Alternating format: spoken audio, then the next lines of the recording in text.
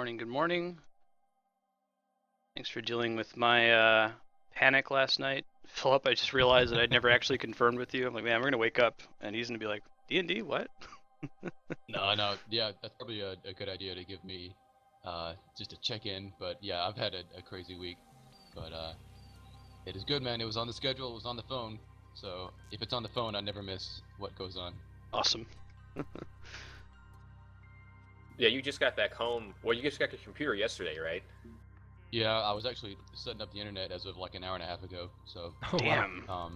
yeah, our folks changed some of the internet settings at our parents' house here, so I had to figure it out. Nice. But I'm just glad that my computer made it across the country with breakage or anything. So Yeah, that freaked me makes out. happy. Okay, so for starting here, just some ideas of what's about to happen. I think even for Jai and Patrick, who have played in this campaign before, I've added a lot more cutscenes to this one, and cutscenes in quotes. The way that they're going to work is I'm going to play some music, and Roll20 is a little bit finicky with music, so I'll try to always give you a heads up before I start a track. So if you don't hear something change, you know to just go ahead and click F5 and refresh to make sure that you hear it. And then there's these pop-ups called handouts that I'm able to display, so I try to trigger those at certain points in the song. And then once the cutscene's over, I'll tell you that it's over.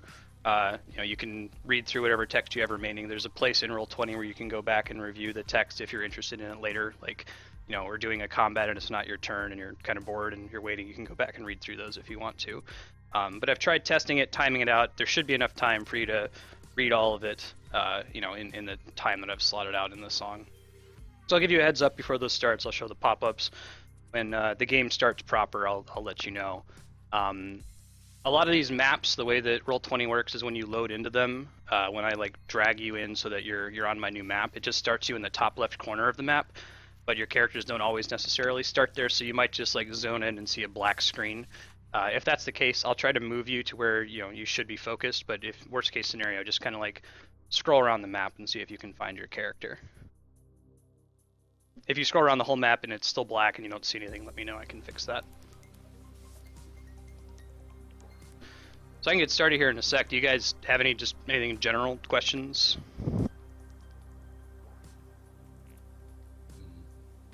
Okay. No, I mean, what is the song? But other than that, this is Capsized, right? Saul. all right, yeah, this is Yeah. a new one. So before I get started, I've tried to build as much explanation of this game universe into the adventure itself as possible. But the key thing that I wanted to point out before we start, that makes this D&D setting very different from a typical D&D setting, is the concept of augments, as the campaign is titled. In typical D&D, if someone is a dwarf fighter or, I don't know, an elf cleric, that means that an elf cleric grew up with pointy ears and became a priest and learned how to heal, that kind of a thing. In this universe, that's not the case. First of all, there are no other races other than humans. Everybody's a human. And second of all, classes are humans and lots of crazy monster things. Humans and lots of crazy monster things, that's correct. There might be orcs, but in typical D&D there might be a village of orcs that's right around the corner. Here that's not the case, and we'll talk about that a little bit further when we get along. But there's not elves running around in the forest, there's not dwarves. They're not completely gone from the campaign though, they still exist in the form of augments. So the way augments work is they are an artifact that binds to you permanently once you equip it, that gives you all the powers and abilities of a race and class combination. So there's the Dwarf Paladin Augment. When you equip that, you go from being a nobody to being a level 5 Dwarf Paladin. So you can heal people, you can do holy attacks, you have the ability of a dwarf, so you resist poison. You can't take it off once you equip it. The only way that the augment transfers to somebody else is if you die, it drops to the ground, somebody else could pick it up. And that's the next thing that makes it pretty different, is that death is not the end in this universe. There aren't any real resurrection effects. There's not any magic that comes up. If you die, someone can pick you back up. But someone else who's just standing around could walk over and pick up your augment, and you would keep playing as that character.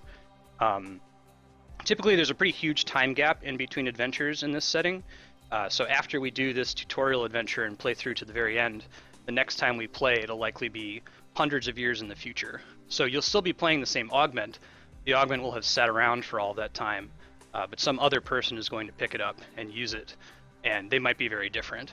So keep that in mind. Like, the character you're controlling isn't necessarily in line with the augment you have equipped. Like, you could be a street rat who knows nothing about religion and find a cleric augment, and you can be the thief from the streets who has all the powers of a cleric. Or you could be someone who grew up in the church and is a priest, and you find a rogue augment, and now suddenly you can sneak attack and stealth and pick locks and that kind of a thing. So it's more of a sci-fi superhero feel to it, like the Green Lantern or Thor with these artifacts that can pass from person to person, as opposed to you spent your life training to be this thing. Sounds awesome. Cool. So we'll get started here. One other thing to note is that augmented characters are ridiculously more powerful than regular people. There's a huge difference between a level 1 fighter, someone who has a level 1 fighter augment, and just Joe Schmo who's been in the military his whole life and is a hardened, grizzled badass but doesn't have an augment. Like, Joe Schmo in the military veteran is an ant compared to the guy who's a level 1 fighter, and I think that will show itself here in this first encounter. It's like Dragon Ball Z and Hercule. Like, Hercule's Yes. the strongest human, but that's a not perfect even way to close. describe it. Yes. Yeah, everybody else is Hercule, and you can't even compare. Exactly. All right, so we're going to start here with a cutscene. So you should hear music change, and you should see pop-ups. And then at the midpoint of the music, it'll make logical sense when it happens. You'll see a map change as well. That's when you want to kind of look around for your character. So let me cut the lobby music here. All right, music and cutscene.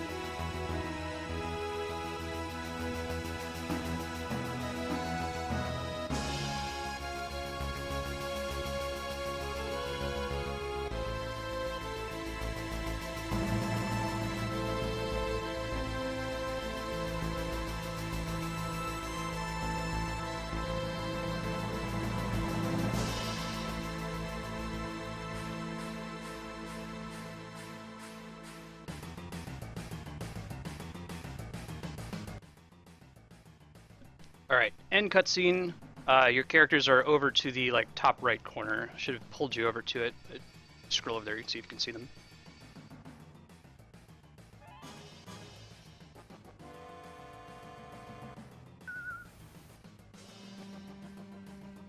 All right, so you are these 3 characters here. There's Mace, who's the Hexblade, Ayla, who's a female rogue, and Kit, who's a fighter. So you should be able to just click on your character real quick, make sure you can kind of move them back and forth.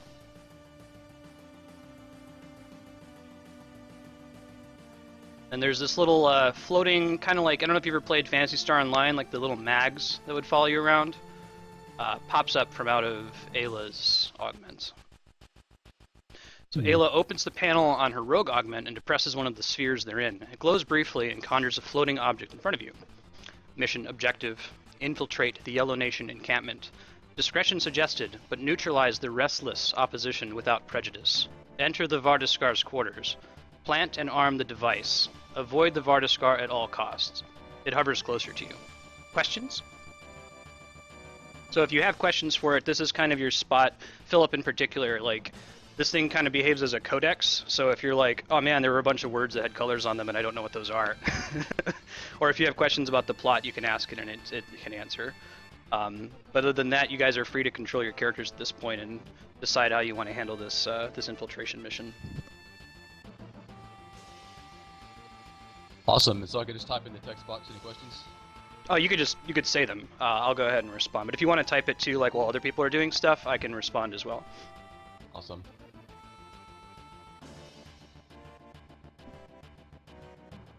Yeah, so what do you guys do? What kind of? So Kit wants to know what kind of opposition we're gonna find from the Restless. Yeah, so the Peak says that none, as far as it knows, there should be no augmented Restless here, so this should be a fairly easy mission for you. You do want to be very careful, though, about the Vardiskar, and he brings up some more detail on the Vardiskar for you, just in case you didn't remember.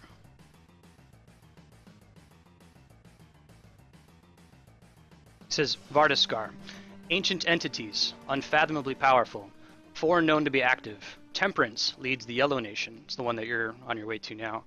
Sorrow protects nature. Fury wanders, adventuring. Curiosity is a friend to our people, the Indigo Nation. Do not engage Temperance. What is the current known location of Temperance? He's expected to be in this desert. It's his quarters that you're headed to right now. Ah. I don't expect we'll get much resistance in. Let's just charge on in.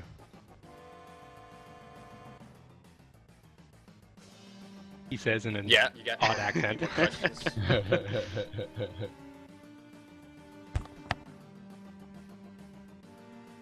Yeah, if you want to charge in, go for it.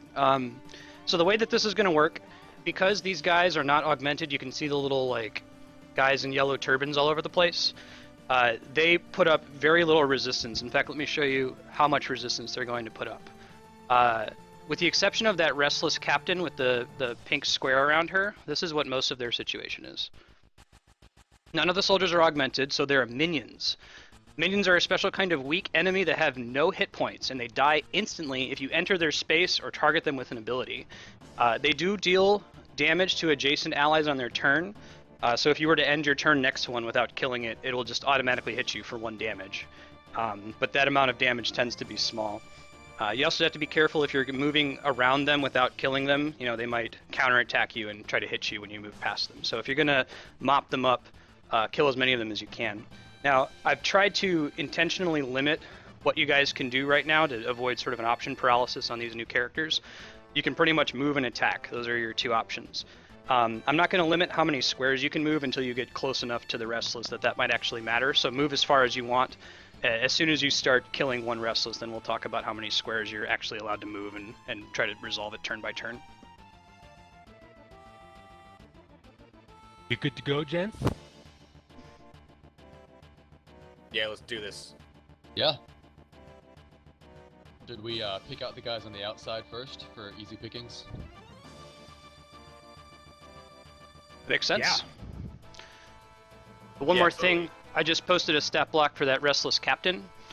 She does a little bit more damage, and more importantly, the allies within her aura, so that pink square around her, don't die when you move through their spaces.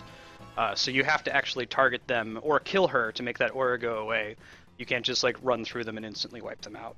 She's sort of like inspiring the people around her to hold their ground against you.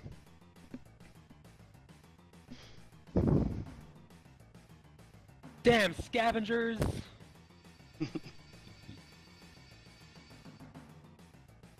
Whoa. Yeah, if you guys want to start picking them off, Philip, just start moving your character in the direction of the one you want to fight, and I'll tell you when Okay. we're going to track movement.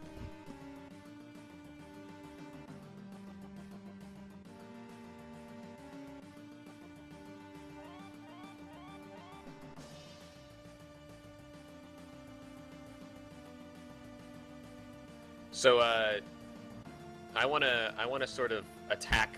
I wanna jump from this ledge that we're on now and sort of catch this guy as I'm falling in one of those standard Star Trek TOS double fisted right in the back kind of things. Of course. All right, you do that. So these guys are unaugmented, so make it as rad as you want it to be. All right. He's dead, and now we'll start go ahead and tracking movement. So the fighter can move 5 squares on a turn, the Hexblade can move 6 squares, and the Rogue can move 7 squares. It's based on the races that you've selected. So if you want to start wiping them out from there, keep that in mind, how many squares you can move on a turn. So move that number of squares, and once you're done, let me know, and then I'll see if there are any Restless that should be attacking you. Okay. We're not going to worry about. At some point, there's going to be an initiative order, which determines like who gets to go first and so on.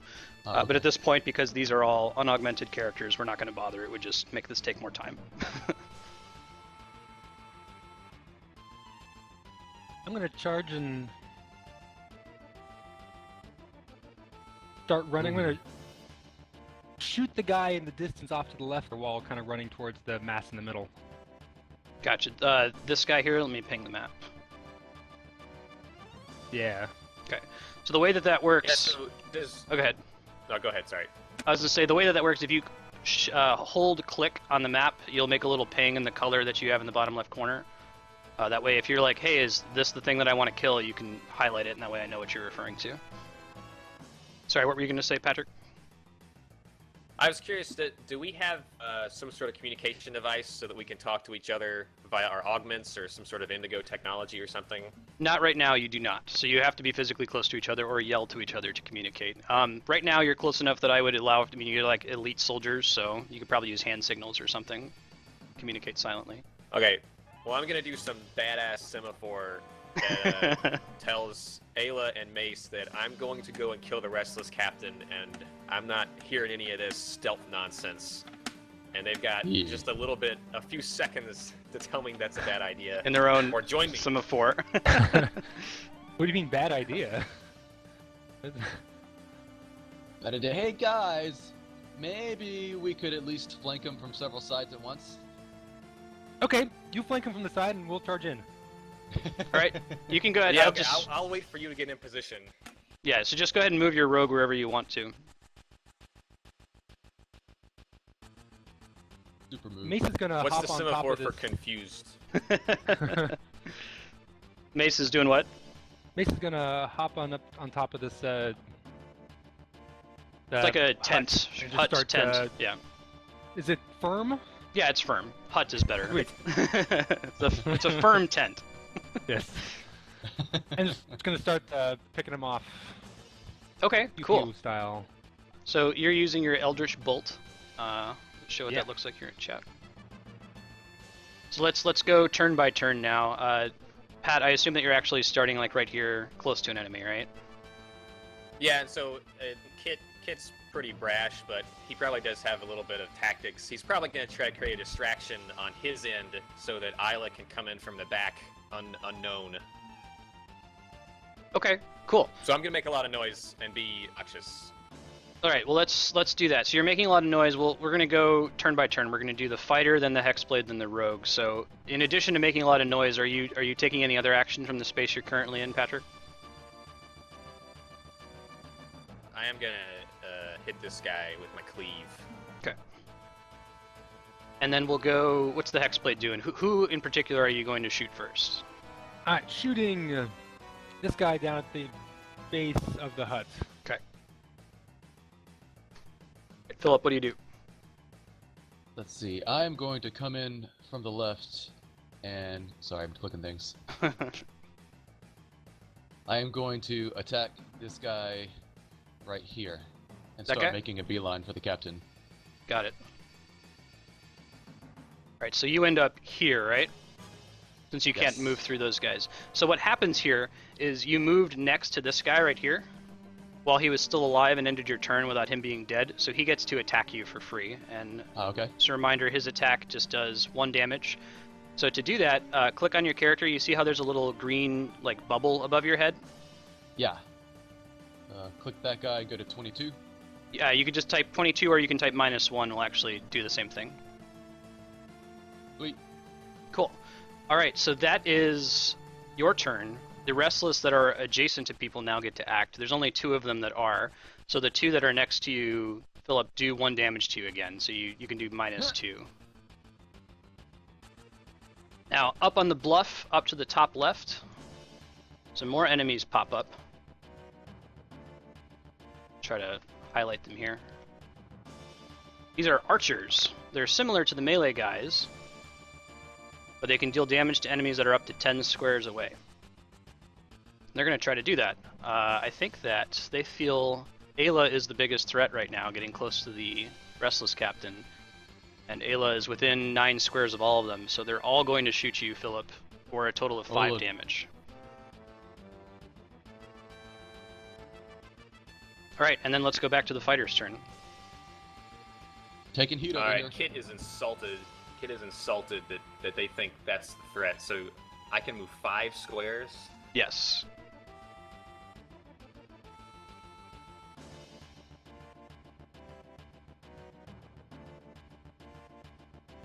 Now, All right, so I'm going through. remember, you can't do that with these guys. Because their deal is Oh right, that... no, these are cooler. You're right. Shit. Okay.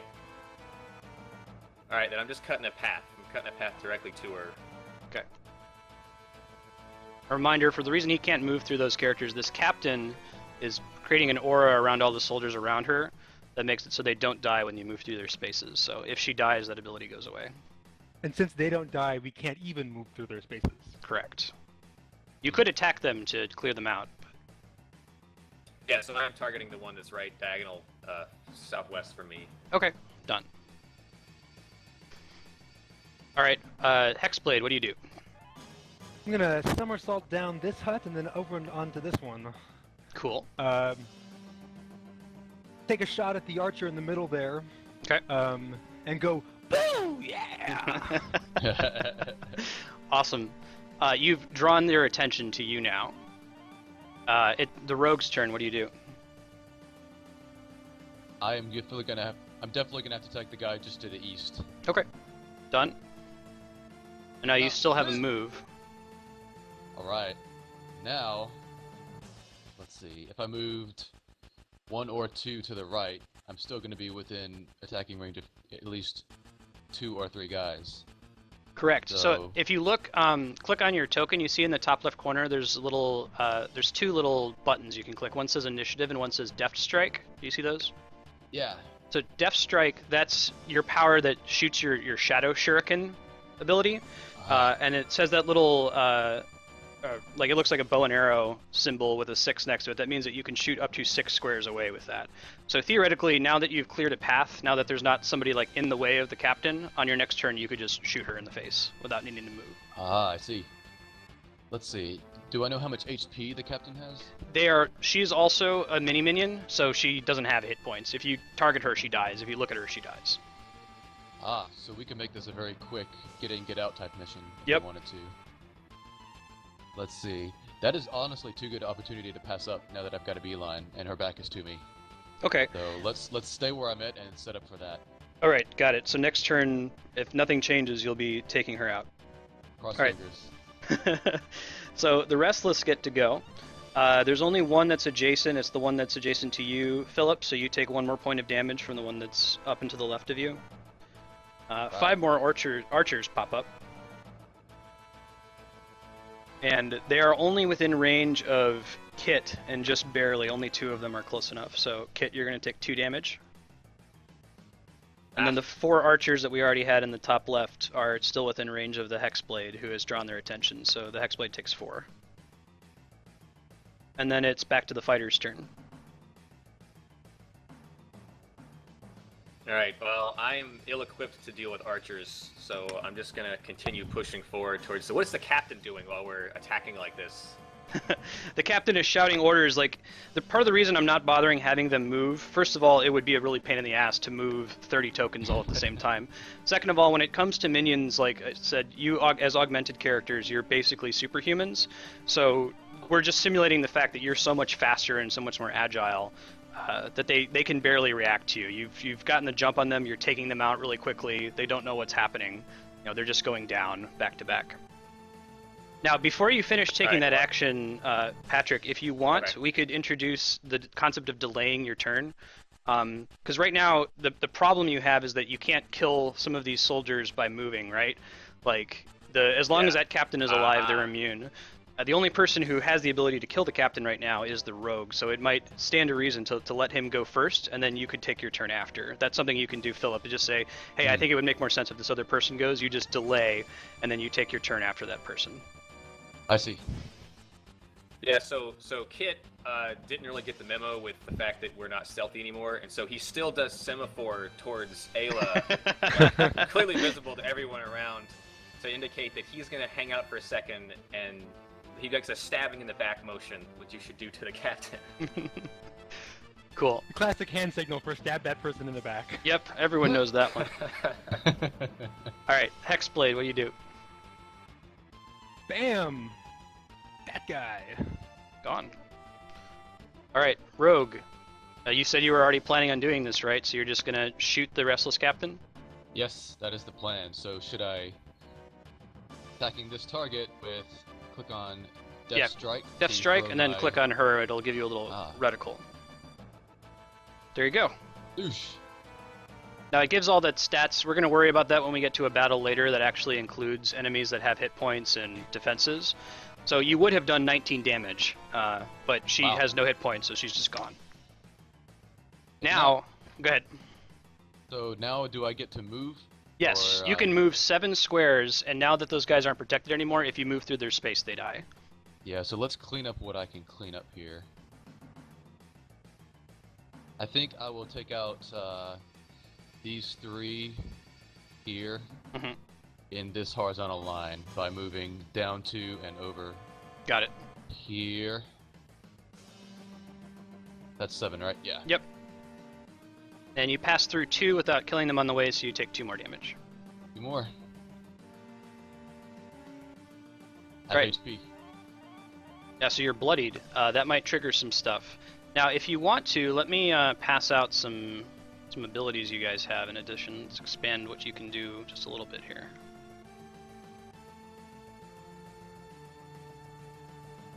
Alright, these are for the rogue. Oops. One sec.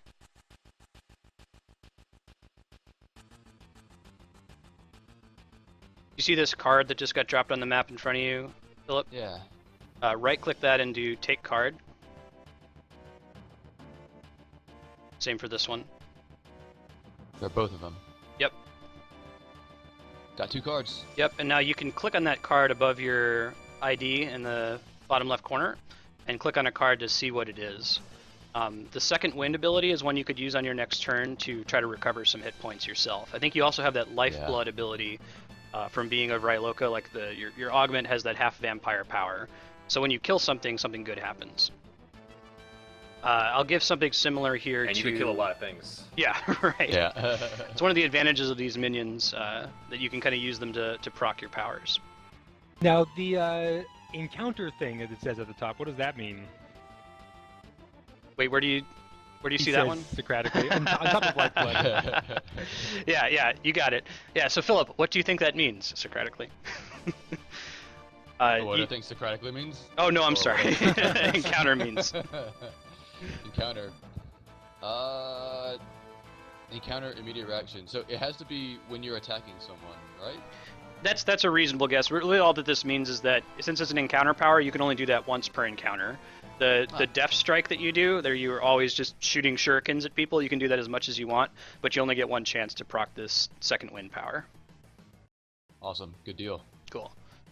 The immediate reaction on the Lifeblood, I think that's the one you were looking at. That's correct. So that's saying immediately after you kill something, as a reaction, this thing happens.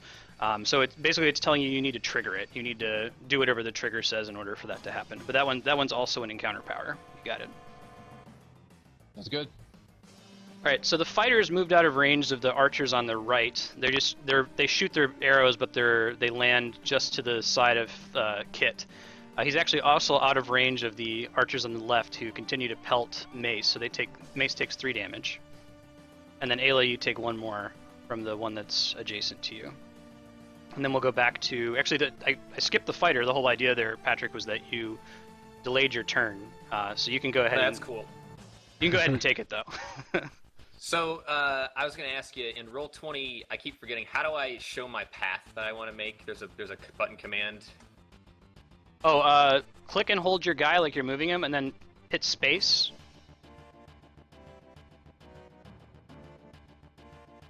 Alright, so here we go. I get 5.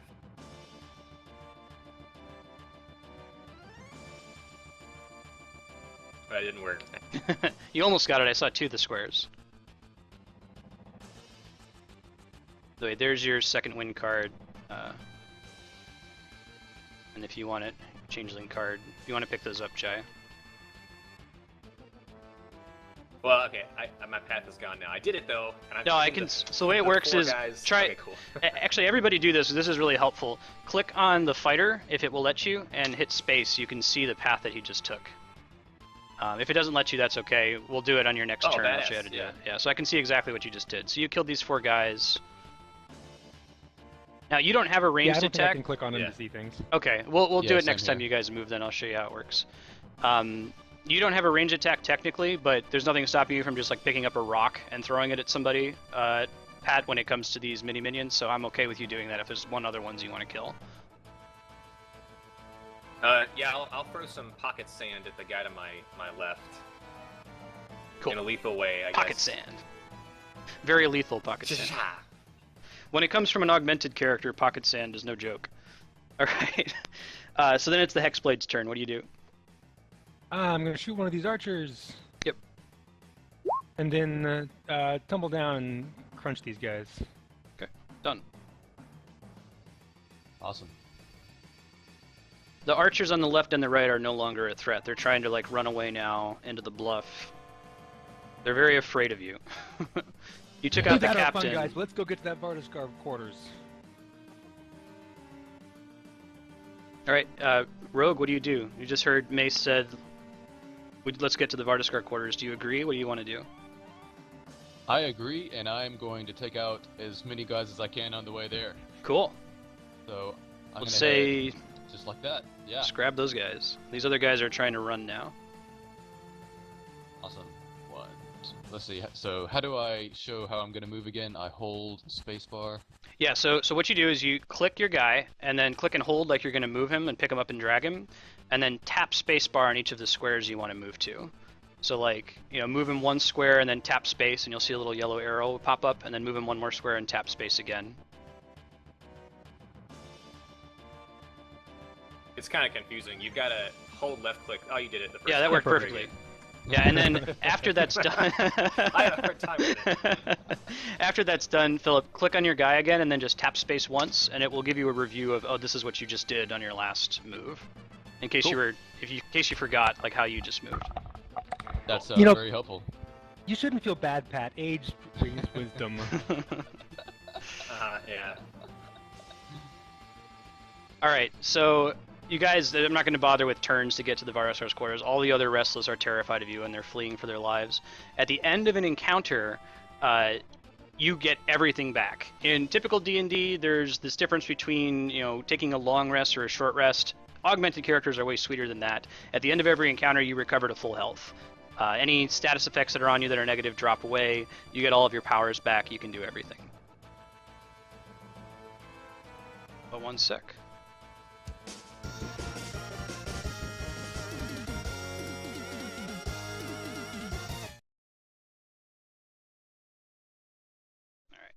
And we're going to change a map with a new song here.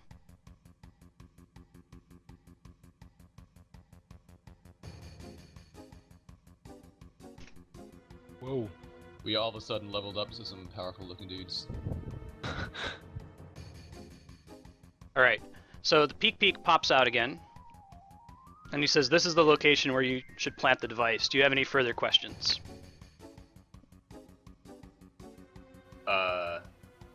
Yeah, what is all this?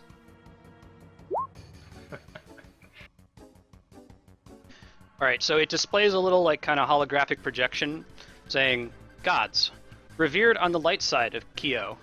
Each holds separate spheres of influence. Example, the red goddess is patron of blacksmiths and artisans. The blue god accepts prayers for fertility and healing, etc. Status, likely mythological. Insufficient evidence for divine intervention in human affairs. As the Indigo Nation saying goes, we are all gods. And when he says that, you kind of, all 3 of you feel like this primal urge to just do a call and response and say the same thing back to him, even though he's like a little floating robot. So you're very familiar with that phrase. Gods. We are all gods. Exactly. So yeah, so this is Temperance's quarters. Temperance is this Vardiskar, this ancient creature, and apparently he reveres the 7 gods. It's been too long since God School. What was the green one again? The green god is the god of nature. Again, you guys you're from the Indigo Nation, and as you may have gathered from what the Peak just said, you don't revere these gods. The folks on the other side of Kyo, this very slowly rotating moon, are the ones that revere them. So it would make sense that you don't know anything about them, since you don't actually interact with them. You just happen to know that, hey, there's these gods that the Lightsiders worship that are kind of associated with the 7 colors. So it's a very reasonable question to ask. But yes, the green god is the god of nature and life, that kind of a thing.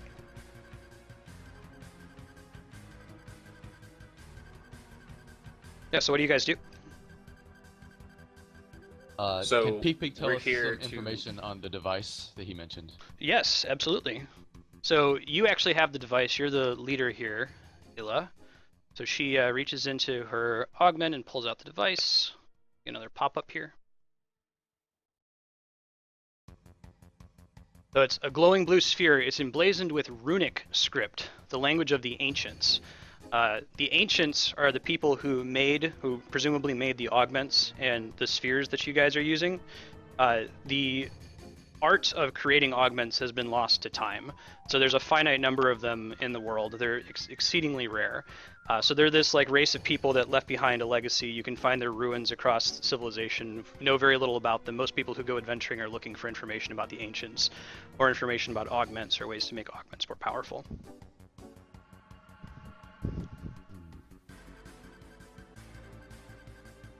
So it would seem we have a choice of 7 particular places that would be convenient to place this device next to. That's correct. Any thoughts? Well, You're the captain. There's a certain, yeah, it's your call, but there's a certain romanticism to putting it with the death statue, maybe. Or hiding it under the rubble. Maybe that's too suspicious. Perhaps we see the Indigo Goddess and feel a certain kinship. Yeah, I like Or, that. You just make the yes. decision, Philip, since you're the mission leader. Let's do that. Let's put it under the Indigo Goddess for knowledge. All right. And I will head over that direction.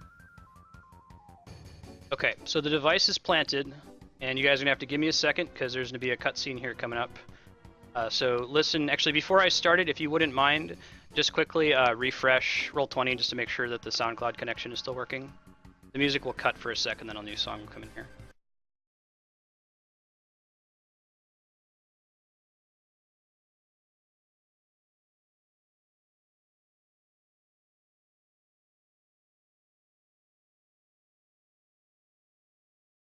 Okay, refreshed. Same. All right, and there's going to be this particular track is going to include recorded dialogue, so don't be shocked when that shows up. I'm going to be pasting into chat what the dialogue is, and you can go back and review it later. But for now, just try to listen to it and look at any pop-ups that come up. All right, starting the track. So the Indigo Nation has returned to the light. You have been shrouded in darkness for so long. It must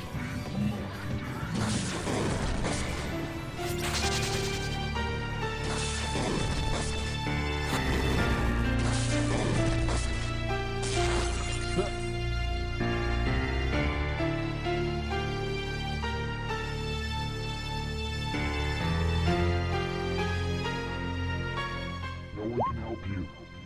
No one can hear you. The gods don't care about you.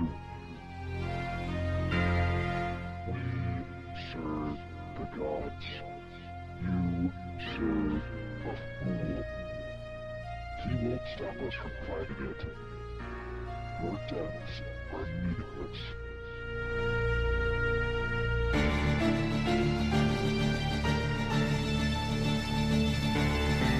To us, you are nothing. Grains of sand floating in the distance.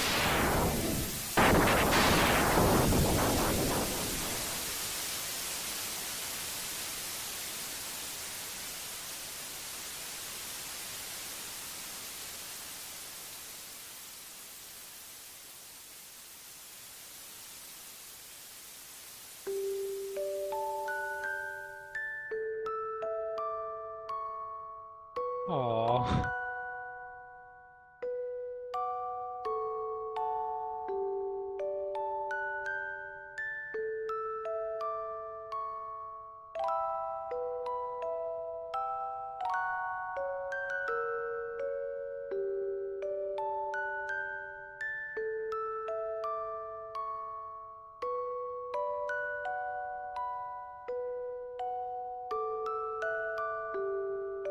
Alright, so we're coming back here.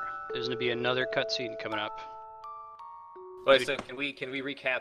Some Yeah, of let's those recap. text boxes popped up quick. I Yeah, just want let's to make do sure that. that everybody was on the same page. Yep.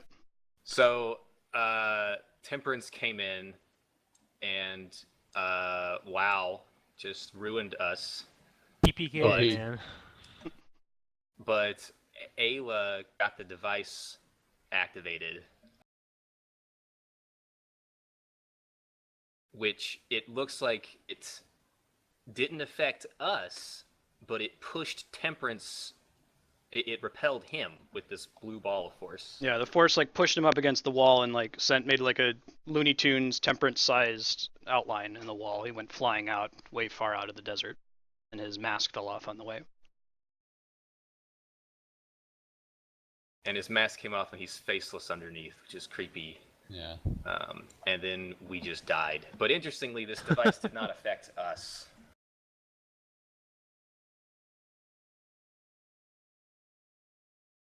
Okay, cool. I'm on the same page. Cool. Any other questions? All right, we're gonna do the next cutscene here. Please. Before I do this, you can double check now. If you click on, see where the chat is on the far right side, there's a little thing that kind of looks like a newspaper called the journal. There you'll see the handouts that I've already revealed. You can just click on those at any time and go back and look at them. Like I said, if you're waiting for your turn in combat or something. That's convenient. So here comes. I've got a problem. like the- What's I've got that? a problem. There's nothing under the treasure subheading. We'll try to Oh, work on no. that. We'll try to resolve that. So these are your intro characters to kind of establish the universe. We're going to be going to the actual characters you're going to be playing for the adventure, provided that you don't die. This is a little bit more lethal than a lot of D&D games. The idea is that if there are other people around who could equip your augment, they're kind of like extra lives for you. So hold on to these characters for as long as you can, but death is not the end. If you lose these next ones, someone else could come and pick them up and you can continue adventuring. But here comes a new cutscene. One sec.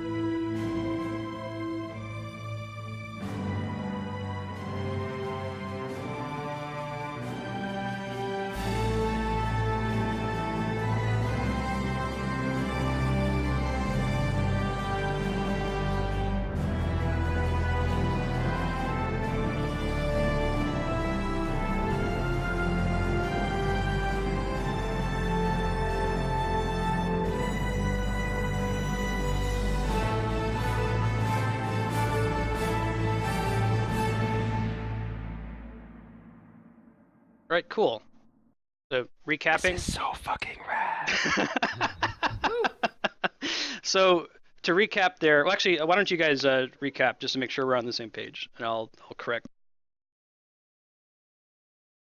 It seems in general we have moved Okay, yeah, to so- the dark side of the world, where Temperance has implied we have come from, our past three characters. You got it. Yeah, and it looks like we sort of panned over basically half the globe in the process. We panned over the whole day side and then back around into a whole lot of the night side. Yes. So you're And so pretty far interestingly, from and where you started. This Go ahead. is Philip. This is notes to Dylan, but unbeknownst to me and Jai, is sort of the extent of the Indigo Nation on the dark side. Our other characters have not been there, and so it looks like the whole thing has artificial lights. Like, it's also populated in mass, which is interesting. That's right. Although Or to at some least there's extent, something it's there. We don't know. yeah. No, you're right. There's lots of. It's not like, don't imagine like a gigantic like Coruscant city, but as you're flying from a huge distance, you're seeing encampments everywhere. So they're pretty sparse and spread out. We're talking maybe hundreds or at the most several hundreds of encampments spread across the Nightlands, but there's not like, this big shining light city on the dark in the night side. Okay, cool. All right, let me proc this. So before we start this scene, this character that's lying on the bed, this is going to be your character, Philip. Right now, the characters you're going to be controlling for the next little bit, clearly you don't have the augments, right? The augments are on the ground way back in the desert. So anything that an augmented character could do, you can't do right now. You can just kind of interact, walk around, talk to people. No. An augmented character could eat. You could eat. We can't do that right now. Anything that only an augmented character could do, you cannot do. There we go. Oh. So this guy is like, your typical JRPG plucky 17-year-old, rose in the military ranks really quickly, and we're about to learn a little bit more about him in a sec. He's also the type to sleep late. I was gonna say, it looks like he is a little sleepy, and is about ready to wake up. Whoops. All right, so you hear this nice music, and then you hear some loud knocking on the door, and two gruff soldiers bust in. New music. All right, and I'll leave it to you guys to say hello to the boss. Hey, wake up, kid. Whoa, don't call him kid. He just told us to report to him now. Whatever, he looks like a kid to me. And he's sleeping on the job. Dude, okay, wake up, boss. Thanks It's already for your afternoon, we respect, gotta guys. We got a meeting to get to, come on. Oh, yeah, you're right. So Curiosity himself is supposed to be there, and he asked for you by name, boss. What was your name again?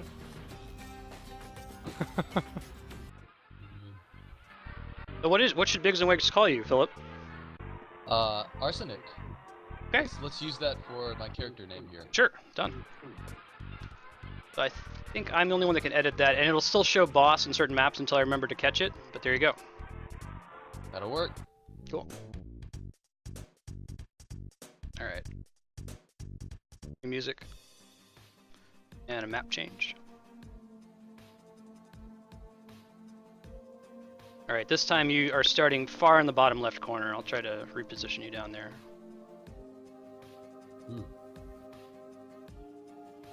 Alright, and you can move freely. We're not going to worry about how many squares you can move. There's not combat here, so move around. You can talk to people if you want to.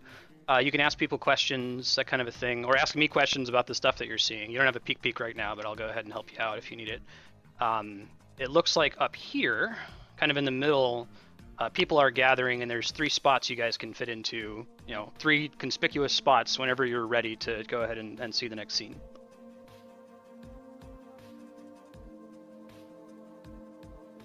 So yeah, let's Cool. try So to get our what kind bearings. of yeah, like so these are all cave structures that we're living in. Does this seem like a permanent kind of encampment?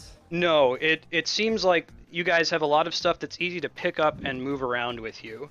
Like you found this sort of cave structure. You can make out like ruins, so occasionally there'll be like a nice stone door that's built into the cave, but a lot of them are just like, shitty caves that wouldn't be very nice to live in.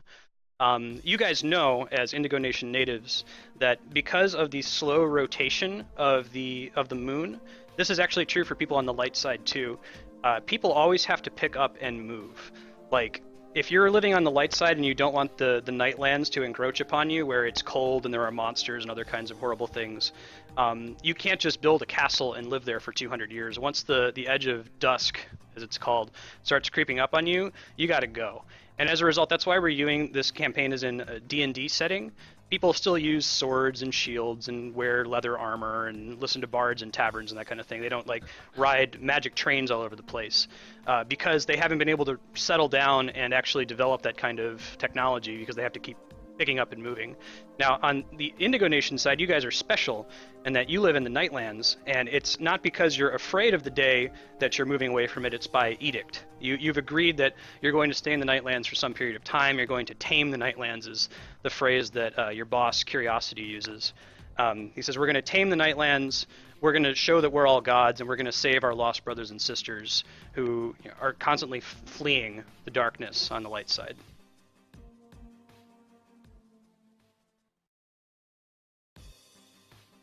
So what's this trainer doing to the treant down here? He's being really friendly with it. The treant's not being nasty or anything. He doesn't have him like chained up or anything like that. You'll notice the treant has these dark, glowing, deep blue orbs for eyes. You've seen regular treants in the wild. The Nightlands is infamous to Lightsiders as the place where all the monsters are. And you've seen all kinds of monsters because this is where all the monsters are. But it looks like the Indigo Nation has found some way to tame them. They call it domestication. People on the light side might call it infection. But the treant seems perfectly docile, even kind of friendly. It's making like a weird tree purring sound, whatever that would be.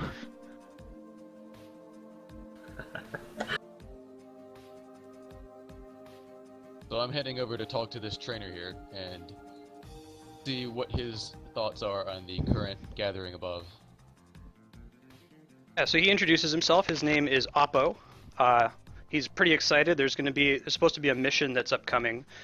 He knows that Ayla Mason Kit left a couple months ago to go to the light side for some kind of important thing, and he's hoping that whatever today's mission is has something to do with their success on the light side.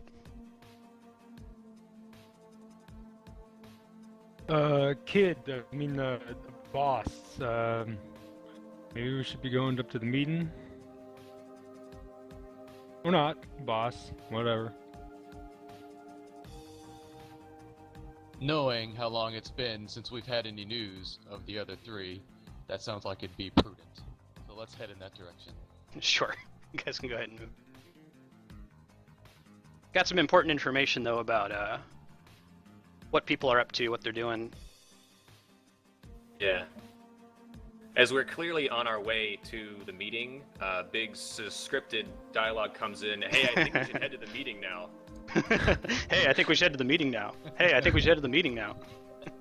Welcome to Corneria.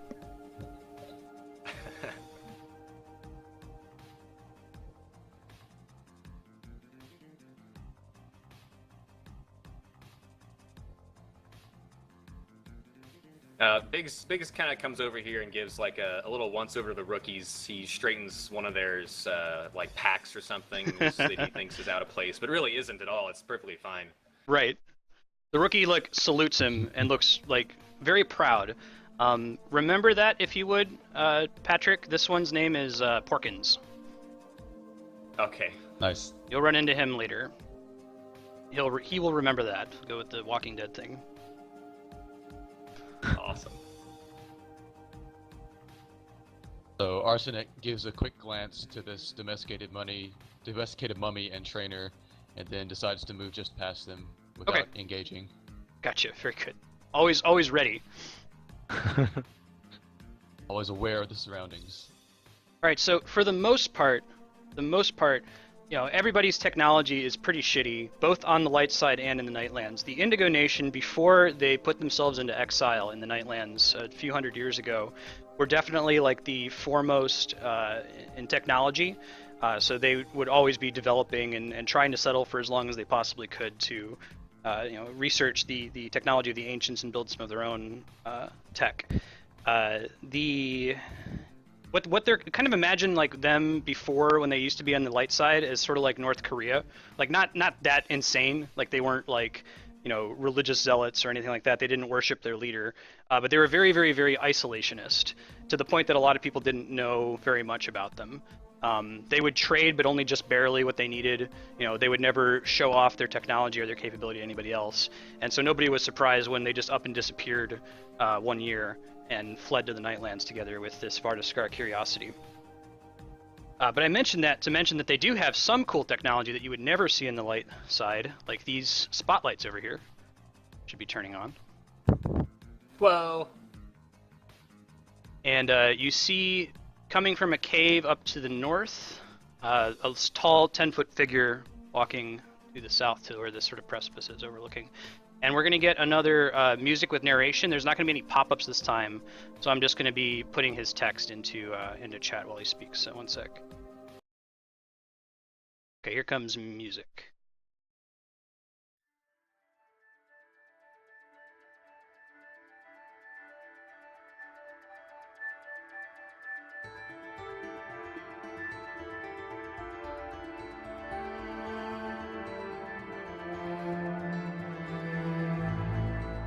My friends, I thank you for gathering today. Today, 3 brave warriors gave their lives for our cause, but their deaths were not in vain. Their mission was a success. They protected an artifact that will help us to rescue our lost brothers and sisters from fear and folly. I must be frank with you. What we would do now, none of you will live to reap the reward, nor will your children or your children's children. But why should that hold us back? I've always said your lost brothers and sisters are your equals. That is true in all but one way. You alone are free from fear. But they cannot look beyond their lifetimes, let alone think of their children's. My friends, you are different. You would sacrifice today so that tomorrow might be better. Together, let us build a brighter future for all of Kyo. The Sentinels will be distributing a new peak model to each of you. We will explain the details of our new mission. Go now into the light. We are all gods. We are all gods. There you go.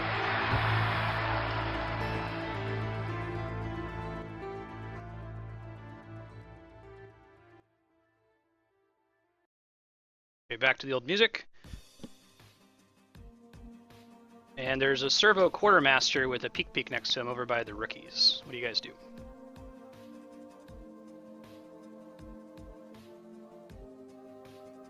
Let's go pick up our equipment, guys. Sure. So the servo kind of greets you. It makes like a clicking and whirring noise. And let me just make sure that I've got the right text here.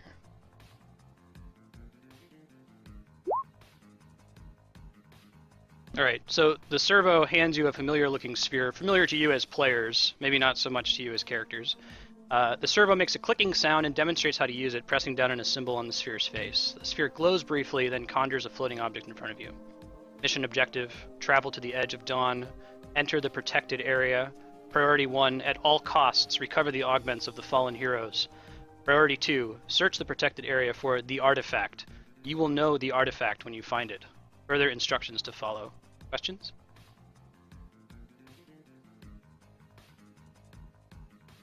What is the mission critical importance of this artifact? You will know that when you find it. Ah. Being very cagey. Do we return it, or do we destroy it, or The peak that gonna kind of be makes weird? like, if it could make a laughing sound or like a snickering sound, it does. And it says, you will know that when you find it. cool? Well, let's go find it. Cool. All right, so before you guys bail to do that, some of the servo quartermaster is handing out stuff to the other rookies down here. Sec. All right, the server makes another clicking sound and produces 2 strange devices. They look like augments, but they're covered in a fleshy patchwork of living tissue. So augments typically have this, they're made of Mythril, which in this universe, you probably know Mythril from other fantasy settings. In this universe, Mythril is like the stuff that the ancients brought with them, or that they used to build their devices, the augments, that kind of a thing. So they're like, you could be carbon nanotubes or whatever crazy unobtainium magic thing that we can't figure out how to forge and there's a limited amount of. These augments that this thing is producing are not made of Mythril. They don't look like this sleek kind of mechanical technology that the ancients left behind. They're kind of patchwork sewed together. They've got like fleshy material on them. Anyway, they're covered in a fleshy patchwork of living tissue. One has a scaly yellow wing that keeps folding out, and then the other smells strongly of sulfur. It makes a clicking and whirring sound. And its peak translates. Rookie Evan, Rookie Adi, you have been selected to join the elite. The two of the rookies, not Porkins and Piet, who you spoke with earlier. Move forward, I'll move these guys out of the way. Alright, Evan and Adi look absolutely ecstatic. We're gonna get augments? Peak says, correct, technically. New augments developed from recent research. Evan and Adi exchange glances, confused. The phrase new augments is meaningless to them, and also meaningless to you. The servo hands the strange patchwork devices to the two rookies, who hastily latch them to their arms. Models are experimental. You may feel some pain. Sec.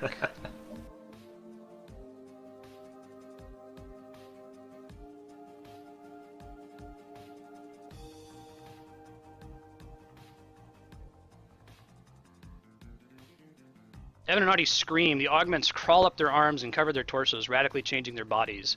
Evan sprouts wings and horns, and eyes turn into glowing red orbs. And a long reptilian tail grows behind Adi, and her skin turns to yellow-green scales. Peek says, welcome to the elite. Please report unpleasant or debilitating sensations immediately. Good luck on your mission. So we see that the Indigo Nation have developed a kind of monstrous augment. It's not like the technological ones that you guys are used to. It transforms you into these like monstrous humanoids, like tieflings are a race in D&D, Philip, that are kind of like half demon, and dragonborn are walking dragon people. So they're still powerful, but they're not like, they can't like pass as a human anymore. Oh yeah. No getting by with any sort of humanoid appearance for those guys. That is an awesome sprite for the dragonborn, especially. Right, so actually, the Dragonborn kind of looks like Wedge's mother-in-law. Heyo. All right, so guys, I know it's been a lot of. Yeah, go ahead. Go. I was gonna say, can I roll a bluff check to tell Evan that it's a big improvement over what he used to look like? Yes, but you don't have an augment yet, so this is a good point. Regular people can be skilled. They're typically only skilled in one particular area. Like, they might have spent their whole lives becoming a blacksmith, or they may have been, bodybuilders or something. So they might be good at athletics, or they might be a locksmith, so they might be good at thievery, that kind of a thing. Augmented characters get huge bonuses to their skill checks that make them successful at a lot of what they do. But since you're not augmented, you don't have a bluff bonus. You can roll a bluff check, but it's just going to be a flat 1d20. So to do that in chat, there's a couple ways. You can just type left bracket, 1d20, right bracket, and it will roll it for you. Your target here is a 15. And we'll explain that a little bit more when we get further. Wow. Hey, naturally, you tell a really good lie. Well, let's present it in a way that you said it was cool. Like, he looks awesome, or she looks awesome now. Bear with me, like, there are... this campaign is pretty gender equal. I know a lot of the sprites, because they're from Mega Man, look like guys. That's because, like, we only have, 2 robot masters that are female. So, Adi is a female dragonborn at this point. But yeah, she takes your bluff to heart, and even though she's still, like, kind of freaked out, she looks at her, cool new dragonborn claws and just kind of grips it into a fist, a clothed fist, and smiles at you and nods as her superior officer. Awesome. All right, so we're going to do, like I said, this has been a lot of cutscenes, and back-to-back, we're going to be getting to the free exploration part very soon. But there's going to be one more big cutscene, and then it's up to you guys to do whatever. So let me go ahead and trigger that here. If you guys wouldn't mind refreshing one more time. Music's going to cut. I'm going to do the same, actually.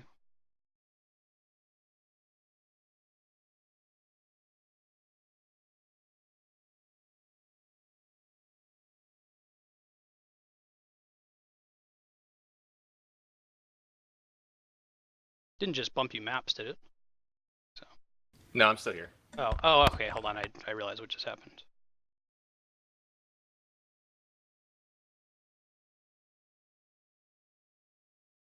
when I refreshed, it took me into my backup campaign, and I was like, what the hell? Everything's different. All right, here we go. I'll just start with the pop-up and then do music. Okay, music now.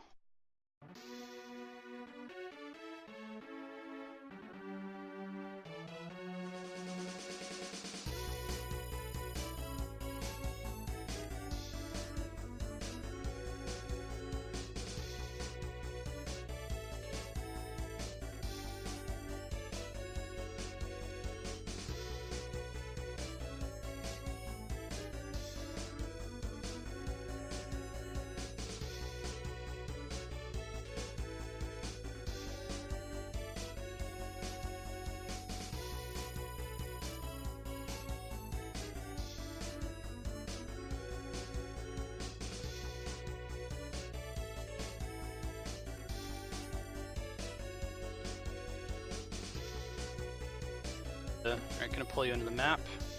This map should look very familiar.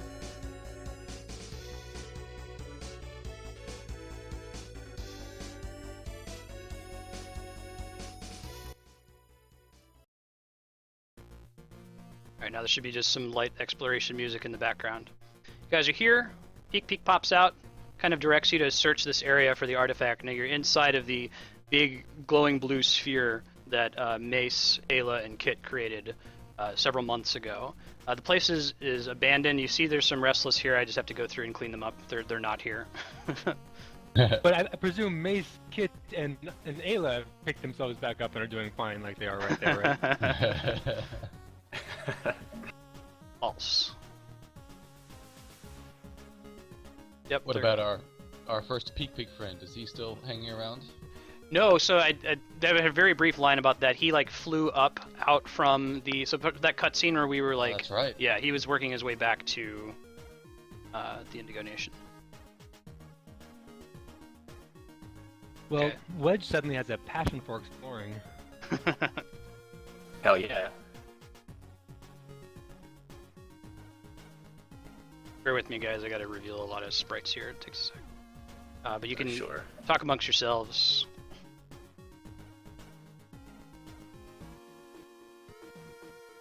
This blue barrier seems Guys, to I don't be think fairly I've- stable. Yes, extremely. You're able to get through it because of your peaks, but makes sense why it would have expelled anyone else who was in here. Go ahead, Patrick. I what don't was think that? I've ever been that close to curiosity. I'm kind of starstruck, guys. That was a very impressive We were thing in, that like, happened the 2 fifth months row. ago. You were talking about that on the way still here. Starstruck.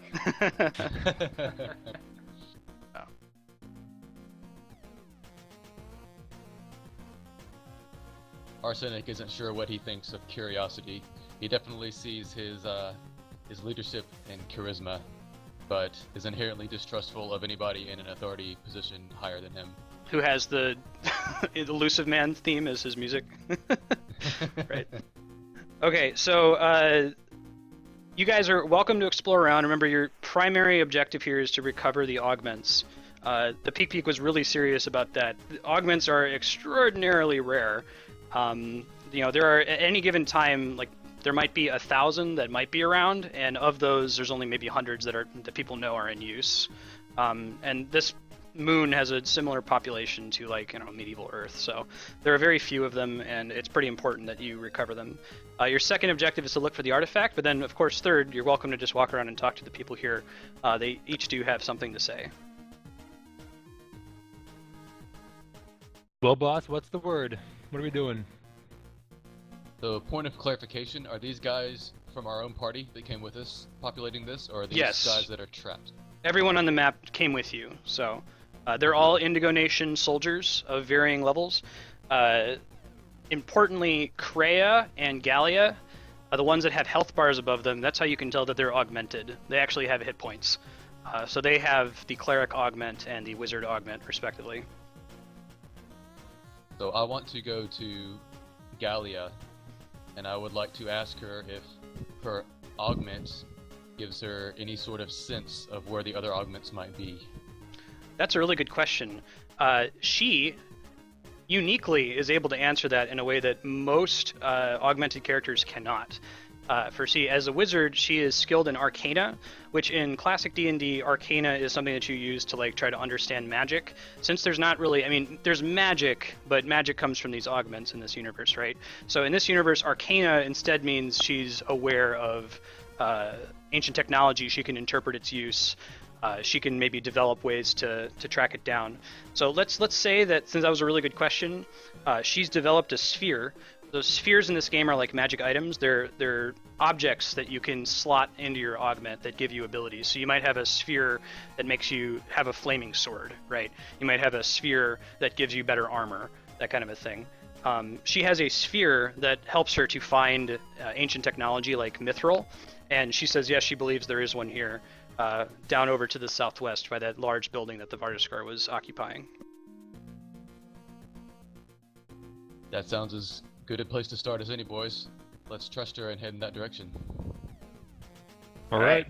Now, Philip, you've shown, or Arsenic has shown his savvy in asking the wizard specifically about that, and right away, and getting right to it. So you have unlocked something. Let me see if I can display it here. Do you guys see a golden little card in the bottom right corner? Might need to putz with it to get you to see it. Oh, I think I need to putz with it. You see one now? Yes. Yes. Okay. So this is Summon Ally. If you hover over it, you should be able to pick like Choose to let you look at the cards that are in there. And this is Yes. entirely, like, there's going to be a lot of powers like this, and eventually you're going to have so many, it's going to be overwhelming. So if you forget to do one of these things, don't worry about it. This is just an extra thing that you can do. You'll see 2 cards in there. You don't actually have the Cleric one just yet. But this lets you kind of call in one of your allies for help. You can do this once per encounter. You can kind of click on the card to see what those abilities would be. The reason we've used this, it's like you have all of these NPC allies, right? And if we actually did a battle where we're trying to control them and account for them and balance the encounter on having them there, it would really blow. So they're around passively while you're doing this exploration, and you can kind of call in their help by summoning them like you would in a Final Fantasy game. But they show up for one round, they do their little thing, and then they bounce, and we don't bother tracking their health or their status or anything like that. Awesome. Looks like some crowd control and healing options there. Yep.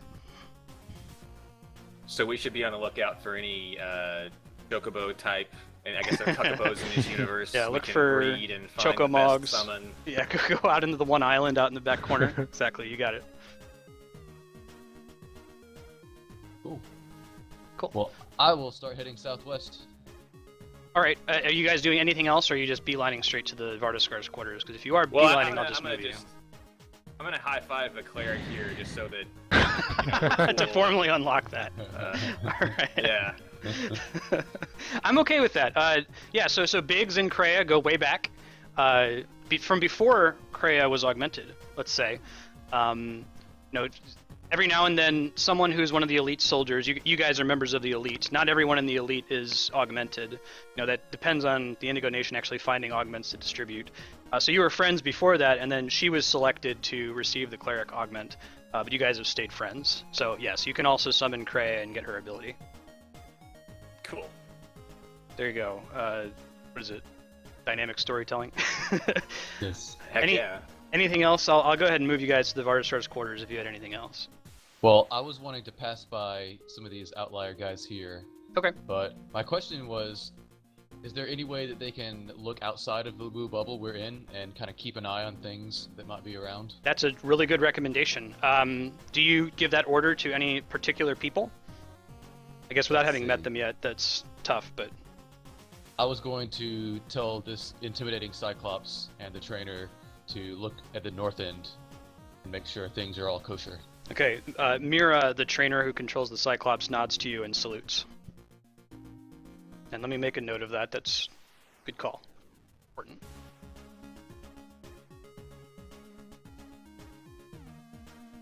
Right. So continuing southwest. Yep. And go ahead and plug you guys into the Vardiskar's quarters. And... Yes. Sounds good. Alright, one sec. Music change.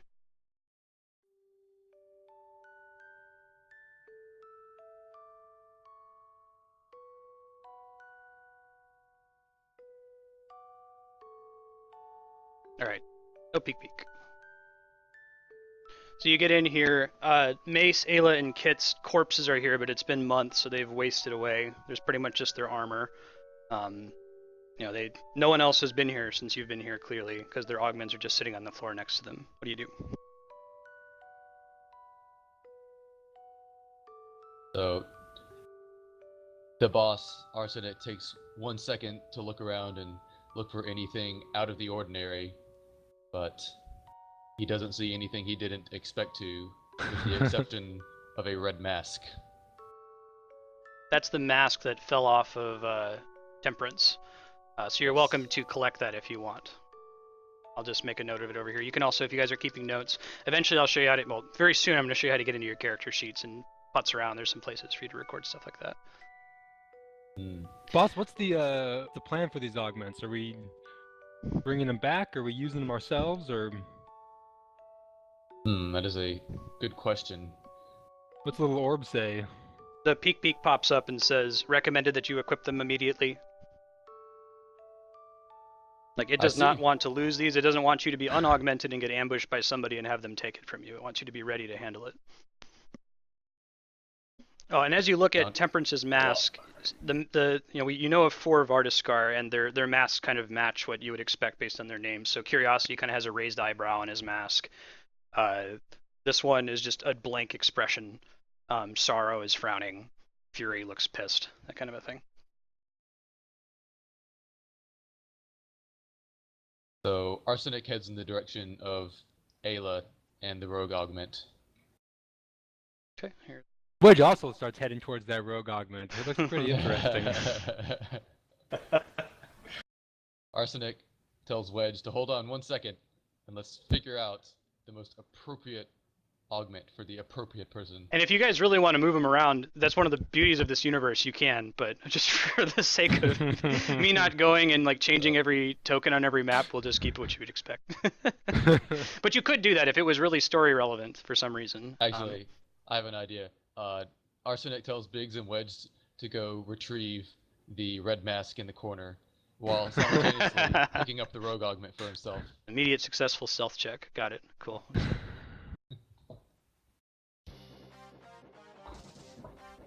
All right. So while this music is playing, let me actually get you set up for that to be true. Hexblade.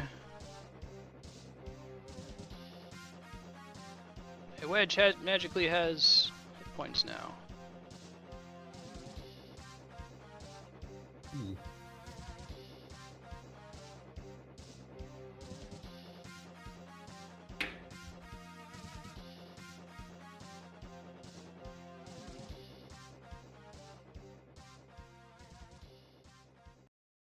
And sad music comes back. It's still sad.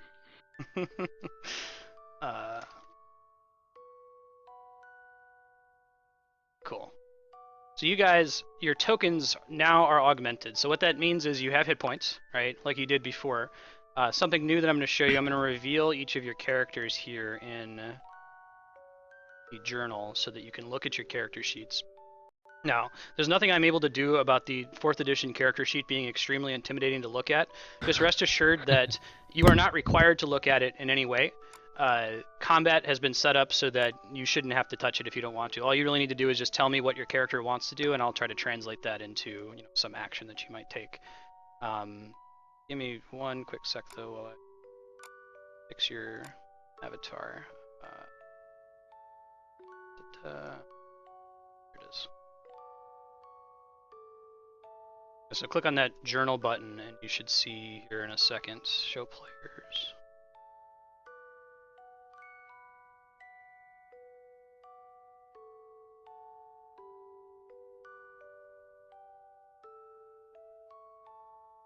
Cool. So in your character sheet, just to kind of briefly run through it, if you click on character sheet there at the top, you can see your stats. It shows you like your hit points, what your ability scores are, your defenses, we'll get into that later, initiative, your skills that you can use. Your inventory shows you the items you currently have, so if whoever picked up the Temperance mask, you can record that somewhere in there if you want to, just free write it in. powers you could look at, but they're all like complex macro text that makes those pretty little purple boxes. So if you look at it, it'll be kind of inscrutable. If you want to know what your power does, just click on it and say, I'm not actually using this. I'm just trying to see what it does. Eventually, we'll try to find a solution for that where you can kind of quickly see what your powers actually do. Yeah, and then that's pretty much all you need to look at. You don't need to look at the settings or the attributes and abilities section. Got my Shadow Blade, nice. Yeah, so from a flavor perspective, this doesn't really affect your actual mechanical ability, but each of your augments produces a weapon. In typical D&D, like that's not common. You need to actually physically have a sword that you carry around with you. But in the case of the rogue augment, you have the Shadow Blade, where you create these like shuriken daggers that you can use either as a dagger or a shuriken and throw them. So you can't really ever be disarmed. And the same goes for the fighter with the Z Saber and the Hex Blade with the was it the quick boomerang, something like that, quick cutter, the one that like shoots very shortly in front of you because you have a flail. All right, I can move you guys back here into the desert. Unless do you have anything else to do here in the Vardiskar's quarters? I think we've done quite enough. Agreed.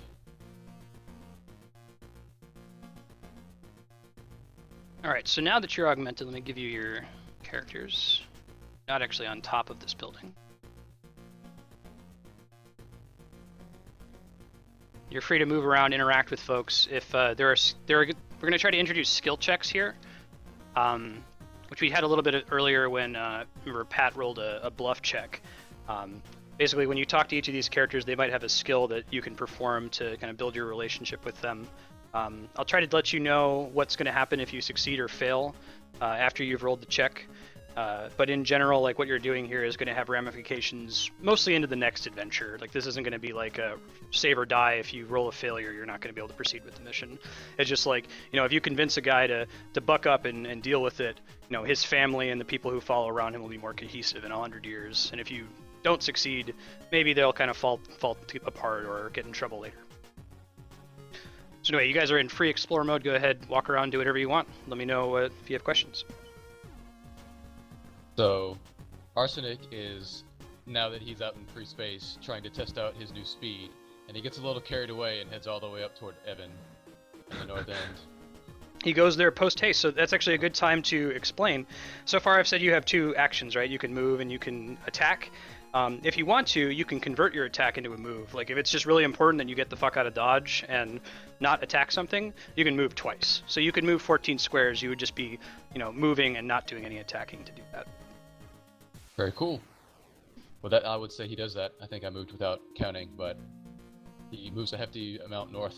Yeah, you're great. When we're not doing combat, please don't count squares. Okay. We'll all kill ourselves if you do. Yeah, stop counting, okay? Stop. No counting. just move wherever you want to. If it becomes relevant, we'll make it relevant. Wedge spares a glance towards Biggs, like shaking his head towards the noob who's just like running off places, and he starts to jog after him. All right, so Evan is clearly hiding around this bluff. He's like trying to catch this fox. Like he's this badass demon-looking dude, but he's still a rookie, right?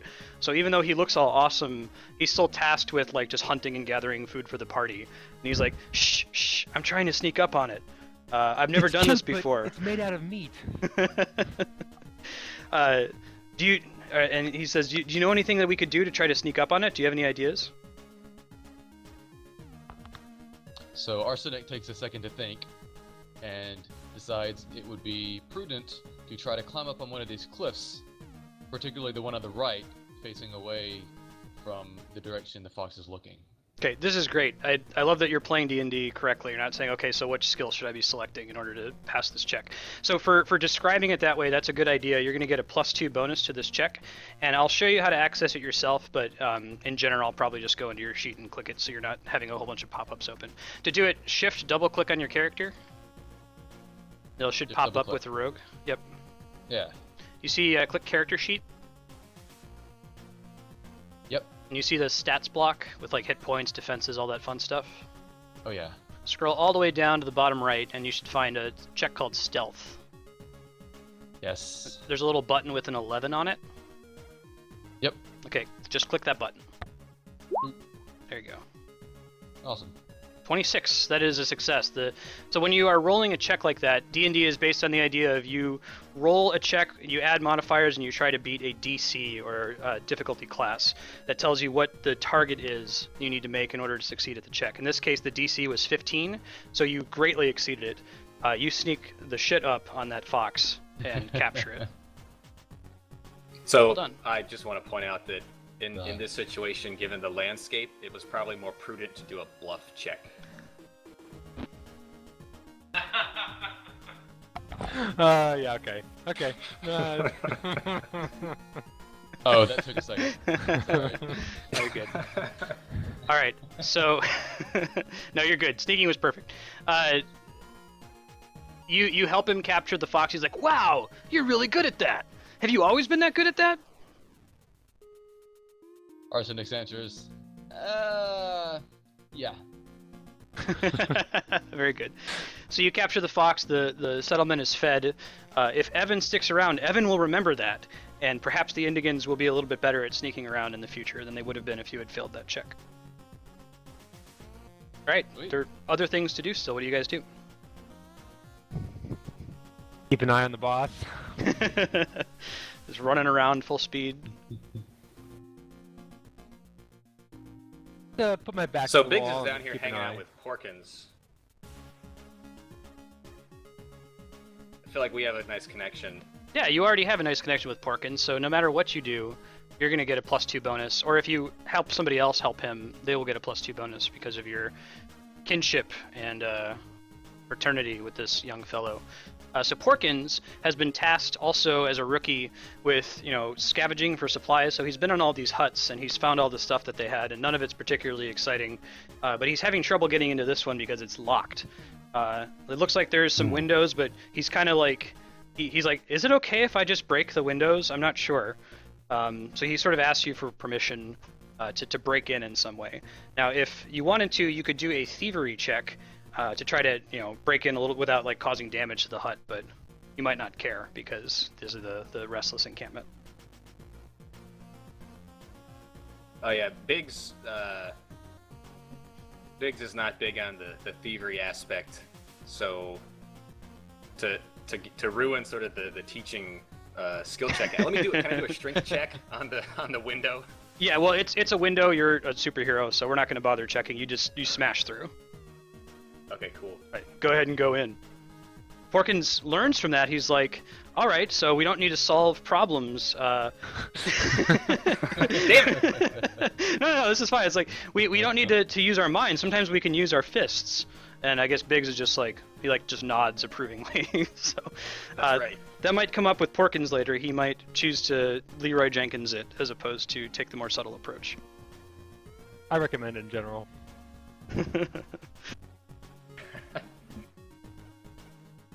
All right, what else you guys got? So let's see, what was our secondary goal after getting the augments? It was to find the artifact. Find the correct? artifact. That's correct. Wedge figures since he's like hanging out, standing around anyway, might as well go check around. Is the skeleton the artifact? It is not. That gigantic skeleton in the bottom right corner, you guys would recognize as mythological. It's this gigantic beast called a Tarrasque, which in D&D lore, Philip, is like one of the final boss monsters that shows up in the monster manual. It's like, you have to be the most powerful characters in order to take one on. There may have been a Tarrasque at some point in the history of this universe, but it is long since dead. You can see its huge skeleton sticking out from the sand here. That's all very interesting, but is this little cow-shaped skeleton next to me the artifact? So you weren't talking about the bottom right corner. Very good. Yeah, I didn't see that. Cool. Well, there's also a cow skeleton. There was only ever one cow on Keo, and long ago heroes conquered it, leaving behind just these tiny bones. That was a level 1 quest. Right. That was one of the first quests. Where did that cow come from? I don't know. Those bones are That's what I'll... actually. Here's a good question. Those bones are bizarre. It looks like a cow to you guys as players, but as characters, you've never seen an animal that has that structure. That's a really weird looking corpse. or its bones fit together in a strange way. It would be like people in medieval times finding dinosaur bones for the first time. Like, what is this? I've never seen something that looks like this.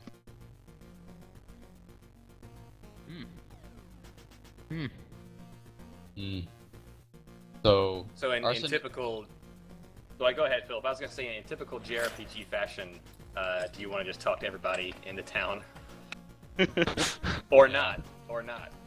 I think now that I have my powers, I've headed over to see what Shock the medic is doing with this cactus over here. Sure.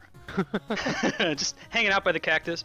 Shock is sweating profusely. You guys have spent your whole lives out in the Nightlands, where it's nice and cool. You kind of gotten used to the climate over there. I mean, probably realistically, if we were trying to be real hard-ons about science, I'd expect that the night side would just be like freezing below 0 temperatures. But really, it's chilly. You have to dress warm, but you don't die over there instantly from the cold. Anyway, you guys aren't used to heat. There's the huge gas giant Sofu is over the sky, dominating the horizon. And it feels really, really warm, and she's just sweating. She's barely able to stand up.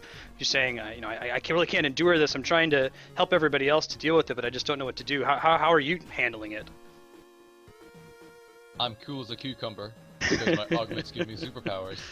But that being said, it wouldn't be great if our party medic was incapacitated.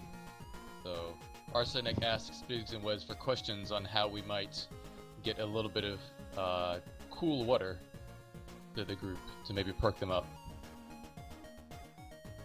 I don't know. Check the water skins. That's a cool idea, actually, though, because I was going to have this be an endurance check to say, hey, this is how I tolerate heat. Endurance is a skill that lets you tolerate extreme temperatures and like hold your breath and that kind of thing. But you took it in a different direction of let's go look for water. So why don't we roll a nature check instead? Everybody can roll those. If anyone beats a 15, you find some local water source.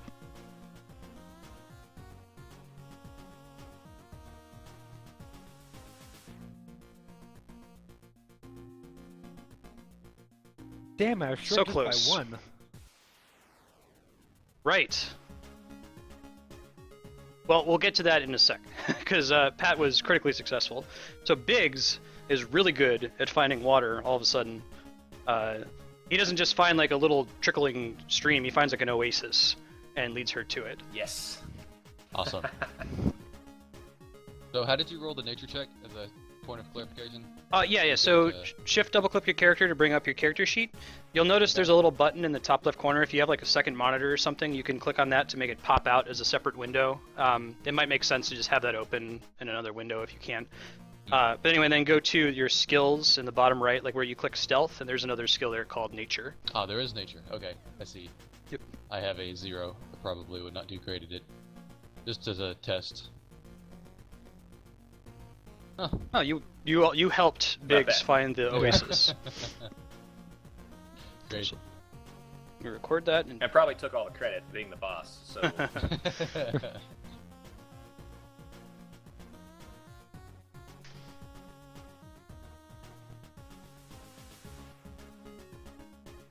So Arsenic is interested in everybody's new weapons that they have gained from their augment, and would like to see what everybody can do. sure. Wedge Eldritch bolts the cactus next to the medic. The medic leaps up and squeaks a little bit in fear, and then lands kind of on her butt, and the cactus just kind of like is charred, with smoke coming out of it. Seems like that will come in handy. Now, since this is context sensitive, I'm trying to slowly roll out your guys' abilities based on combats. But since you just mentioned, hey, let's test out the augments, I'll go ahead and roll out a second ability for all of you. So this is just going to take me a sec while I make it available. It will show up in that top left corner where your macros are. So you get, Repost Strike? Yeah. Hexblade gets Flesh Rend. You might need to click off your token and then click back on him to see it pop up. Biggs gets Tide of Iron. So now, both of those are at-will abilities. You can use them as often as you want. The difference mechanically for the Rogue is that Death Strike, you can just click it and just click on yourself as the target just to see it pop up.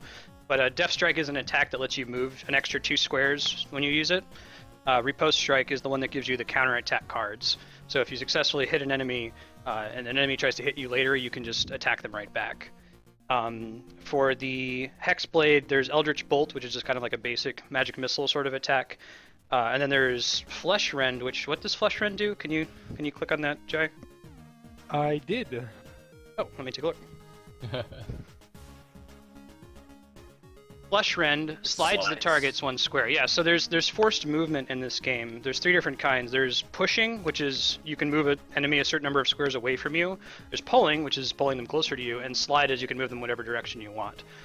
So it slides them a square and it gives them a debuff card that affects their chance to hit. As you might expect, pushing or pulling someone around can be pretty useful. You can shove somebody so he's kind of between your allies and they can get some nice like flanking going on him, or you might just like push somebody off a cliff and then they fall and die, which can also be a successful method of dealing with guys. Yeah, so as you level up and get more abilities in the future, if you like force movement, you can keep an eye out for that kind of skill. Like the monk class is an example of a class that does a lot of moving people around. And then Patrick, can you use your 2 powers real quick? Yeah, sure.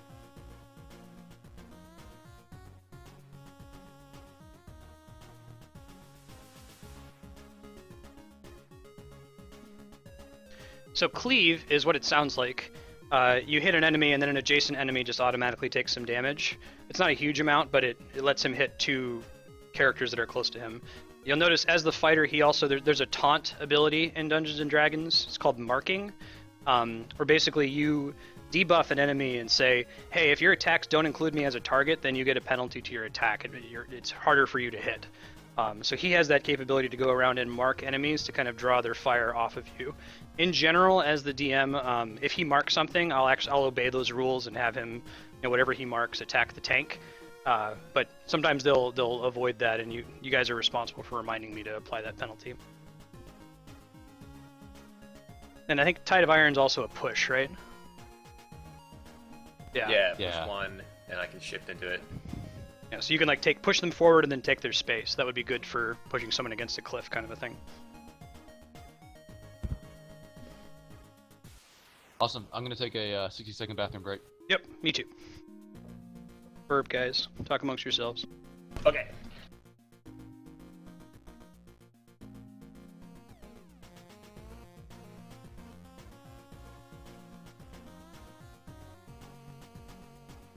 Do I hear, Pat, that you're like writing your thesis right now?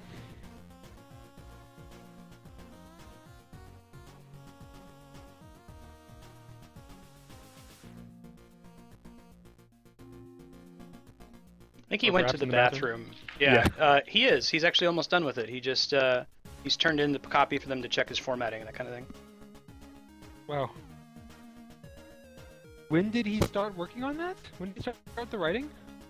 Like a couple weeks. Well, he's been working on it passively since like November. Like every now and then he'd update it. Okay. But he went into high gear a couple weeks ago. I remember I was surprised by it too. He's like, oh, okay, well I'll try to stop bugging you about D&D. Yeah.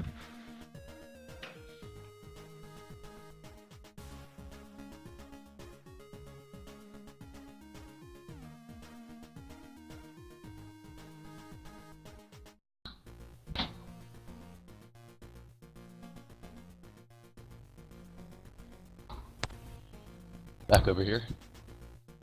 Hey, welcome back. Anything else you wanted to check?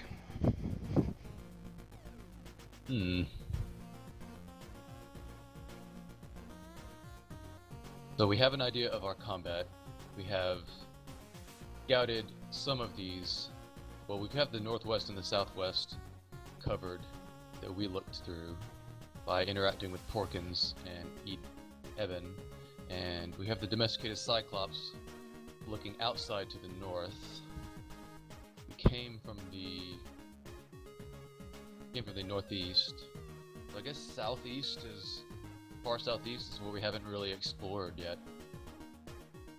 Yeah, I'll help you out with that too, because I know that's always stressful to me. Like if you press the Y button and get your little breadcrumbs button that says, hey, go this way to progress the plot, you get a little bouncy ping button that's up here. So if you want to move forward, that's the way you would go. This campaign's a little bit more on rails. Like if you think about like when you're defining D&D adventures. You could write them so they're just totally open-ended, where you don't plan anything in advance, right? There's no like story, you just let it happen naturally, which is really cool. Like I like watching that kind of thing as well. But you can't have crazy layered voice narration if you don't put it somewhat on rails. So there's kind of a slider there, like how far on the rails are we really? This is more video gamey in nature, so I'll just tell you, yeah, go that way to continue the plot. But other than that, like you guys can jump and do backflips and, you know, look for water instead of doing the endurance check I thought you were going to do. You can still do whatever you want.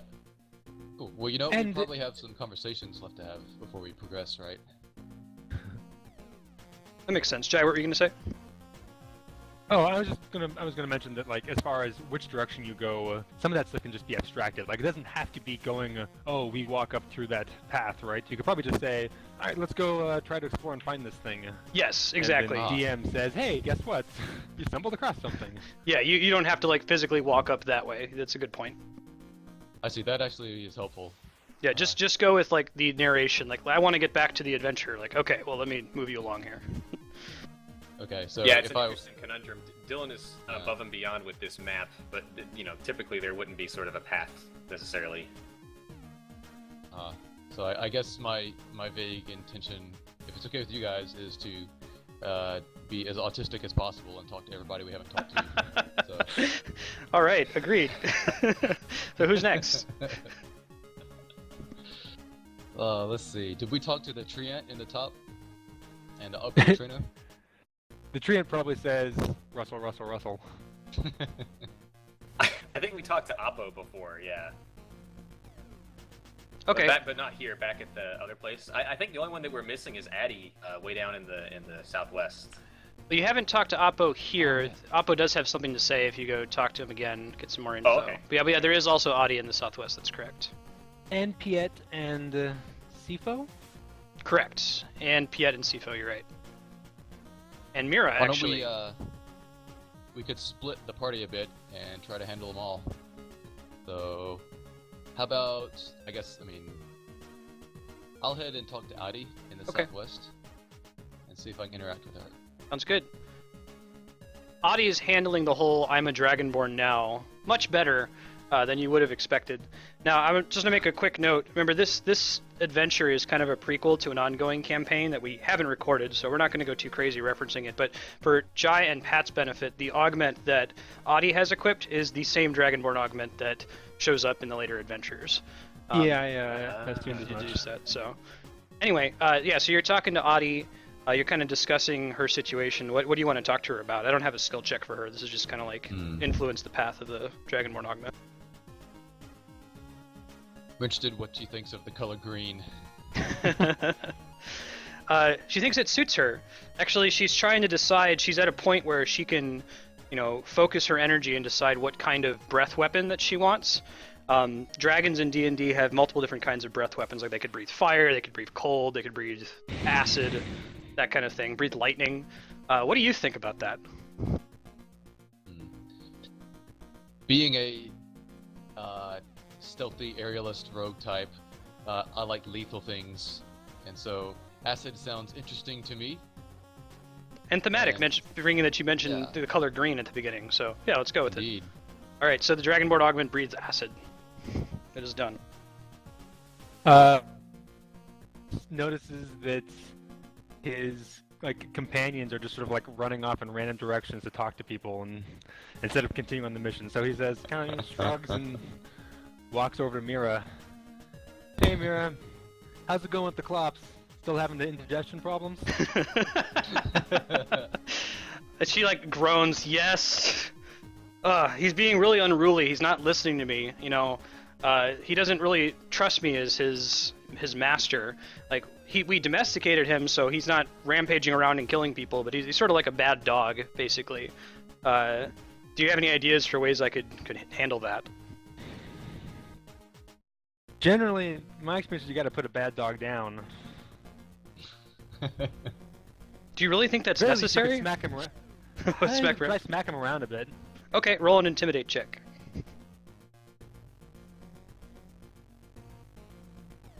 You are wildly successful.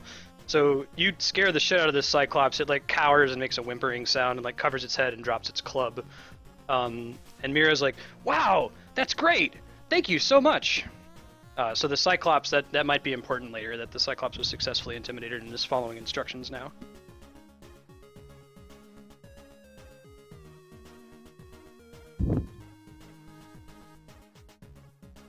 So Biggs has never met Oppo before, other than talking to him recently. So he comes up and he gives him an old put her there. Yeah, so because you talked to Oppo earlier, you get a +2 on whatever you're going to do here. Oppo is actually working with the medic down there. The Treant got injured on your travels here. You guys were pushing it too hard, and it's like it needs repairing, basically, and the medic is kind of lost on what to do to help out the Treant. Do you have any ideas? Give it some electrolytes. That's what plants crave.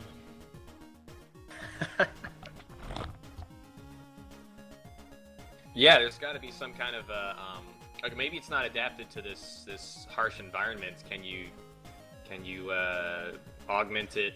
That's the wrong word to use. With a cactus, you know. Let's see if we can't give it something, some nourishment that it needs. User entered your channel. The surprise nature check. Yeah, go ahead. User disconnected from your channel. Roll a nature check. Sure. Okay, so the DC was 15. You have no training in nature, and you succeeded on 2 checks. That's going to come up later with probably a pearl sphere, but we'll explain what that is later. Cool. So yeah, you the cactus is great. You go and harvest it, bring some over, make a basic poultice. You help out, and the Treant's starting to feel a little bit better. So that will be relevant later if we run into the Treant again. Cool. All right. So the last person is Piet, I think, that you haven't talked to yet. Yes, I will head over to see how the rookie is doing. Say, hey rookie, honest opinion, what do you think of these new augments we just found? Can you roll a streetwise check? Yes. Give me your honest opinion. Are they rad or are they awesome?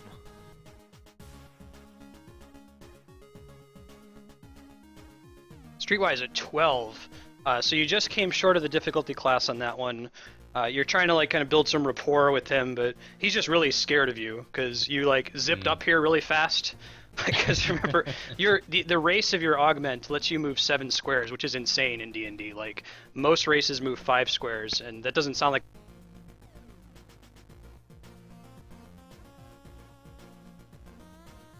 Did you mute? Oh, can you guys hear me again? No. Yeah, my you're headset back cut out. Anyway, you're super fast, way faster than he is. So you just kind of zip up and say, "Hey, buddy, how sweet does my augment look?" And because your streetwise check failed, he's like, okay, all right." So the rapport you may have built with Piet, you do not build. Oh. So Whatever. I give a disapproving glance at his lack of tact, and I start heading back toward the center of the map. All right. You hear Porkin's voice. He sounds really, really excited. He's yelling from up near the top. He's like, guys, I think I found something. And Piet, he calls for Piet in particular because they're buddies. And Piet joins him, and they both run up out of the map up here.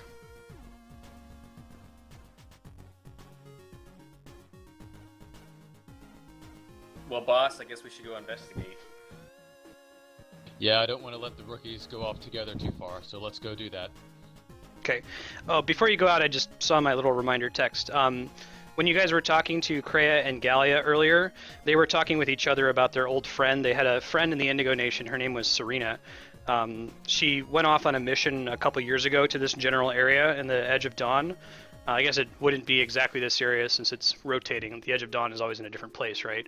But she went out of the Nightlands and then never came back. They're maybe hoping that as part of their research here, they might find something to do with her.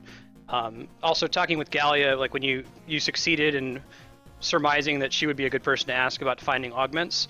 She's a researcher with the Indigo Nation in addition to being an elite. The Curiosity gave her the Wizard Augment specifically because it will help her to do the research she wants to do, which is she's trying to find a way to remove augments. You guys haven't tried it yet, but if you tried to take your augment off, it doesn't come off. Like, it is bound to you for life. And that's a problem for some people. Like, you know, if you want to get an augment, you got to kill somebody. So she's been trying to find a way to do that and has had no success. All right, so let me move you to this next map here.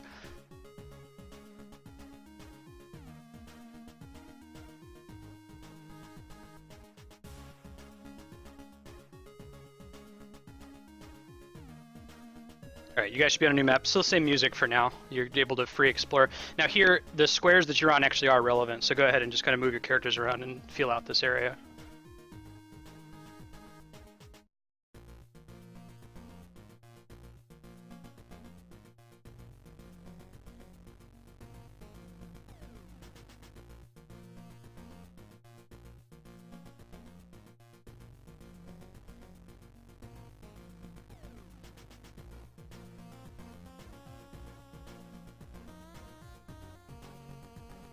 You know, if you Arsenic sees Piet and Porkins looking in a certain direction, and he sees if he can find what they're looking toward. I assure you that's not relevant, but very good. You can keep moving in that direction. You guys are moving around. No, please ask, because that might be relevant. So you're like, is that relevant? Let me know, and I'll just tell you no, dude. Or yes. Okay, cool. Yeah, so I guess keep exploring this map. If you see anything, any features that look weird, if you have questions about something on the map, let me know. But just keep moving around. Peek Peek said you'll know it when you see it.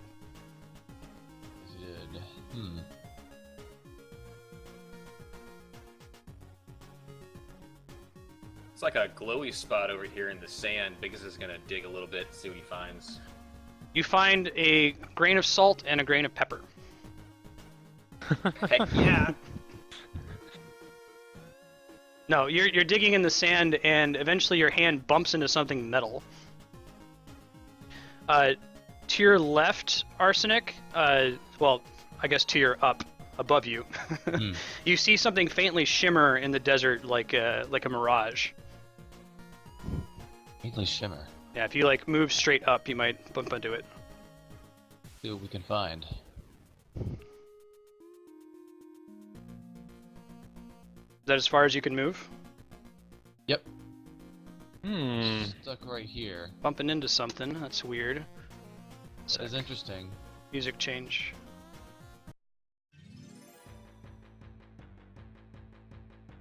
Wow, that's pretty big. As you bump into it, Whoa. the whatever was making it shimmer before, the stealth systems on this device fade away. They finally fail. You see some electrical arcing and sparking. There's this huge thing that looks like a crashed ship in the middle of the desert.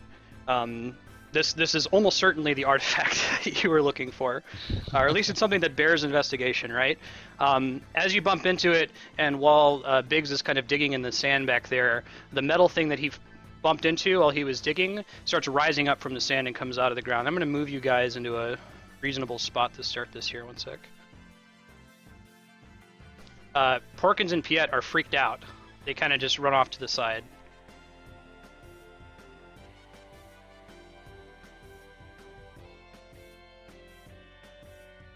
Alright, so there's these defense turrets.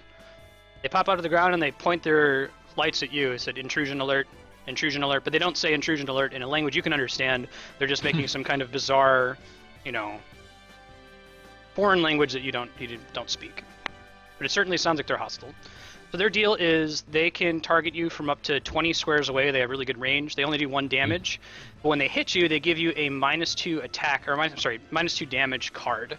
So the way cards work, this is a house rule for this campaign. 4th edition doesn't use that. It uses this kind of tricky system of trying to remember when what effects you have and when they expire.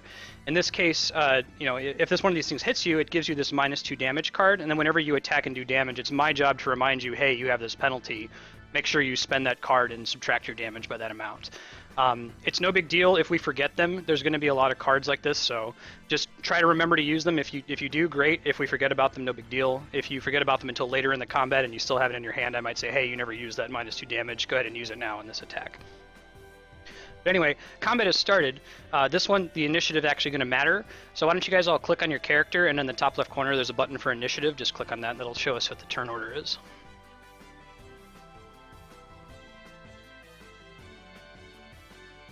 At 21. Nice. Now, mini minions, these guys are minions. They don't have health bars, right? So they always go on initiative count 10. All of them go at the same time. Arsenic's going to get to go first. Note that turrets can't move, but they're very sturdy as a result. So you can kill them by moving through them, but you have to spend 2 squares of movement to kill them by passing through their square. And you can take your turn, Arsenic. Cut. Let's see.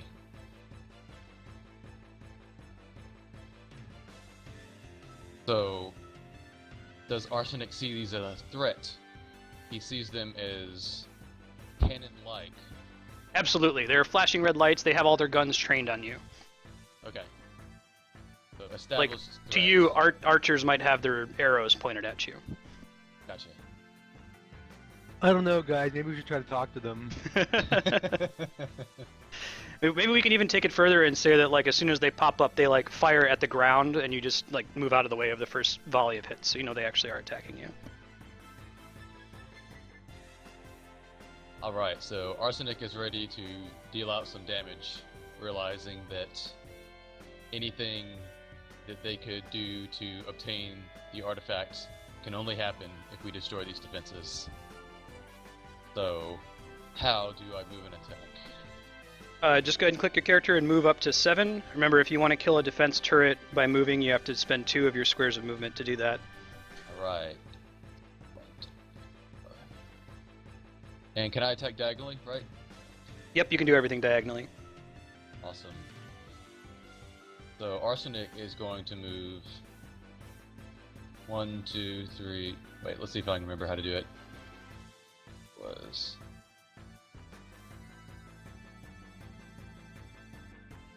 4. Gonna move right in front of this guy, and it would take 2 to move through and kill him, so I might as well just attack him. So Arsenic is going to... Oh wait, I have the movement on Death Strike, right? You have the movement on Death Strike. You can move diagonally, and it just counts as 1 square of movement. So you could, like, move, if you retrace your steps, you could move to, like, the square that's above you, and then spend 2 squares to move into the defense turret space. And that would be 7. Okay, let's do that. Okay. Let's use Death Strike on Okay. that guy. Oh, can you ping the one you're targeting? Sorry. Yeah, I was gonna get that guy. Okay. You just moved. Oh, okay. So you move into one, you Death Strike the other, and then you still have 2 squares of movement you can use from the Death Strike if you want. Alright, so Arsenic is gonna move 2 squares north. Okay. Now one of them drops this behind. It's actually the one you just moved to. It's a little object that falls on the ground. The purpose of this object from a tutorial perspective is to introduce the idea of there's a new kind of action. You guys, so far, Philip, you've only had moves and standard actions, right? You move and then you attack. Yeah.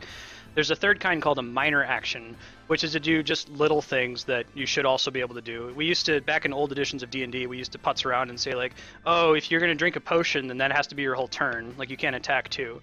The minor action is for doing things like open a door, open a chest, pick up a thing, interact with something. There are some powers you'll run into later that are minor actions as well. Now, you can use a minor action to interact with this device to kind of take some of the power from it. It'll give you a card that gives you +4 damage that you can spend whenever you want during this encounter to get a bonus to your damage when you attack. Great.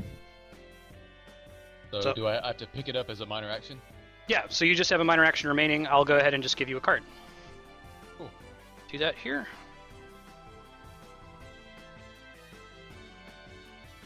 There's a little blue bar above it. You can right-click that card and click Take Card. Now, if you look in your card inventory, you should see it says bonus damage +4. So basically, when you go to attack, if you want to use that, you probably don't want to use it on minions, right? Because they don't. Yeah. It doesn't matter. But you can apply that damage boost.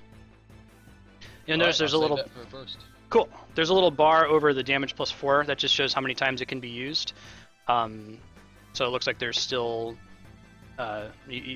There's 2 more uses. I'll just tell you. Okay. After you, it looks like Biggs and Wedge both got a 9 and 7, so they're less than 10. So the defense turrets get to act. They see Arsenic as a pretty big threat right now. So the 5 that are immediately around you will try to shoot at you. Now, Oh lord. before I do that, I'm gonna specify as well. This is sort of a situation where the tank should be more helpful. When it comes to minions, the tank can direct how minions deal damage if it's not obvious. Here it's not obvious because the turrets are in range of everybody. So Pat, I'll leave that to you if you want to decide. You try to draw the attention of some of these onto you or divide it among your party. Divide it however you like among these turrets that are visible. Oh, before my action, like I can go ahead and do it. Yeah, you just do it for free. Like you're a tank, so at being a tank, the minions you don't need to mark them or anything. They revere you as a tank, so you can direct their damage if it makes sense to No, you, like it does in it this all case. towards me. Okay. Bring it on. 1, 2, 3, 4, 5, 6, 7, 8. You take 8 points of damage, and you get 8 -2 damage cards, which I'll give to you here in a sec. It's your turn, Biggs. What do you do? All right, I'm Oh. Biggs. You are. You are. I was just gonna say, I think Big should go. What is gonna do?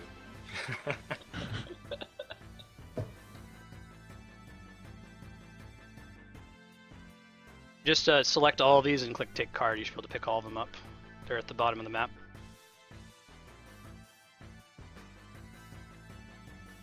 Cool. It is dead. All right. Anything else? No, that's me. The one you just killed dropped a sphere, so I'll give you a damage +4 card if you want to use it. Cool. There you go. Alright, Wedge, it's your turn.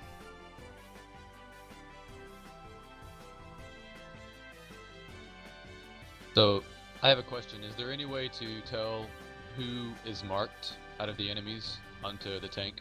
There will be. Right now, when it comes to minions, he just marks everything. I'm not going to bother with Oh, making okay. him spend his turn to do that. But yeah, once we get to an enemy that has hit points, which might be very soon, I'll give you that piece of guidance. So sorry, what are you doing, Jai? Wedge blasts the defense turret that's up top. This Mhm. sickly yellowish green light kind of shooting out and showering against it, and then he runs up to this defense turret.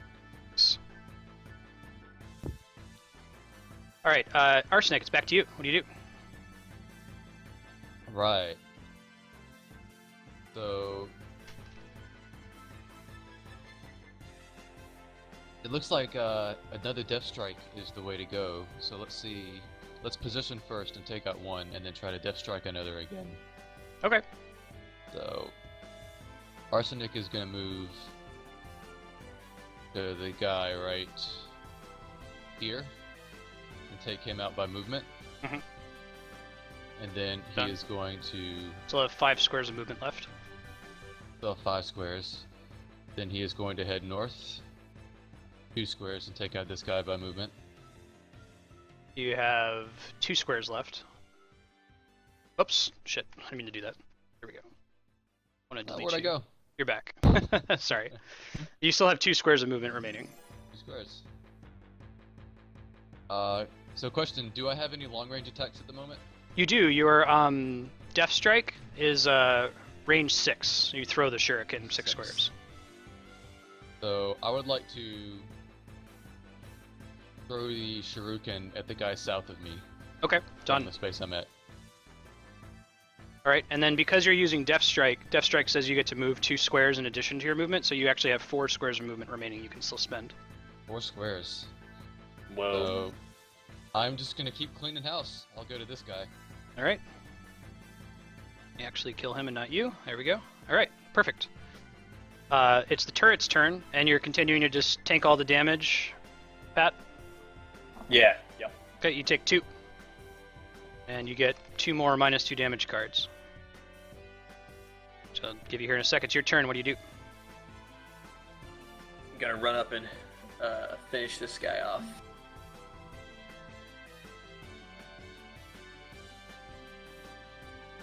Done. Now, he does 10 less damage than that, right? Yeah, I mean, I don't know. Should I be spending my minus cards on the minions or what? Yeah, so the way that works is when you apply a penalty to someone else, because eventually you guys get that too, you can only compel them to spend 1 card. You can say you must spend at least 1 of them, but then you can also choose to just dump as many as you want. So the fact that you have 10 of them and it was just a minion, you can just dump all of them with that attack, and then you lose those stacks. That's fine. Oh, okay. All right. That seems like a good strategy here, but you might run into a case in the future where that's not really an option. Like, the only thing you're fighting is the boss, and it has 10 stacks of -2 damage on you, so your hit does -20 damage, and you basically lose that turn. Right.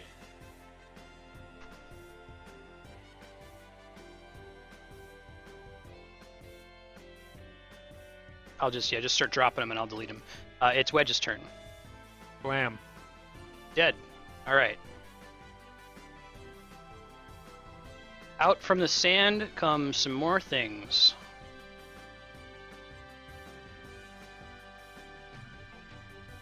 Alright, so now there's these Sentinels. Their deal is they actually have hit points, right? You can see the green bar above their heads. So you don't just get to move into their space. They block movement. You have to actually attack them with an ability in order to damage them.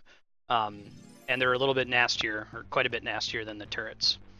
So I'll go ahead and roll initiative for them. Give me 1 sec to do that.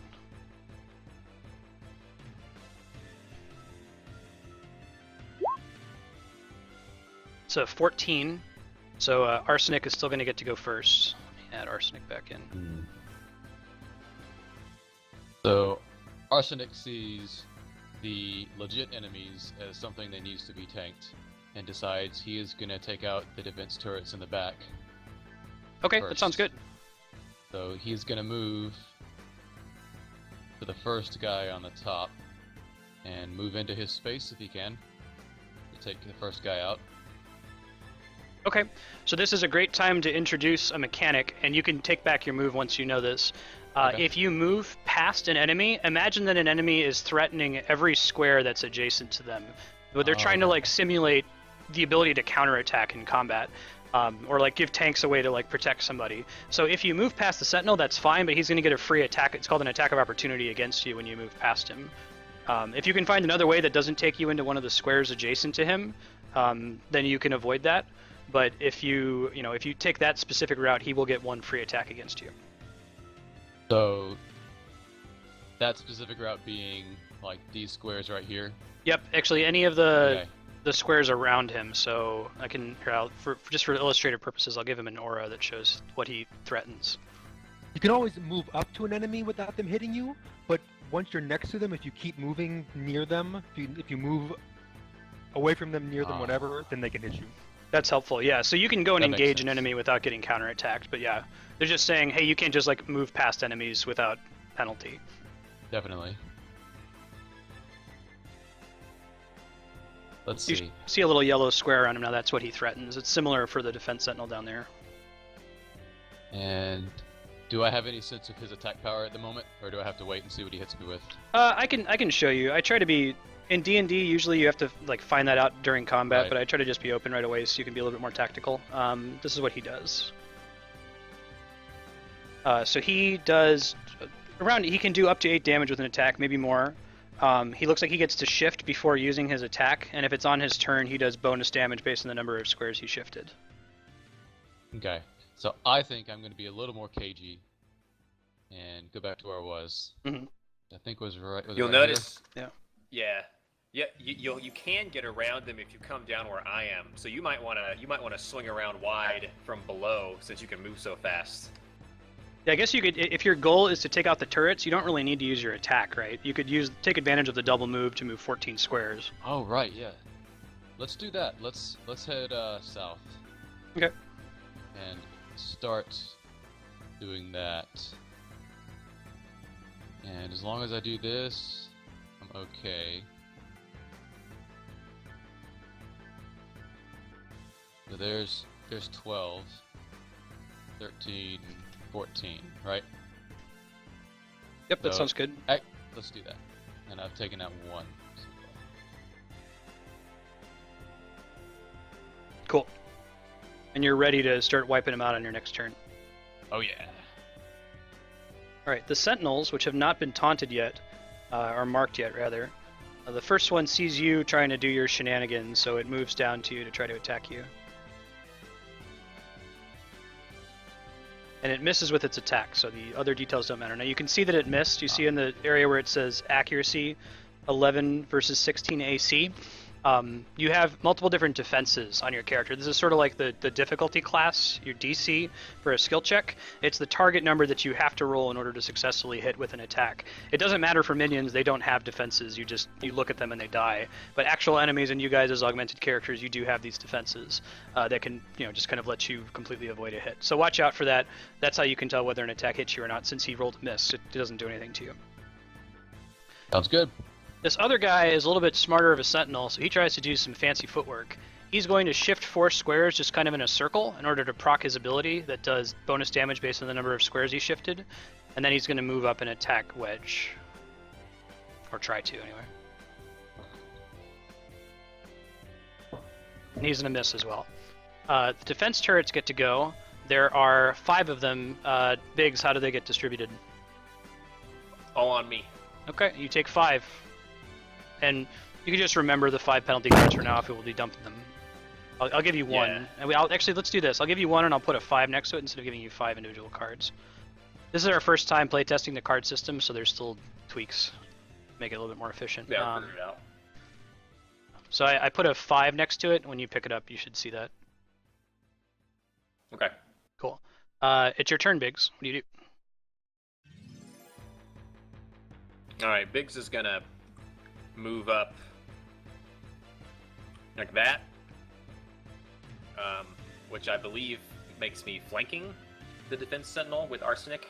That's correct. So new concept is flanking, which is where if you're on opposite sides of a creature, you have combat advantage against them, which means that you get +2 to your attacks. So if you were to miss an attack by 2, Philip, you could, account for that too, and then you would hit.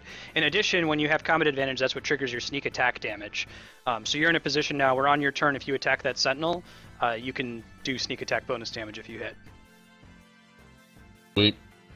So when you say +2 to attacks, is that to accuracy, to That is to damage, accuracy. Thank you for asking. Yeah, the terminology in D&D is attack and damage. Attack is your accuracy, damage is how much damage you do if you actually hit.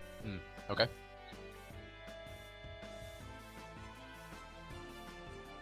All right, you hit for 8 damage. Are you going to push it? You don't have to. I'm actually not gonna push it, no. Okay. And it's marked, right? Yes. So the mark, see this little red dot that's on him now? That's how we know that that one's marked, Philip. Sweet. Oh, but you know what? I guess I have to spend my -10 damage. Oh, right. Well, no, you did that on the minion. So I will do that. You did it on the minion, but you did No. have... Oh, you're right, because you had 5, right? Okay. I just got You're some right. more, yeah. You You're could right. spend just 1. Yeah, it's up to you how many you want to spend. You could dump them now. Well, yeah, okay. Let me spend one of them and my +4. So the net is... I actually got +2. Oh, cool. See, that's the intended purpose of those damage +4 things. Hooray. Done. I'll consume those cards for you if you drop them on the map. All right, Wedge, it's your turn. I'm gonna But gear just give me rend this 4 of them defense back, I sentinel. guess. Yeah, I will. Ignore the text, it's actually gear rend. Gear Rend, got it. I should fix that. 15 damage, and you slide it 1 square and give it a -1 attack card. Where do you want to slide it to? To the right, to the right, to the right. Everything you own in a box to the right. Okay, so I'm going to take the attack -2 card, and it's up to you to remind me to spend it. You can see down in the bottom left corner, if any of the monsters have a debuff, you'll see the little red card above it. So keep an eye on that, just remind me when I attack. I'll do my best to remember myself, but I've decided to put the onus on the person who applied the penalty to benefit from it. Yeah, you said you're pushing him 1 square to the right. Done. Sure. Cool. All right, Arsenic, it's your turn. Okay, so you said I can sneak attack this turn, correct? You sure can. The Sentinel, yeah. Alright. Let's sneak attack the Sentinel and see what happens. Cool. Are you using a Def Strike or Riposte Strike?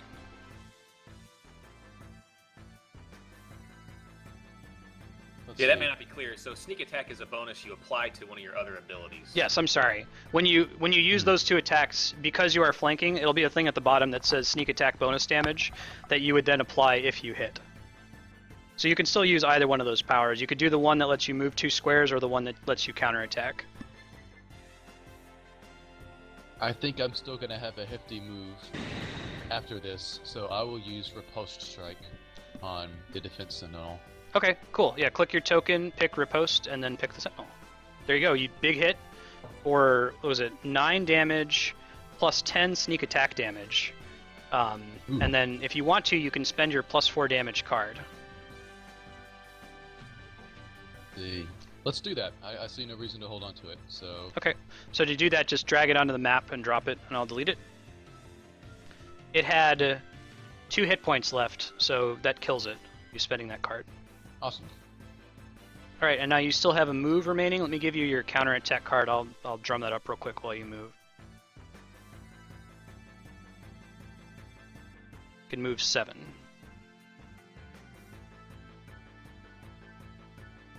Like so. Oh, but I think the turrets take 2 to kill moving through them. Is that right? Yeah, so you have to count, like if you go back to the start Okay, here, and you gotcha. count 1, 2, 3, 4, 5, 6, and then you'd have to stop. Third one. So I get to him and I count 2 more, so now I'm at 3. 4, 5, 6. And no reason to move next to the guy, so I'd stay right here. Okay, that seems smart. You can Okay. kill these 2. You can pick up your counterattack card. It just says bonus, but when you pick it up in hand, it'll say that. Or that's when you're attacked in melee, consume the card and use an at-will attack power against the attacker. So that's on you. If I attack you in melee later with an ability, you can just spend that card and immediately use either Death Strike or Riposte Strike against them. Perfect. The Sentinel's turn. This one is not marked and it just got hit by Wedge, so it's going to try to attack Wedge. It's going to do a little fancy spinning around in a circle to proc its ability. And it's going to just barely hit for 4. But you get -2. But I get -2 to attack. You're on it, and so it misses because of that. And how often does that happen? Hooray. So it misses, but it ends up here. The defense turrets, how are they distributing their attacks? Biggs. All on Biggs. All on Biggs. You take 3. Soak up this -2 damage card thing. Okay, actually, I'm kind of liking how that's working out. The one you have in hand now, you've got... Yeah, that's fine. That brings I you got up 4 to... plus 3. Yeah, we'll try to figure out a way to manage that. Like, just real quick, if you were to drop that back on the field, can you edit the green bubble? Does it let you? Like, if you click on no, the I don't card? think so. No? Okay. You can go ahead and pick them back up. I'll fix it real quick before you do. You have 5 now. Oh no, wait. Maybe I can actually. Yeah, so just like in brackets after the penalty, just put how many you should have, and then you can pick it up. Alright, and then it's Big's turn. Alright, so Biggs, gonna move up to this Sentinel. I'll let Arsenic take care of the riffraff over there. I'll use one. I'll attack and unfortunately use one of my -2s if I hit. You do, so 7 damage. Yep, but I will not push him. Oh, I should add the Sentinel that Arsenic killed dropped one of these, which does exactly what it sounds like. If you interact with that with a minor action, you can recover 6 hit points. Very nice. All right, it's my turn. And you're not pushing him, you said? But he's Right. marked. Got it. Okay, Big. Wedge, it's your turn. I'm gonna shift back, Mhm. moving just a single square. Hey! So, info. Shifting, you've heard me say this, Philip. Shift rather than move. They sound like they're the same phrase, but they have a semantic difference in D&D. Moving means, provoking attacks of opportunity if you move past an enemy. But if you shift, it's the same as movement except you don't provoke them. On one turn, you can either move your speed or shift 1 square, either but not both. There are some abilities you'll see later that lets you do something crazy, like shift your speed. I think your Lifeblood ability might actually give you that power. So if you needed to move through a bunch of enemies without getting opportunity attacked, and you have a power that lets you shift multiple squares, you could do that. But they also just kind of give you the power to take that 5-foot step that he just took 1 square, so you could ensure that he was flanking. Yeah, so I think the in-game explanation is you're using your entire move to move very carefully and avoid the attack. That's a good way to put it, yeah. So he's, trying to swing at you, but you're ducking and weaving, and that takes a lot of your effort. You wouldn't be able to move very far when you're doing that. Okay. Makes my All right. Lifeblood ability seem even more overpowered. It's now that I pretty know sweet. that. Yeah, it's really good. Yeah, you do All big right. damage. That's enough to finish off the Sentinel. Yep. Shift and then gear rend, or tread rend in this case. Let me rename that real quick, since I can do that quickly. No, it's not. No, okay. Might be relevant, I guess, in these combats. But... And it drops a kill thingy. There's still 3 defense turrets left. Arsenic, it's your turn. Alright, let's mop up the bad guys. I am going to move north. 1, 2, take 2, so I'm at 4, Mhm. 5, 6, so that's all that I should move. And I will attack the last guy Perfect. with, I guess it doesn't matter, but Death Strike. Well, I guess if you use, since you're not moving anymore, you could use Riposte just to get another counterattack card yeah. in your hand. That would seem to be the practical thing to do, so let's do that. Is there a limit to the number of those that can stack? Not right now. We're still Okay. testing that. There might be eventually, but not today. Just pick up that And are we card I doing just it where dropped. are your cards gonna persist after combat? Or no? My thought is that you would discard all of them at the end of combat. So you can't just Yeah. like go in one easy combat against minions and just sit there spamming Riposte Strike until Just you have farm 30 them, counterattack yeah. cards. Yeah. Yeah, so at the end of an encounter, you lose them. Okay, cool. So, music change.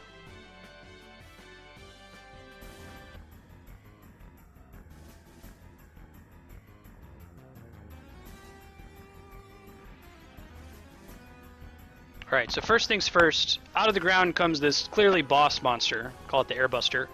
Now that it's here, you guys are kind of getting the better feel for your augments. You know, you've had them for a while now. You've unlocked an additional power. This is called your encounter power. So named because you can only use it once per encounter. So give me a sec and I'll make that visible on each of your character sheets and you can test them out real quick to know what they do. Alright, yours should be visible now, Philip. So you click off and back onto your token and you should see it. I think yours is Fox's Gambit. Wedge's Spirit Flay should be available now.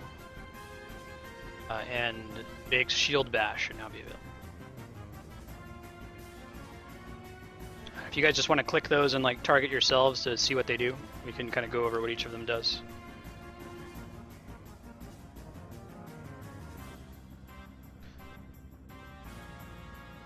Because you might, and I've tried really hard to use symbols up there to explain what everything does. They're kind of inscrutable, but just to kind of tell you what they actually mean. You notice how all 3 of those abilities have that, like there's like 3 horizontal lines. That means it requires an attack action to use. So sometimes you might have an action that only uses a move, would be 2 lines, and a minor action would be 1 line. But right now, everything you have is an attack or a standard action. And then the at-wills have a little alpha, and the encounter has a little beta, so you know that this is a bigger attack, and you can only use it once. And each of these Go each of ahead. these 3 abilities that we've used has a little sword icon next to the name, which means that it's a melee attack. Correct. If you have a sword, that means it's melee. If you have a little arrow, that means it's a ranged attack. And I try to put the exact range on it next to that. So like Wedge's Eldritch Bolt has an arrow 10, that means it can go 10 squares. Your Death Strike has an arrow 6, so it can go 6 squares, and so on. Bear with me on that. I'm trying to find a way to take up as little space as possible, but also still kind of communicate to you what those skills do without you having to like dig it up and look at it. Alright, so keep this in mind. So Fox's Gambit does a lot of damage. It has the opportunity to do a lot of damage if you roll high. It lets you shift 4 squares for free, so we just learned what shifting is. It's perfect. As soon as you use the power, you can shift and move around as you need to, and nothing can opportunity attack you. If you are marked, none of these enemies have mark abilities, so that won't be relevant yet. But if you are marked, you discard all of them, and you give a mark disabled card to the enemy that keeps them from marking on their next turn. And of course, you'd be able to sneak attack with it. Good deal. Cool. Shield Bash looks like it pushes the target 1 square and knocks them on their back, gives them a prone card. Prone means that when you next take a turn, if you want to move, you have to spend your entire move action just to stand up. So it kind of locks somebody in place. It's sort of like a ghetto immobilize. It makes them spend a turn getting up before they can move again. And then it has a charge. If you moved at least 2 squares to attack the target during the turn, you add +2 to attack and damage. And it still taunts. And then Wedge, can you use your Spirit Flay? Yeah. I think you did. It's above the Fox's Gambit. There you go. Cool. So this does a bunch of damage. It gives the target a Dazed card. Dazed is a status effect that really sucks. It makes it so you can only take 1 action, a move, a minor, or a standard, but not all 3. So basically, if he applies that to an enemy, they're pretty hobbled for a turn, and then after they've taken their turn, they expend the card, and they're free to act again on their next turn.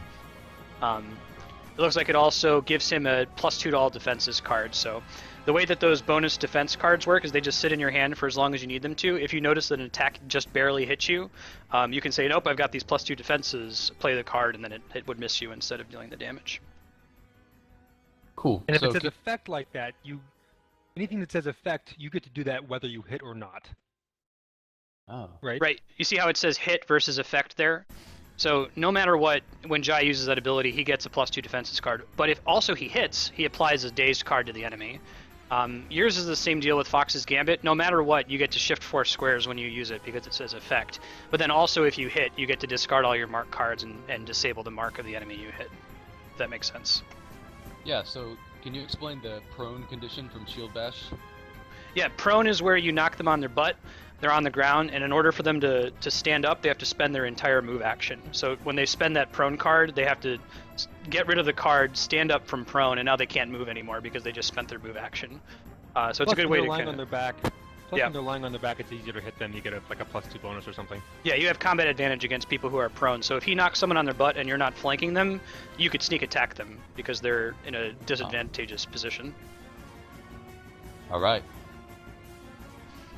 Cool. So I just rolled the initiative for the Airbuster, and he got a 2. It's not a very big number. Arsenic had just went finishing off the turrets that were remaining, so there's 4 turrets now. There's one on the Airbuster's shoulder. Biggs, how do they distribute their damage? They're all hitting me. Okay, -4. And then it's Biggs' turn. Hang on, this is it's difficult to click this, make the green guy pop up sometimes. Can you just give me -4? Oh. There it goes. You got it? Okay. Yeah, it's for some reason the GUI's messing up on me. All right. Oh, there's like a memory leak issue. If you're in Roll20 for a while and it starts to get really slow, just close the tab and then reopen it. Like click the link again and it should fix itself. Yeah, I have that problem too. Momentarily. All right, so that's me moving 5. I actually can. How does this work, right? If I can use my second action to move with a charge, how does charging work? Charging lets you move an extra 2 squares, and then I've just built it into abilities that are affected by charge. It gives you +2 attack and +2 damage. Now, I will introduce this here because the boss is about to use it. Let me pop these new cards onto the map. This one's for you, Philip. This one's for you, Jai. This one's for you, Patrick. This is called an action point. Take that card. You always start every encounter with 1 action point, and it's your chance to do 1 extra action on your turn in case you really needed to get something done. Bosses will have them sometimes too. So now that he has this action point, he's already used up his whole move. All he can do now is attack or minor, but he could spend that action point to move another few squares to get just in close enough that he can apply his mark to the target. If you want to, Patrick. Yeah, and I think I will do that because I couldn't remember how charge worked. If I can move and then charge as my standard action, but that's like 2 moves and then an attack. That's not how it works, right? It's Right. No, so charge is part of your move. a charge, on your turn you can do a move and a standard, and charging is a standard action. So charge says move up to your speed +2 and make an attack at the end of it. You could do a move and then a charge. Okay, the penalty being that attack has to be basic, not fancy at-will power or Right. something. Yeah, that's. Although I think, Go ahead. yeah, leave it to Dylan. I had to look up the charge rules before we started because I was messing around with like how do cards work and how do powers work with charge. I think what it says in the rulebook is a charge is using up both your move and your standard at the same time to move your speed +2 and attack. So you wouldn't be able to move like what would it be 5 squares plus 7 squares. It would be a lot. But I like that idea. So why don't we just go with that for now and see how those charge rules work? Because charge is kind of uninteresting in D&D. So we'll say that when you choose to charge, you can only use at-wills. You can't use your fancy encounter power or anything like that. And when you land, you can do what Jai described. It's basically move your speed and then move your speed and attack. Also, let's say it has to be a straight line. You can't like charge around a corner. Right? You have clear line of sight to a target. There aren't any enemies that are in the way. Even like mini minions, I'll say you can't charge through. That's that's basically what Biggs is doing. Is he's running from right where he was to the boss and smacking him with something.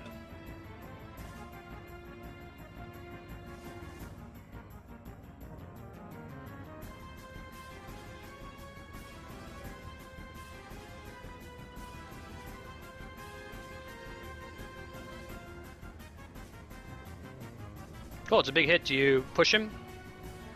Yeah, I'll push him and move forward a square as well.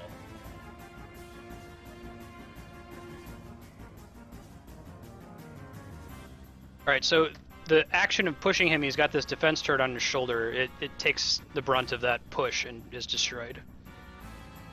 Wedge, it's your turn. I'm gonna move down and grab this damage +4. Okay, got it. And go 1, 2, 3 more, and blast this guy.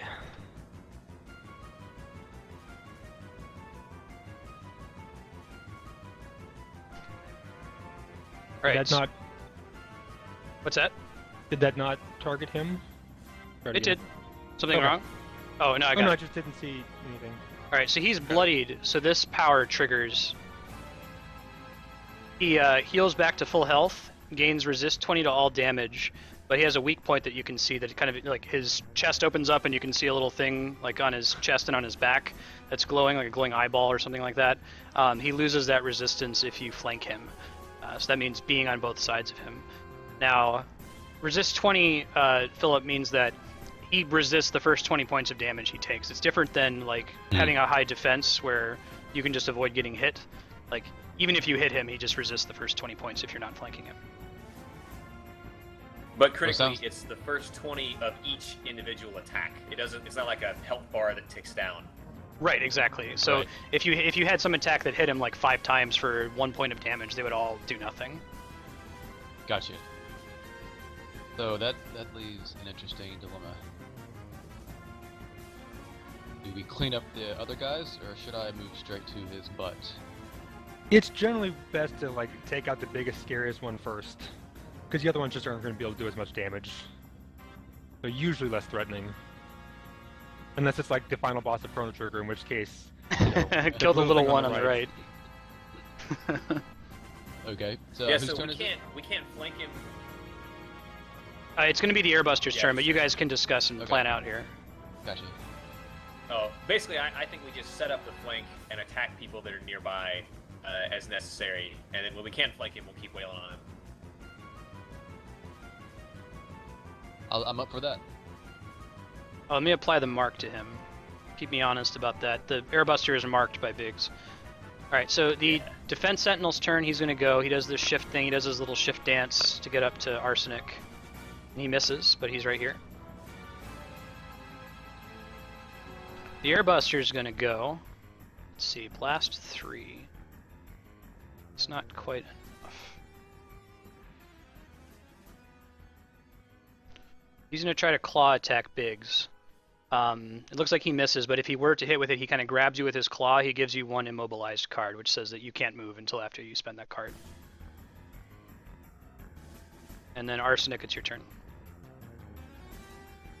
Alright. So, I'm debating how to move around the Sentinel without getting attacked right now. I think I have enough movement cards to just do it, but there's no way that I can just, like, Oh, shift sorry, I didn't mean to through steal him that. and then, like, attack and then move again. You could use your Lifeblood ability if you want. The way I'm having it work right now, like I think what it technically says is, like when you kill an enemy, you have to do this immediately if you choose to use it. But I'd rather like not have it so everyone's freaking out trying to remember what all their triggers are every time they do something. So if you want to just use Lifeblood, since you've already killed several enemies in this encounter, you can do that to shift your speed, and that would just be a free action. You just wouldn't be able to use Lifeblood again in this encounter if you choose to use it.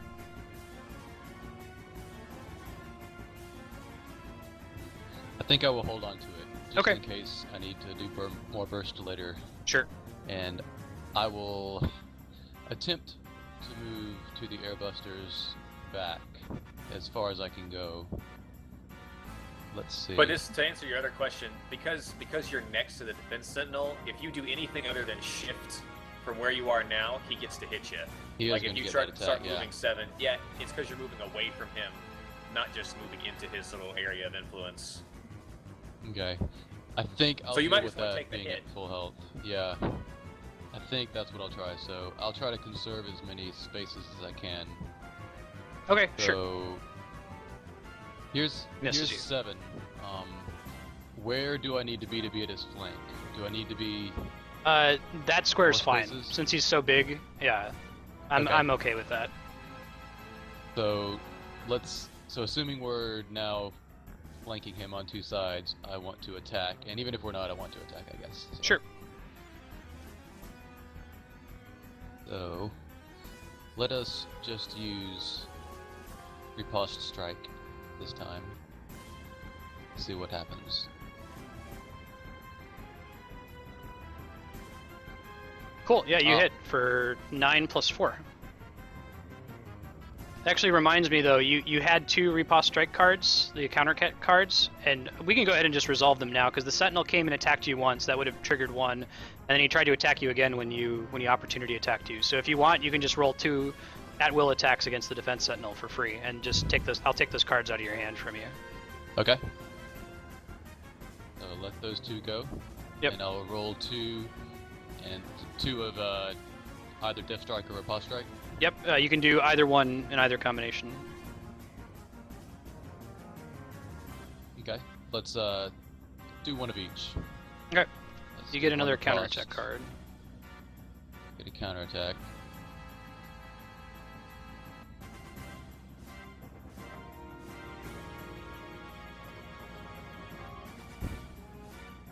A strike. Yeah, and both hits, so for 20 damage. You did not have Cool. sneak attack against him though, because he wasn't, at a disadvantage Yes. compared to you. Alright, so I think that cleans up the turn. You end up with 2 counterattack cards at the end of the day. And then it's the defense turrets, which how do they distribute their damage? They're all hitting bigs. All hitting bigs, cool. And then it's Biggs' turn. Alright, so Biggs,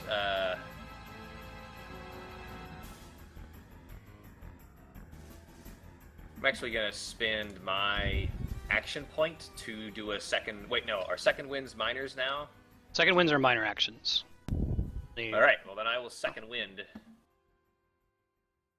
Actually, because you're a dwarf, I think your card says, you look at the card itself, I think you get a free action for a second wind. Oh, right, because this is also a dwarf. Yeah, you're right. Which is effectively a minor action most of the time, right? Right, but it might matter eventually. Yeah, sure. Yeah, okay, well, so then I'm, I don't know what my surge value is. Hang on.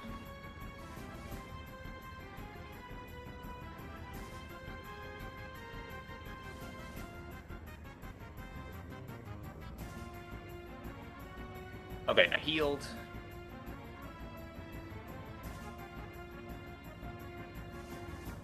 I'm gonna hit the airbuster. Cool. And you're flanking him, so you get that damage. Do you push him? Awesome, but I'm not gonna push him, no. Okay. Oh, and hang on, I have to use one of my -2 penalties, Okay. so I'll do that. Build him back up by 2. Wedge, it's your turn. Let's Eldritch Blast. The airbuster for 18. Yeah, and let's add my +4 to that. Right. And I will charge the defense sentinel and use my action point. Cool. Thank you. And I get to use my at-wills on this? Yeah. For sure.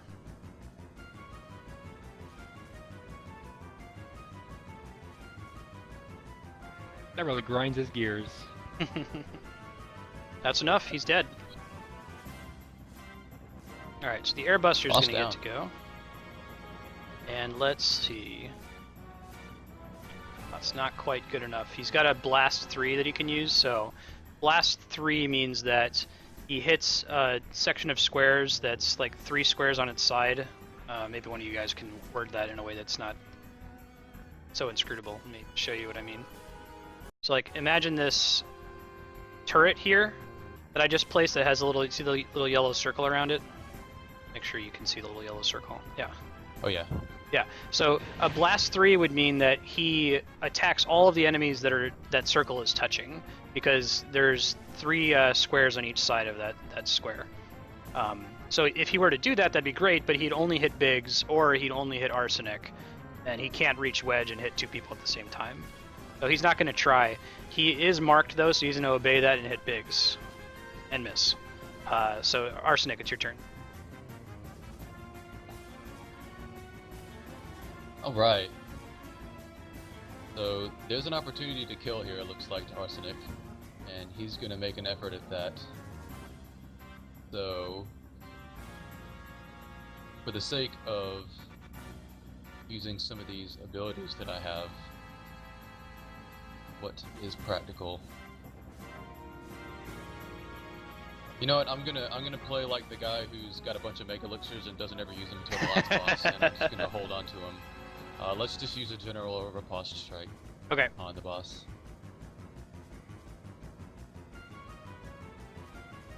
That's enough. 7 damage plus 10 from sneak attack is brutal overkill. You finish him off. And typically, you're not going to have fights that are only against mini-minions unless if it would be interesting. You guys will easily just mop up the remaining mini-minions, so we're not going to bother like having you resolve that. Now that the enemies with hit points are dead, you win the encounter. Cool.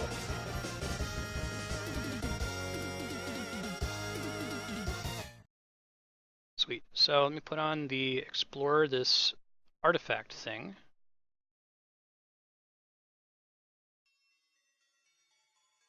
A little bit.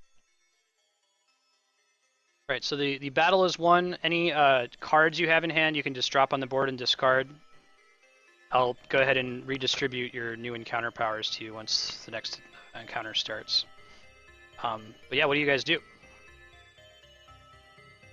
Oh, well, let's consult our pick, or whatever the hell it's called. Our plock, plick plock? Peek. Peek. I was so close.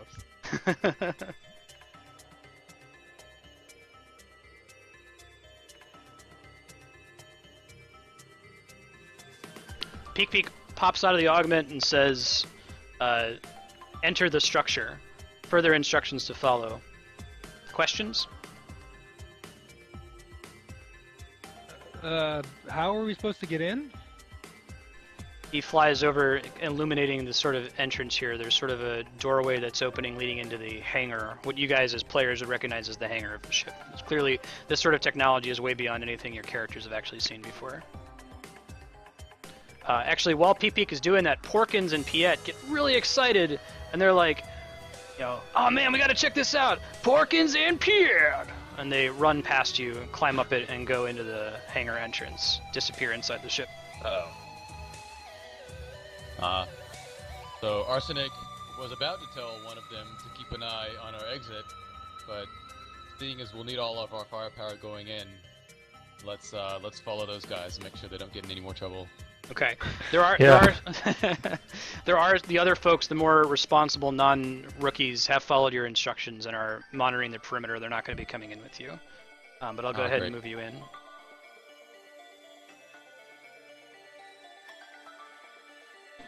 Alright, it's at the bottom of this map. Alright, so Peek pops out of the augment again to give you some more instructions. Mission objective. It flies to one of the crates in front of you, lightly illuminating its surface. It's covered in indecipherable runic text. Let me tell you what that text says. Or show you what it looks like. You get a pop-up. Peek says it's runic, the language of the ancients. The translation's unavailable. It says Priority 1, investigate the artifact. Recover any high-value ancient technology. Further context-sensitive instructions to follow. Do you have any questions?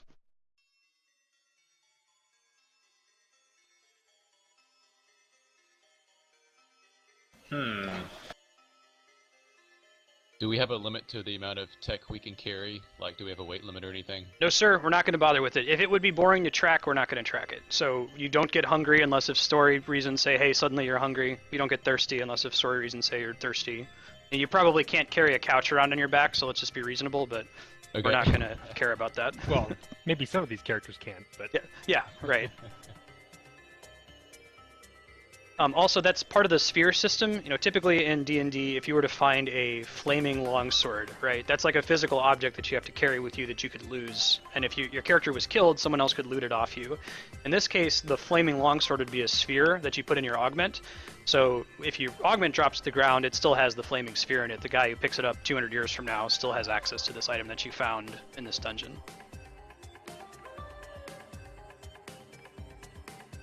So this is kind of a lighting puzzle. You can just move around as much as you want, explore. Let me know if you find something interesting that you want to investigate.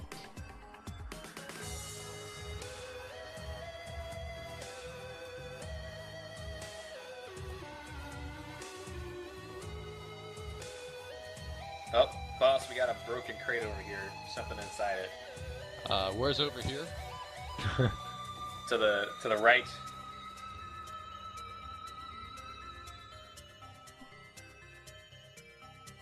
All right, so you check in the crate, you find a sphere.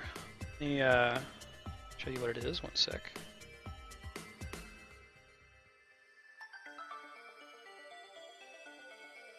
And you can click on the image, the little magnifying glass, to make it pop up so you can read it a little bit more easily. It is a fire sphere. Hey, speaking of flaming longswords, it gives you, if you have it equipped, it gives you +1 attack and damage. So I can just go into your character sheet and apply that. It gives you the ability, if you choose, to deal fire damage. It's not like a flaming longsword in like Final Fantasy where, oh no shit, you're fighting a fire elemental and now you heal it whenever you attack it. You can turn that on and off. It will. So like if the rogue used that, he'd have a flaming shuriken. If the fighter used it, he'd have a flaming Z-saber, that kind of a thing. And then it also gives an enemy a card. You start the encounter with a burn card that lets you apply ongoing 5 fire damage to one of the enemies you hit. Now, unlike augments, spheres are transferable, so someone could take this and be like, hey, here, you can have it instead. You're not stuck if you choose to equip it, having it forever. It's not bind on equip.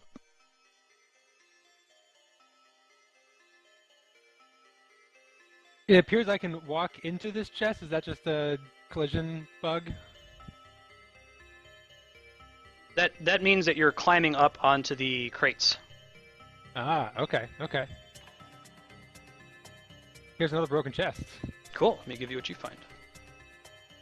Can you guess? A pony? Oh, okay. This is cool too, I guess.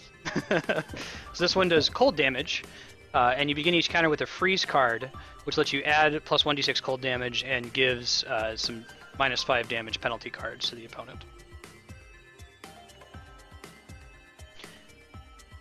So while you guys are finding these spheres, you're like, huh, spheres, right. You equip those in augments, cool.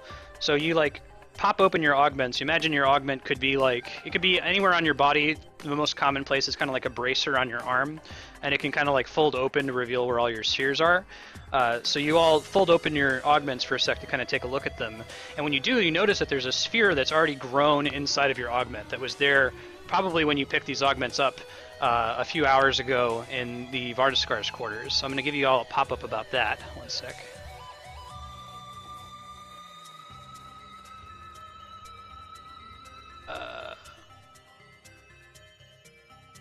All right. So this is a concept called Pearl Spheres. In Dungeons and Dragons, there's this complex way you can go about trying to create magic items.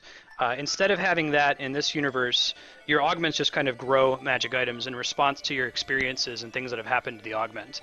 So for example, way back at the very beginning, Ayla was killed by Temperance using a lightning attack. So as a result, the Pearl Sphere has grown Thunderbeam, which is a new power that will be unlocked for that augment now, where you can do basically shoot lightning at an enemy. I'll unlock the other ones for Jai and Patrick here. You'll notice there's a new mechanic here we're going to talk about in battle, Philip, that says it costs a sphere point. Sphere points are a custom rule of this setting. It's trying to make up for the fact that it really sucks when you miss with an attack. That hasn't happened to any of you guys yet. That first fight was intended to be pretty easy. But in the future, if you miss with an attack, it sucks, right? Like, you miss, basically you just wasted your turn. So in this setting, whenever you miss or fail a check, you gain 1 sphere point. And you can spend a sphere point either to add +1 to a future attack, or to fuel cards or powers like this that cost sphere points. So basically the way this would work is you start the battle, you have 0 sphere points, you can't use this Thunder Beam, you go attack the boss and you miss, you gain 1 sphere point. Now the next time you take a turn, you could spend that sphere point to use this attack. Sounds good to me. Cool. I was just hoping I would get a lightning elemental since you guys got fire and ice, so that works out. That one is for the fighter, because he was burned to death, he has atomic fire. And this one's for the Hexblade, because Mace was frozen. Sweet. You can just close out of those. Alright, so you guys have found a crate that had a blue orb on it and a crate with a red orb. Have you found anything else so far? I found a door. Alright. The peak pops out by you. And I'll read it for everyone else's benefit.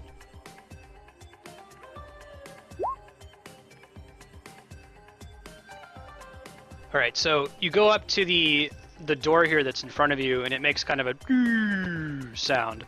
And Peek appears from your augment and says, "Artifact power has been disabled. Updated mission objective."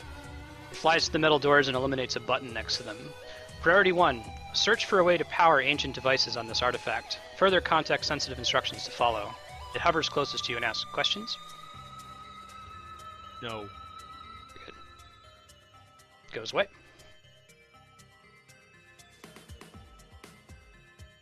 This is the thing that it was pointing at? No. Or No, the yes? doors with the EV on them.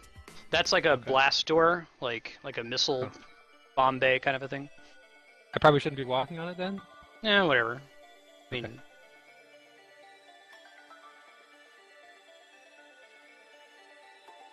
Ah, another door.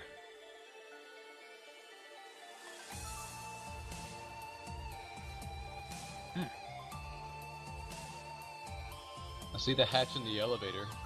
cool. Over here. That's the door you mentioned, I guess. Yeah, the elevator is the door.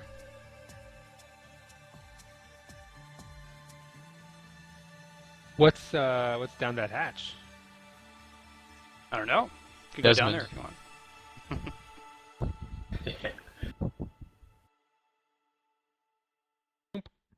Going down the hatch? Okay. Yeah. I'm just going to move Jai in there while you guys can stay in the hangar.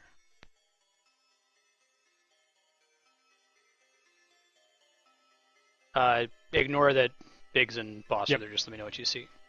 I Or if you have any typically ignore them questions. anyway. I see another elevator door. So, is there a distinction between the two? Nope. Okay.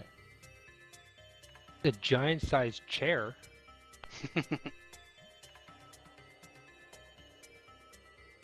What's this look like? It pulls up a little console, and Peek pops out again to give you some more instructions. One sec. I'll repeat these for you guys when you come downstairs so you understand the context here. I'm just going to put it in chat, you can read it. And if you look on the screen after Peek says that, I'm pulling you down to the bottom of the map. Gives you some detail. Hmm.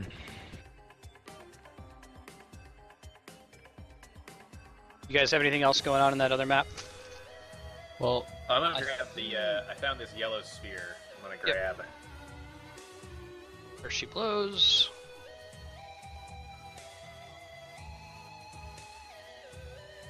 there you go. Thundersphere. Cool. All right. Now I think we found the So- things. I'm on top of something, but I can't tell what it is. Maybe it was where a chest used to be. Yeah, that blue one was the Blizzard Sphere. Ah, okay.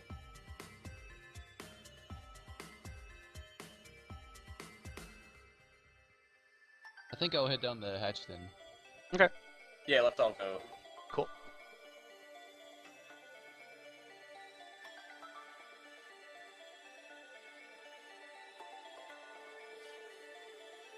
Alright, so you can see what's actually going on here. Let me bring Jai back up. The Wedge is sitting at this console in this oversized chair. It actually is kind of oversized. He's messing around with the computer console here, and Peek is behind him. Peek repeats the mission objective to you guys as you come in. It says modified mission objective, and he illuminates the console screen. Priority 1, obtain battery spheres. Critical restriction, do not restore full ship power. Further context-sensitive instructions to follow. And he asks if you have questions. I take it the Why three do we want to spheres restore we full found. ship power? Why do you not want to restore full ship power? Answer classified. Does it matter if we do 1 or 2 spheres? I guess that assumes that 3 is all there is. Well, I think the battery spheres are separate than the ones we just found. Those are just ability spheres for us. There must be some sort of a power source around here. Yeah, there's some more detail on how to restore power on the screen that Wedge is looking at right now. It's kind of a, you guys have never seen a computer before, but it's like a touch interface, so it's very, intuitive that you touch on the screen and it responds to what you do. Here, let me actually... go talking ahead. to the Peak. What do you mean ship? What kind of ship is this? It doesn't have any sails or anything. The Peak says, interesting question. Ship flies in the sky.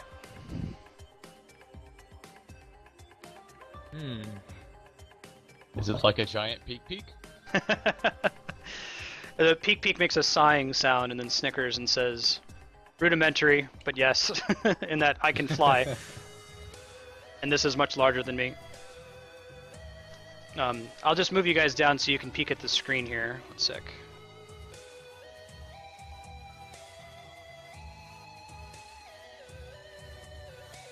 Alright, so you see there's these 3 towers. There's a red one on the left, a blue one in the middle, and a green one on the right.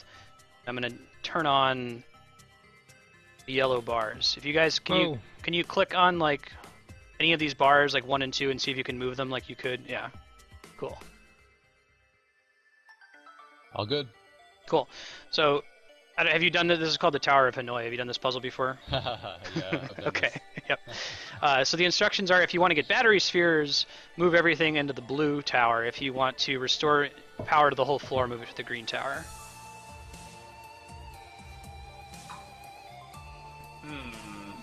You need to If do you this want to without restore moving everything to the right. All the way to the right. If you're gonna follow what the Peak says, yeah. Well, what else would we do? Yeah, so this is this floor's music, but you're doing the puzzle now. So 1 sec. There we go. Perfect. Well, yeah, I think it's your call, boss. I think we could do either one. We could follow our directions, or we can curiously restore power to the ship and see what happens.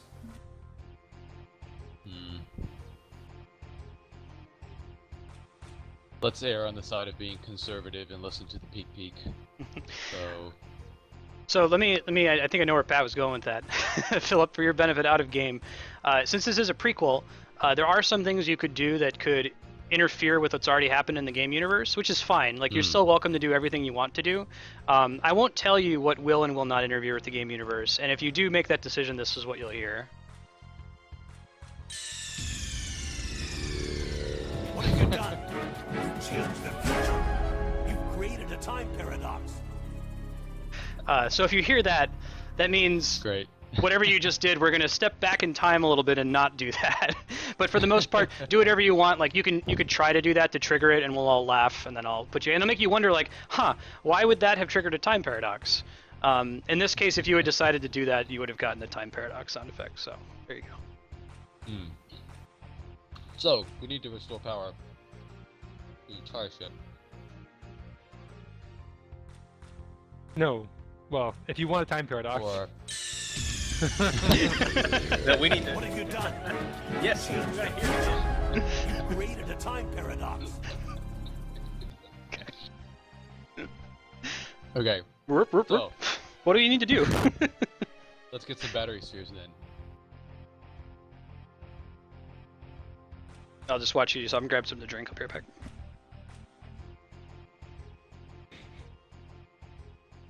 No, they have to Yeah, stay sorry, in the road that they're in? I think it's like Well, the way the puzzle usually works is you can't put a bigger one on top of a Smaller one. so they have to fall to the bottom. Okay. I'm going. Otherwise, it's trivial, right? That was. What did I do? Yeah, so they always end up staying on the same row. Let me here I'll demo They it do, real quick okay. from the Yeah, beginning. let's go. Yeah. Do a bang. So here I'm just gonna move them all over here and show you real quick. So like on the first move, you only have 2 valid moves, right? You can move one because you have to move the smallest piece every time. So one could either go here, or it could go here, and those are your only options. Now there are only 2 valid moves again. You could move. Actually, I guess there's 3. You could move one back here. You could move one back here. That wouldn't do you any good though, right? You could move 2 here, but because there's a smaller one on the green stack, you could not do this. This is illegal. It wouldn't be able to go under the 1. So they have to stay on their same row, but the rules are only the smallest bar in a stack can be removed at any given time, and you can move a yellow bar to a stack only if there are no smaller yellow bars on that stack. So if this is here, 2 can't go here anymore. It can only go here. Does that make any sense at all? Yeah. And I think we've all done a puzzle like this, right? Yeah, there's one of these in Mass Effect. It's pretty common Yeah. in video games. Like it's Did about we- as common as the like, oh, you have 2 jugs, 5 and 3. I think we This is did much this on, better like, than 2 jugs. old Sierra games, Dr. Brain, Patrick. You remember that? Yeah, absolutely.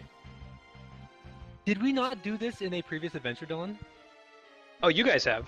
This is the Okay, we same did. puzzle that you did. Yeah. Yeah. Okay. Yes.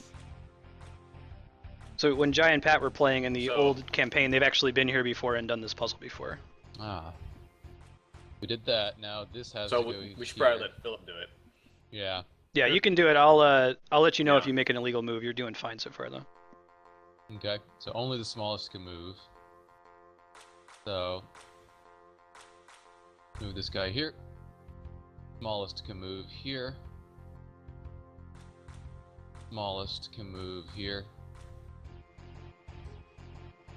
Smallest can move there. Now this guy can go to the battery sphere.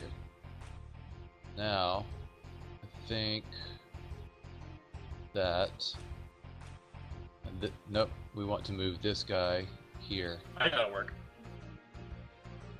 That'll work, and then you go over here. Then you go over here. Yeah. Then you go over here. Now we got it. Go back over there. Back over there. There. All good? Damn. Success. Oh, hell yeah. There we go. Did we trigger Wait. battle? Yep. Wait, what? So while you're focused on the console, some stuff popped up. Oh. I don't know if you guys noticed that Porkins is dead down there because of our early interactions with him. He rushed in. He learned from his mentor who said, "Don't think, don't be subtle." I have a version where he lives if you really like proc stuff out with him. You see there's some battery spheres have appeared now down in this little tank at the bottom that are available for taking, but you kind of have to deal with these enemies. So let me tell you what the deal is with these enemies. The helmets are minions. They do 2 damage in melee range, so they're pretty strong. They're melee only, but their trick is they're immune to attacks and movement originating from any squares that are above them. So like the 3 squares that are above each helmet, you can't move into that. They're immune and you can't kill them. You can kill them from the side or above. So like using the peek as an example. Here, this guy, the peek can't move in diagonally from there, can't move in from above, and can't move diagonally from here, but could kill him from any other square on the side. The Mythril orbs will explain what the other Mythril enemies are here in a second, but why don't you guys go ahead and roll initiative?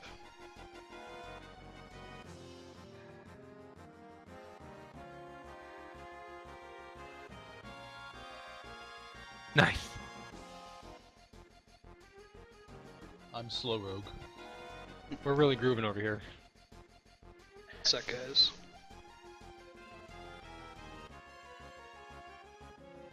I'm gonna give you all your cards back. I think it's gonna work. Philip, get 4. Let me know. Check in your card inventory after you see them populate to make sure you have 4 different cards. Yep. I've had some problems where it gives you 4 of the same card or something like that. Yeah, So 4 those are different here. cool, and you're going to start every encounter with those. And let me go ahead and shuffle the Summon Ally deck, so you have those again. If you want to use that, just do choose and drop it on the field. Those are both standard actions if you want to use them, so you'd spend your turn summoning Kreia or Gallia to come help you guys out. Right, so let me finish rolling these dudes' initiative. We're just going to do all the Mythril guys. We'll share an initiative to keep things simple. And the helmets always go on count 1. Count 10, sorry. So, Biggs, you get to go first. What do you do? This is unprecedented. I can't believe that my mentality that I gave to Porkins caused him to die. Oh, poor Porkins. Orkins. You can close these when they pop up and just make it so they show up in the initiative for you.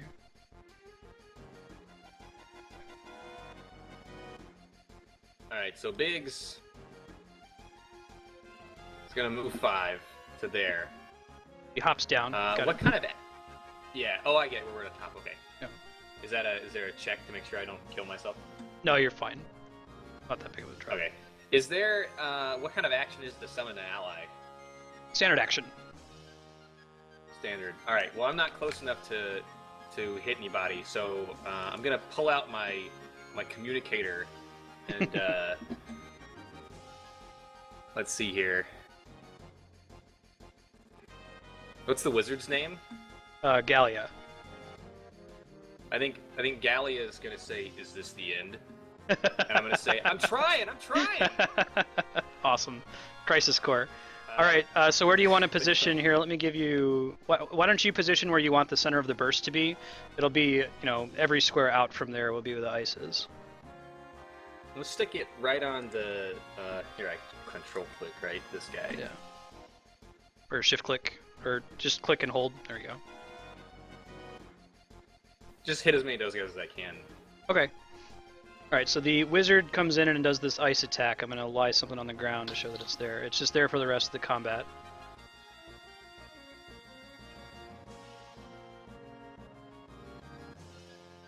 Alright, so you see that patch of... those squares are now ice. You guys are fine, but if an enemy moves through it, they're knocked prone at the end of their action, and they have to stand up next turn, so they slip and fall on the ice patch. Minions, since they die when something looks at them, all of the minions that were in that patch just die instantly. Cool. It's the Mythril Orb's turn, and it tries to attack the boss. I need to change to Arsenic. A sec. It's a miss, but look, it says effect rather than hit. You gain a slow card just because it targeted you, so let me give you one of those. And then while I'm doing that, I guess it's the helmet's turn next, so I can't let somebody else go. Slow. You would pick that up so kindly, Philip. Very well. You can look at the card, it tells you what it does, but basically it just means that you can only move 2 squares on a turn, and then you shrug off the slow, regardless of what your speed actually is. Alright, so these 2 helmets can only attack Wedge, so they will attack Wedge. Wedge takes 4. And then it's Wedge's turn. Alright, I am going to move, provoking an attack from the orb. Yep. So he hits for 6, and you get a slow card. We'll assume that it's resolved when it hits with that, yeah.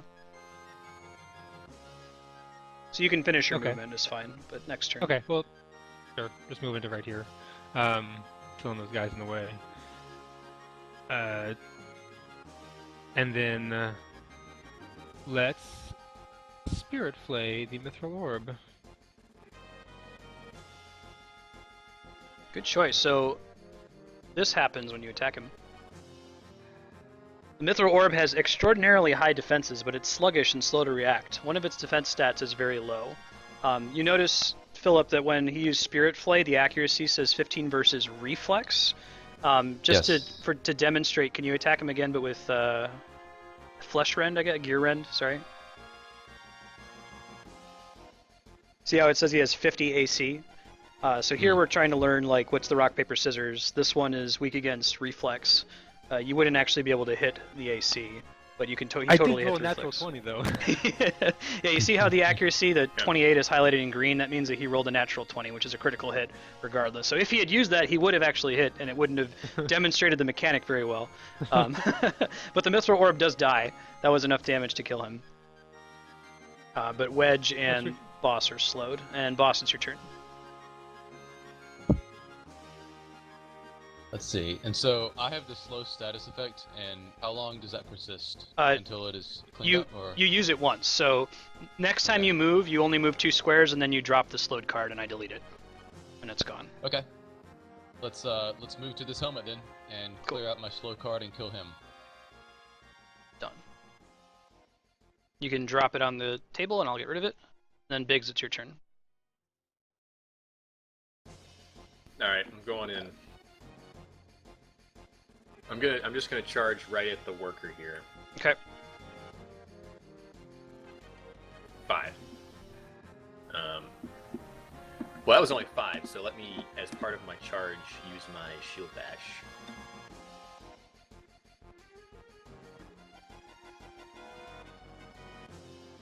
Ah, hell. Shield Bash targets reflex, and this one is apparently resistant to something else. Let's see what his deal is. He has extraordinarily high defenses, but its programmed behavior is rudimentary. One of its defense stats is very low. So I'll let you guys talk that out if you want. So we saw reflex, and we saw AC. AC. There's 2 other armor ones. class. Yeah. There's will. Will defense is like your mental fortitude. It's kind of hard to apply to a robot, right? But like a psychic attack would hit your will, a charm attack would hit your will, that kind of thing. There's fortitude, which is like your physical hardiness. So like poison attacks are usually against fortitude, that kind of a thing. Actually, since you missed Biggs, you gain 1 sphere point. Heck yeah. So where I'm tracking that, Philip, can you click on your character real quick and see the little 3 bubbles that pop up? Yeah. You see how there's a red bubble on the left? Yeah. That'll be your sphere point count. So you have 0 right now. Biggs has 1. Cool. It is... Let's see. The Mythril Worker. Let me reorder this. Tries to attack Biggs.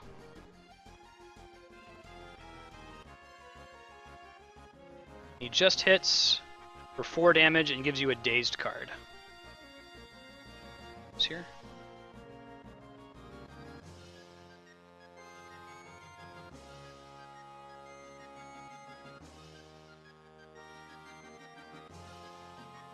Then Wedge, it's your turn.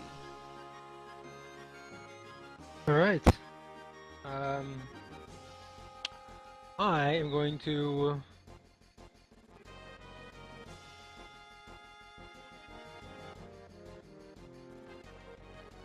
mop up these guys.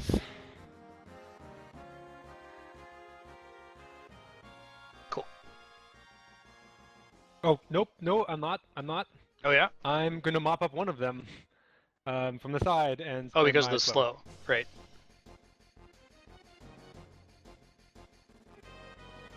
Dump your slow. And then are you going to attack? And because I reduced something to 0 hit points, I'm going to get a phasing card. Ooh, alright. Give that to you. Here you go. Sweet. Also, should I pick it back up, that Convocation of Shadows? I don't know what happened to it. Oh, it's right here. Hey, you can pick it back up.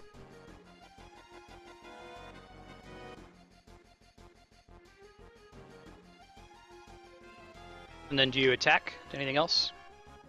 Oh, I guess I can attack too. Okay, Yeah. cool, yeah. Yeah, sure, I fuck up one of them. Okay. Boss, it's your turn now. The peak pops up and reminds you about your Pearl Spheres. So let me give you those pop-ups again real quick. This is the rogue. This is the fighter. This is the hexblade. So look closely at those skills. I actually just unlocked them on your tokens. If you click on your token, you'll see it all the way over to the right. It says it's at will, but it spends 1 sphere point and what the range is on the attack.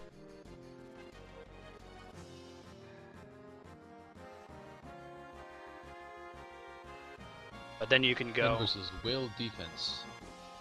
So could be useful. So if the Mythril Worker or the Mythril Guard are weak to will, that would be useful. I currently, or pertaining to my Thunder Sphere, I don't currently have any sphere points. Is there any way to farm those other than just hoping I miss? Well, yes, hoping you miss, but in this case we know that these guys all have like 50 AC, so you would be guaranteed to miss if you tried to hit one of them. Good deal. This is Yay! Guaranteed to miss. hooray! Yeah. So you might want to come help me out with the Mythril Yeah. Worker because I don't have any. A lot of my things are reflex or AC. That's what I'm thinking. So I will hop down there with my speed as quickly as possible. So, not sure how many points it takes to jump. Just down. go ahead. It's not that big of a jump, but it's cool. Maybe you do a backflip in the air. I don't know. However you do. Okay. So, let's just move right behind you right here, I guess. Does that sound fair? Yep, and that would Yeah, sure. since you moved 10 squares. But since that was 10 squares, did you like use an action point, or do you want to go just like maybe 7 squares? Yeah, let's just go 7. So 9, 8, 7, right there. Yeah, and you can hit him with a shuriken from there. Cool. Let's make that attempt. We will use a Death Strike.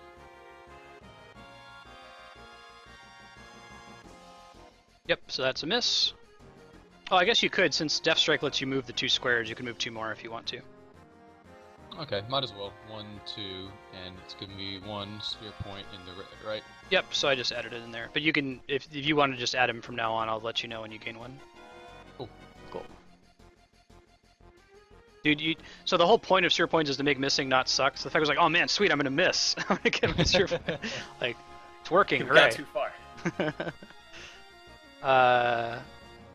So again, once you try to attack him, you learn more about him. He has extraordinarily high defenses, but its program behavior is rudimentary. One of its defense stats is very low. So he tries to jolt pick Biggs again and hits again for 6 damage and gives you another dazed card. Here you go. And then it's Biggs' turn. Alright, so how do 2 dazed cards work? Just spend 1 per turn, probably? Yeah, so in the case of like stacking effects like attack or damage, you can spend multiple, but daze is daze, so you could spend 1. Yeah. Got it. Alright, which means I get 1 action, so I will spend that to smack the... Actually, no, what I will do... Do I get the secondary effect of Cleave if I miss the first hit? I think I don't, right? Swing with it real quick. You can just look. Yeah. Well, I'm going to target the mini-minion. I guess either way, doesn't matter, but... Yeah. Oh, but from the way the text says, that doesn't require accuracy, so you could hit the mini-minion and then the 5 damage could be applied to the Mythril Worker. Well, okay, cool, we'll do it that way. But either way, I will mark the Mythril Worker. Right. Done. Yeah. Yeah, so he's very low on health. Right, the helmets are not adjacent to any... Oh, there's 1 helmet that's adjacent to Wedge. Wedge, you take 2 damage. Ow. And it's your turn. I will take half of that. Oh, because you're phasing. Okay, cool. Cool. You drop your phasing card. And I'll take 1 instead. Ha. Excellent. So to describe what the hell he's doing, he has a card that says whenever he drops an enemy to 0 hit points, he can phase, so he becomes insubstantial and takes half damage from an attack. And can move freely through obstructions. Kind of turn all misty and stuff. Mhm. Or Brock, depending on your... Okay. Heyo. Alright, I'm heading to the right. 1, 2, 3, 4, 5, 6. And let's... Actually, can I see... 1, 2... If you want to Can I count, see there's the Mythril a guard from there? Oh yeah. yeah, How do I there's do a that? ruler tool. You can just click on Oh, yeah. yourself and then click and drag. He's 10 squares away from where Wait, you are. I'm gonna Eldritch Blast him and assume that that's maybe just not gonna hit. Oh, cool. So you can actually see when I do that. It's helpful. Oh yeah. Nice. yeah. I didn't know that. Yeah. Cool. Eldritch Blast. Got it. Good.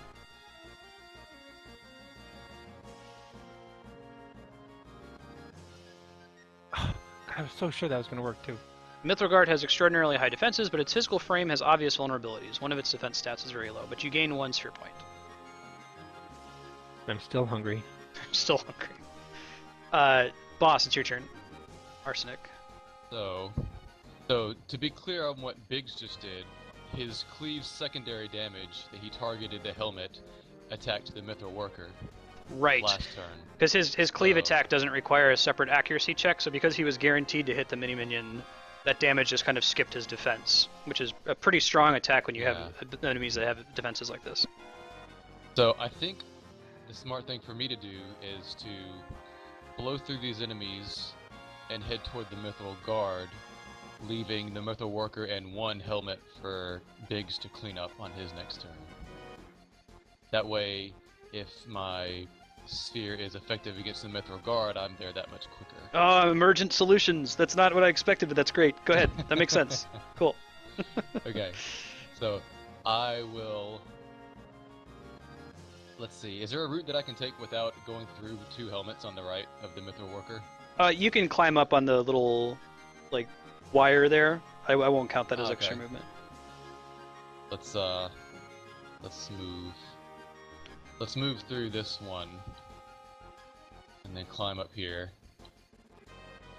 and then let's do 14 and forego my action to get over here real quick, like so. Cool. And that will be my turn. Sweet. So Worker is just obsessed with dazing Biggs. Tries it again. And he hits for another 5, another daze card. Biggs, it's your turn. Well, Oh, so you guys have these second wind cards. I haven't established this just yet. But if you look at the second wind card, it says that when you spend it with a minor action, you can discard an entire stack of cards. So if you had like 5 dazed cards, you could use second wind to discard all of them. I don't know if that's the correct strategic choice for you to do right now, Biggs, but just keep that in mind. oh, and that's in addition to the healing surge. Yes. And you get, technically you get a Oh, +2 well. defense card when you do it. Cool. All right. Well, I'm gonna spend. Let me do my second wind to remove my dazed cards and get a healing surge. And Healing Surge just refills a quarter of your hit points? Correct. Yeah. So Philip hasn't had to heal yet, but just so Yeah. you know, Philip, there's a the tank does it a lot. You basically have a certain number of heals per day, and those are your surges, and each surge, once it's expended, gives you 1/4 of your health back. The reason they did it that way, if you think about like the design perspective of D&D, is if they just said, oh, when you use a healing power, you heal for 5 hit points, that doesn't scale when you level up, right? So by calling it a healing surge, now it's a variable that's just a quarter of your hit points. So it's always That good. makes sense. I was curious if it was like a dice roll or something, but it makes more sense as a. Sometimes, so flat like point. an explicit cleric will like let you spend a healing surge and then rolls like 1d6 to heal you some bonus on top of that. But Oh. yeah, exactly. Very cool. All right. So Biggs is gonna shift a little bit here and then cleave the helmet.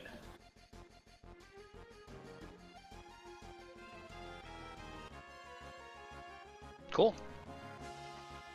That finishes off the Mythril Worker. His defense was Will. And then it is the Helmet's turn, none of which are adjacent to folks, so we'll just jump back over to Wedge. Alright. I am... sorry, what is my shotgun ice? What kind of effect does that do? Is that... Or I'll just use it real quick.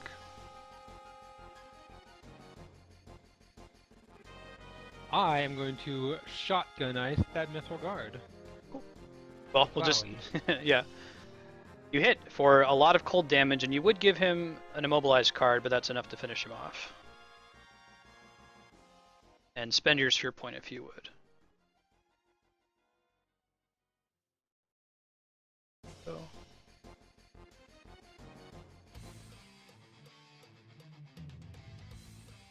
That's not a yay, we beat all the bad guys sound. Whoa, wait a minute. Oh, well, hey, what are you guys doing all the way down there? Can you,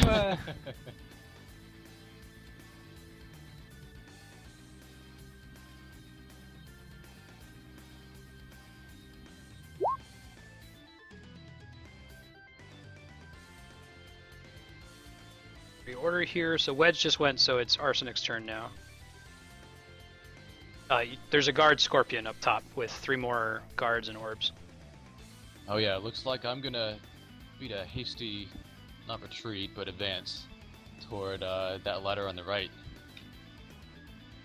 So, 2, 3, 4, 5, 6, 7 gets me here. There's no good thing I can do, so I'll do 14. Sure. And I'm a little in the dark over here. Can't see if I'm running into anything. Oh, just drop him and then keep moving again. Ah, there we go. Cool. Well, there's 14. I guess I see. I'm. Oh yeah, that's all my attacks. Now you Except could for- use, if you want to use your lifeblood. I understand the elixirs thing, but that's the one that lets you shift your speed or gain temporary hit points or gain a power bonus to attacks. If I shift through some enemies, does it kill them the same way? Yes, sure does. Yep. Let's do that. That's a great opportunity. Okay, I'll take So your card I'll- from you. Lifeblood. So shift Cool. up to my speed, which was 7, right? Yep. So let's see how many I can get. 1, 2, 3, 4, 5, 6, 7. Can you see the line I draw? Let go and then I'll see it. Yep, got it. Whoa. And remember that diagonal movement is also just 1 square, so you can tap diagonal and maybe save yourself okay. some hassle. And since that was shifting, normally the guys that you left behind would have gotten attacks of opportunity against you, but you shifted so they don't. Perfect. You're moving really fast through them. Okay, cool. Mythril Guard. It's going to move closer. The Wedge. So Worker is going to do the same. Climbing up. Actually, we're going to call this, it's a good time to introduce this idea. So like the tables and the wires, things that make sense to be, would be difficult for you to move around, but you could conceivably move around, we're going to call that difficult terrain. Difficult terrain just means that you need to spend 2 squares of movement in order to enter it. So like this Mythril Worker up on top, he can move 6 squares, so he moves 1, and then to get up on this table, we're going to call that difficult, so it takes him 2. So 1, 2, 3, 4, 5, and that's all he can do because he can only move up to 6. So he stops on the table there. I think, Philip, you have an ability, if you look at your cards, one of them has something to do with difficult terrain that lets you like ignore it or it gives Yeah. you a benefit. Sure-footed stride. Yeah, Plus so we're- 2 to all defenses while in difficult terrain, and you move up to your speed, ignoring difficult terrain. It's pretty good. I guess Yeah. we'll just have to fiat that. Like, if it would make sense for it to be difficult terrain, let's let it be. If you have questions about whether you think it would be or not, we can discuss that during combat. The Mythril Orb is gonna try to hit Wedge. He hits for 6 damage. Wedge gains a slow card.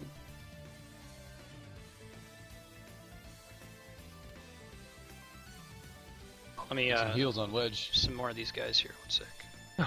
yeah, let's put some more enemies on the field.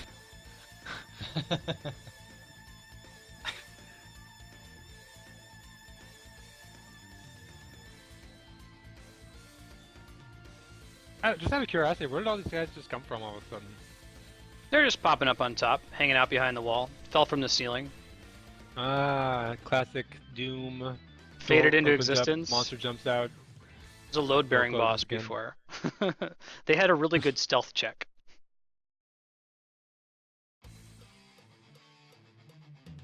Here's a... Oh, I'm sorry. It's the wrong card. Slow card. Alright, Guard Scorpion's turn. He sees that Wedge is weakened, so he's going to try to take advantage of that. So the first thing he's going to do when he enters combat, he does this. Oh, I didn't... That should be 2 damage, not 5 damage. Sorry. Thought I corrected that.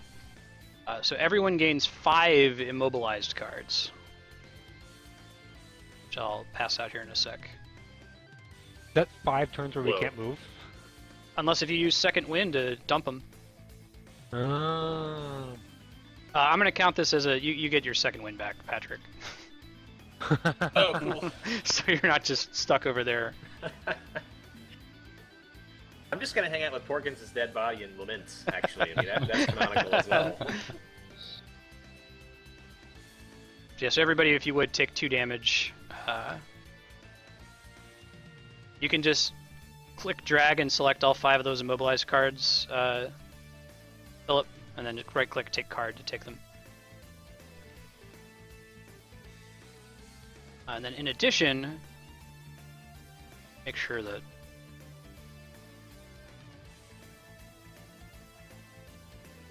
okay, we're good. He uses tail laser on Wedge, and he misses. But when he misses, he picks a different target and fires again. He tries to hit Arsenic.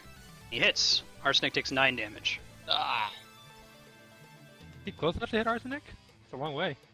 His tail I laser? can see Arsenic. Yeah. Yeah, it's range 20. Oh, sure. Yeah. Alright, Biggs, it's your turn. Alright, I'm gonna spin that second wind to remove my immobilized cards. Okay, you just dump them. You recover your health, you get another +2 defenses card.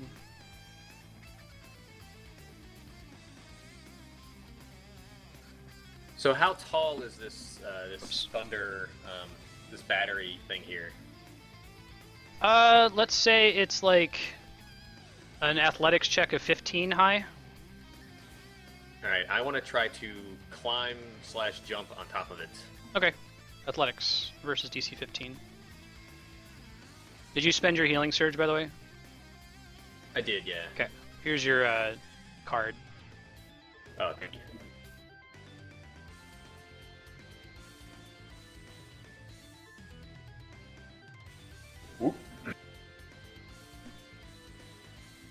Alright, that is a big success.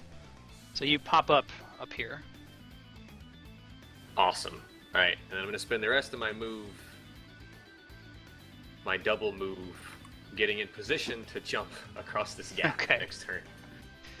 Don't forget, you guys have action points still in this combat, as well as there's still 1 summon remaining. It's the helmet's turn. Oh, I Just- guess Oh, go ahead. second win is separate from action point. Okay, right. Never mind. I'm done. Okay. Helmet's turn, there's only 1 helmet that's adjacent to anybody. It's the one next to Arsenic. So Arsenic takes 2 more points damage. 2 more. And it's Wedge's turn. Alright, Wedge is going to spend his second wind. Cool. Back 5 precious hit points. Dropping these immobilized cards like they're an ugly baby.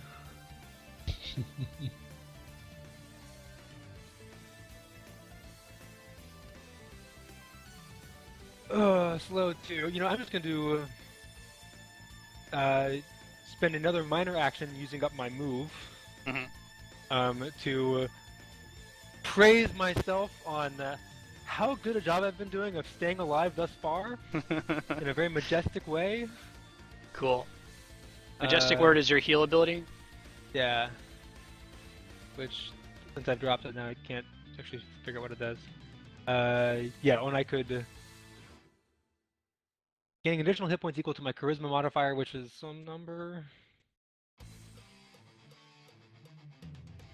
That is, Charisma is one of the ones you invested heavily in, I think. I did. It's 4. Cool, so I'm going to get back 9. I'm going to slide myself 1 square, and then action point, and Eldritch Bolt the Mythril Orb. Okay.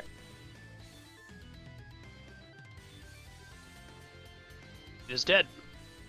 Wait, you missed by 1, but when you miss, you gain a sphere point, which you can immediately spend.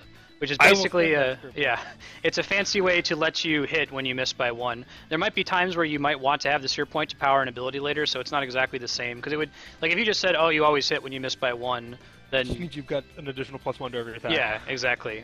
And eventually that just gets ridiculous. But there is actually a choice there sometimes if there's like some ability you're trying to power up. So Mythril Orb is dead.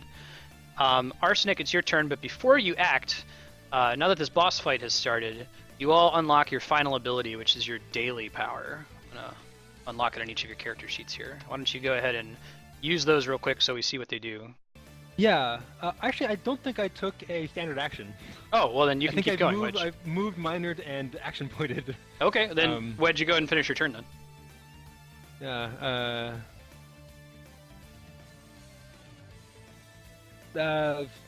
Hell, I'm going to. I'll just bolt the guard scorpion. Cool. Alright, so now hold on. It has a complex defense subroutine. It has a +50 to all defenses except one. The weak defense rotates after it is targeted by an attack. And the pattern is always the same. So we know that at that point reflex was 50. I see. So what you're saying is don't strike while the tail is up. Not yet. It's not bloodied yet. Mm-hmm. Alright, that's my turn. Cool. So if you guys would... Oh, wait, I also yep. got my Convocation of Shadows, so... Sure, give me phasing that. card. Yep. Phasing card. There you go. And now I'm done for realsies. Cool. Everybody try out your daily real quick. You can just cast it on yourself just to see what it does. You might have to click off your character. Arsenic, I think it's Handspring Assault, and Biggs, I want to say it's Kneebreaker. Alright, so Hellfire Blast is just a really big attack. It's a blast. Let me add onto the ability name what the range is on it. I think it's like a blast 3. It is blast 3. Yeah. So we can quickly see that. Which means it's that square with 3 squares on a side. Yep, 3x3 square next to me somewhere. And does like 25 damage, which is an absurd amount. Handspring Assault, you get to shift 4 squares, sort of like Fox's Gambit, and it lets you, you're basically like charging, so you're doing a whole bunch of cool like acrobatic flips on your way to the enemy, and then it does a bunch of damage. And Kneebreaker does a bunch of damage, gives the target slowed cards. If they're already slowed, it immobilizes them. If it misses, it still does half damage and gives the target a slowed card, and you get to give them marks. So all that said, Philip, it's your turn. Okay. So, I think the first thing that has to be done is Second Wind for me. Let's do that minor action, correct? Yep, and just drop the card. You recover, let me just tell you, eventually I'll tell you how to find that, but it's kind of... Yeah. 5 hit points. Alright, up to 15. Every little bit helps. Alright, so... I have a couple options, I think.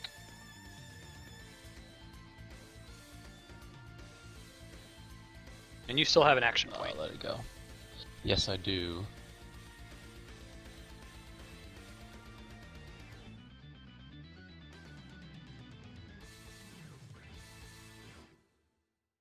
Okay, so I have an action point. I have a new move that I can use. Can I see Thunderbeam what it does real quick, just by using it on myself? Yeah, that's fine. Do that whenever you want. I would try to find out a solution for that, like find a place in your character sheet to display that. Yeah.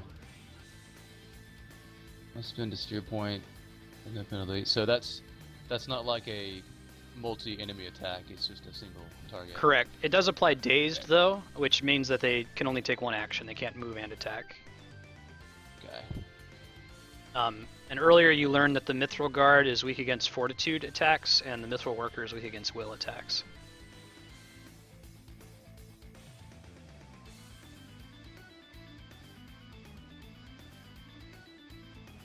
Okay. I am going to... Let's see. How far away is that to be 1 square away to use Thunderbeam? Is that what the circle 1 means? Or what is the range on that? Yeah, it's... I'm sorry, I 10. need to put the Never range. mind. 10, Yeah. right. It's 10. I see it now. Okay, so... I will climb up the ladder. And I'll move in direct line right here. Is that 7? 1, 2, 3, 4, 5, 6, 7, right? Yep.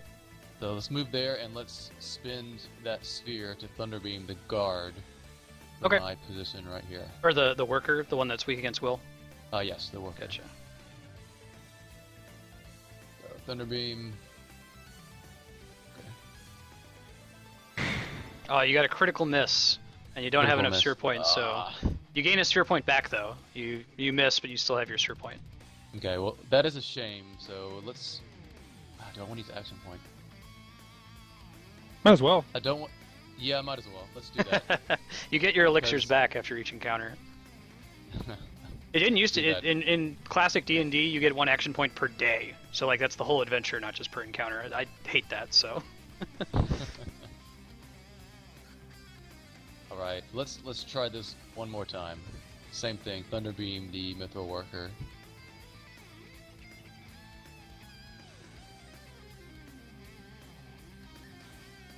there you go. That hits for enough damage to kill him. It's gone. Alright. Alright, that should be end of turn, right? Yep. Alright. Mithril Guard goes and flame punches Wedge. Critical hit. I'm gonna take half damage. You sure are. Let's see. So that should actually be 8 total, so you take 4. And you gain an ongoing 5 fire damage card. So that's like a dot, Philip. On the Yeah. start of his turn next time, he takes 5 fire damage, assuming I remember to remind him. That's a hefty dot, actually. And that's it for the Mithril Guard. The Guard Scorpion gets to go again. And a Tail Laser Wedge. He hits for 6 damage. And he didn't miss, so he doesn't fire again.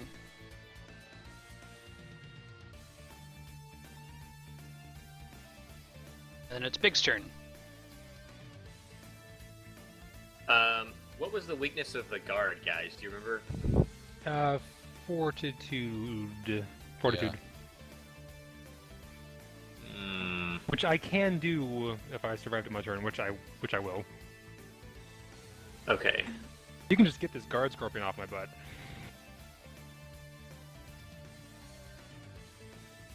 All right.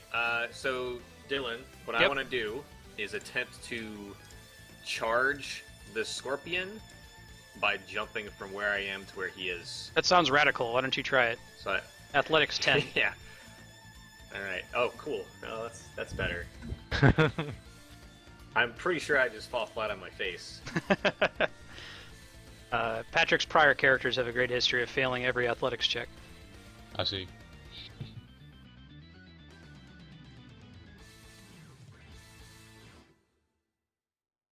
Hooray! Hey, look at that. Alright, so you land on the ledge there. Go ahead and attack. All right.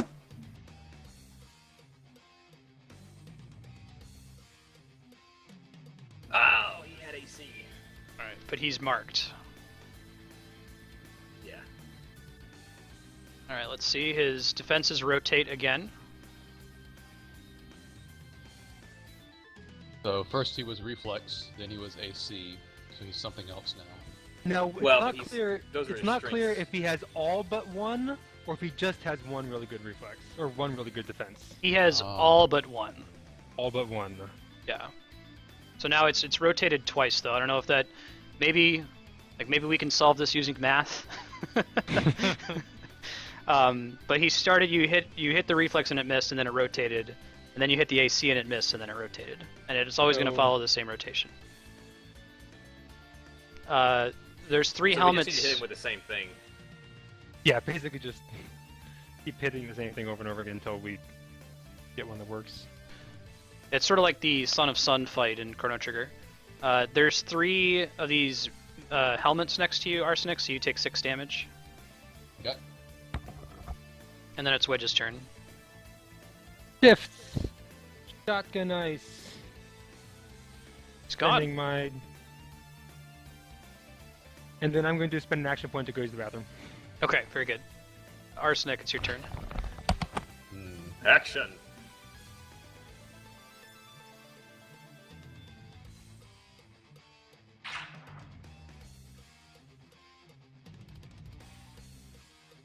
Nine hit points isn't a lot, but I gotta get away from this group of dudes, unless I can clean them all up in one turn.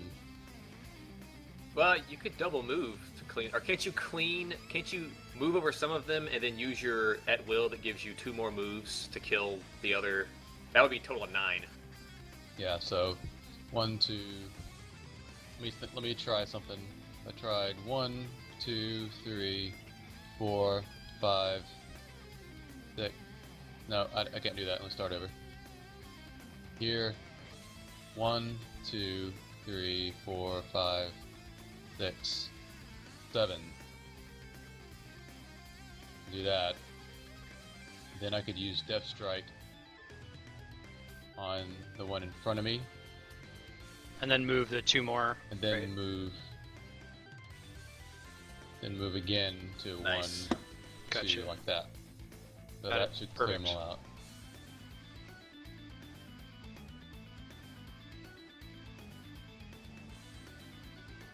Alright, anything else, Arsenic? That was move and attack. I don't have any minor actions to make. I think that is it for me. Okay. Guard Scorpion's turn, 1 sec. And a tail laser Biggs now. And he hits for 8 damage. Ah! That's all he's got. Biggs, it's your turn.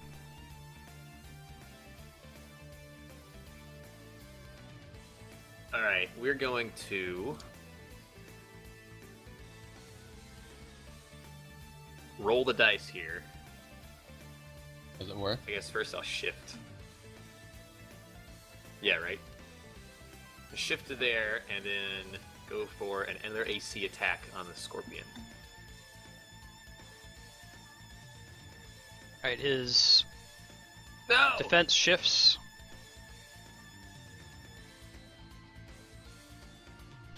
He takes half damage though. Okay, cool. 7. And he gets a slowed card. I'll take that. You got anything else? Nah, that's it. Alright, no helmets nearby. It's Wedge's turn. Jared, are you back? Alright, we'll give it a second here. Hello. Hey, welcome back. It's your turn. You got a phasing card last turn. So, excellent. Oh yeah, right. And I'm going to take 5 damage. Right, and drop that card. I guess you could spend the phasing card to take, what, 3 damage? Do you? I don't think it matters. I'll just take 5. Okay. So we just did an AC attack against this guy. Yep. Rotate it again. Yeah, I've been stacking AC. Like, Wedge doesn't want to get close. Okay, hold on. Just testing something on myself here really quick. That's reflex. What are the odds if I just use this right now that it could be reflex? How long has it been since we tried reflex against him? It's been 2 rotations since Reflex. It was first one. So it you was- have a better yeah. chance that you passed it now. But there's Just a to 1 go in for 3 it? that it's this one. Sure. Is it reflex, AC, fortitude, and something else? And will. And Will, but we don't know the order, yeah. Okay, so I guess I should. I mean, you can delay until someone that has AC's turn. Well, Wedge does have AC, he just has to get, like, within... Because you have reach 2 on your melee attack. Oh, I do, yeah. Okay, well, I'm just gonna go and... No, I'm gonna move here. And kind of stab through. But not right through. Oh, Yeah. So you guys, have you all gotten your sphere points you should be getting for these? I want to make sure everyone's still getting them. Like, I think you have at least 1 Biggs, and Wedge now you have 1. Yep. Okay, cool. Yeah. Alright, so his defenses rotate. Okay, but AC has got to be it now. This has to be AC. Okay, Arsenic, it's your turn. Okay.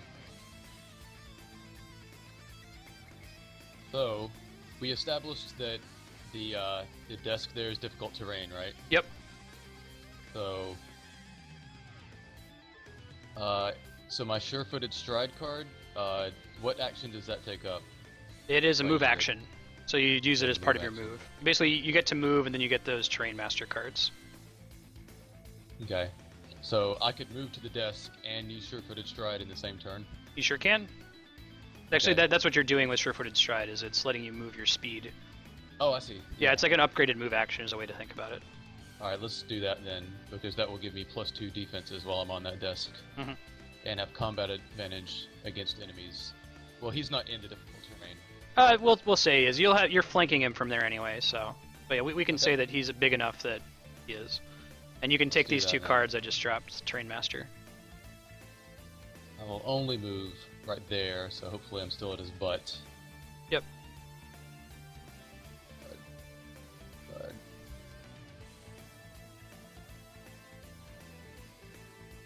Alright, so I have to use the Terrain Master card to activate it this turn.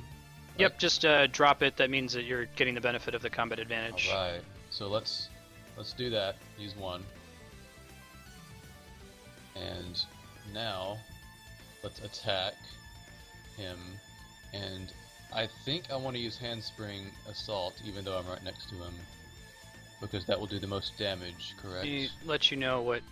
Yeah, it targets AC. That would make sense. Yeah. I would target AC. Should I use that, even though we're not 100% certain for AC? No, I think No, you are no. 100%. It's got to be AC. That's gotta be Yeah, AC? we've hit three. We've failed 3 times with AC, so the 4th one's got to be AC. Okay, well, let's try it. So, Handspring Assaulting, Guard Scorpion. Ah, And you got a critical hit, Yes. and it was AC. So the critical hit means Awesome. we max all dice. So that would be 6 plus 6, 18 plus 12. You did 30 points of damage. And then you Ooh. also got the +2 attack and damage for moving as far as you did. And then you can shift 4 squares if you want to. And I did you think I'll sneak s- attack? Did you add that? Yeah, I got the sneak attack in there. It's a 32. yeah. Okay. Shift 4 squares. You know, I did my deed. I'm worried about being attacked, so I'm gonna shift back out now. 4 squares. So I can do that, like, directly back if I want, right? Yeah. 2, 3. Alright, I'm going back to the shadows. So you took 5 more points that I wasn't accounting for. It's from his weapon damage boost. Alright, so in response to that, now that he's been bloodied, you go from almost full health to bloodied very quickly. Raises his tail. When the guard scorpion is bloodied, it raises its tail. Targeting the guard scorpion while its tail is up causes it to automatically counterattack with its tail laser. Its tail goes back down after it is counterattacked 3 times. Ugh. So it's going to try to hit So we can't Biggs. just wait these ones out. Somebody's gotta eat it. He hit Biggs for 8.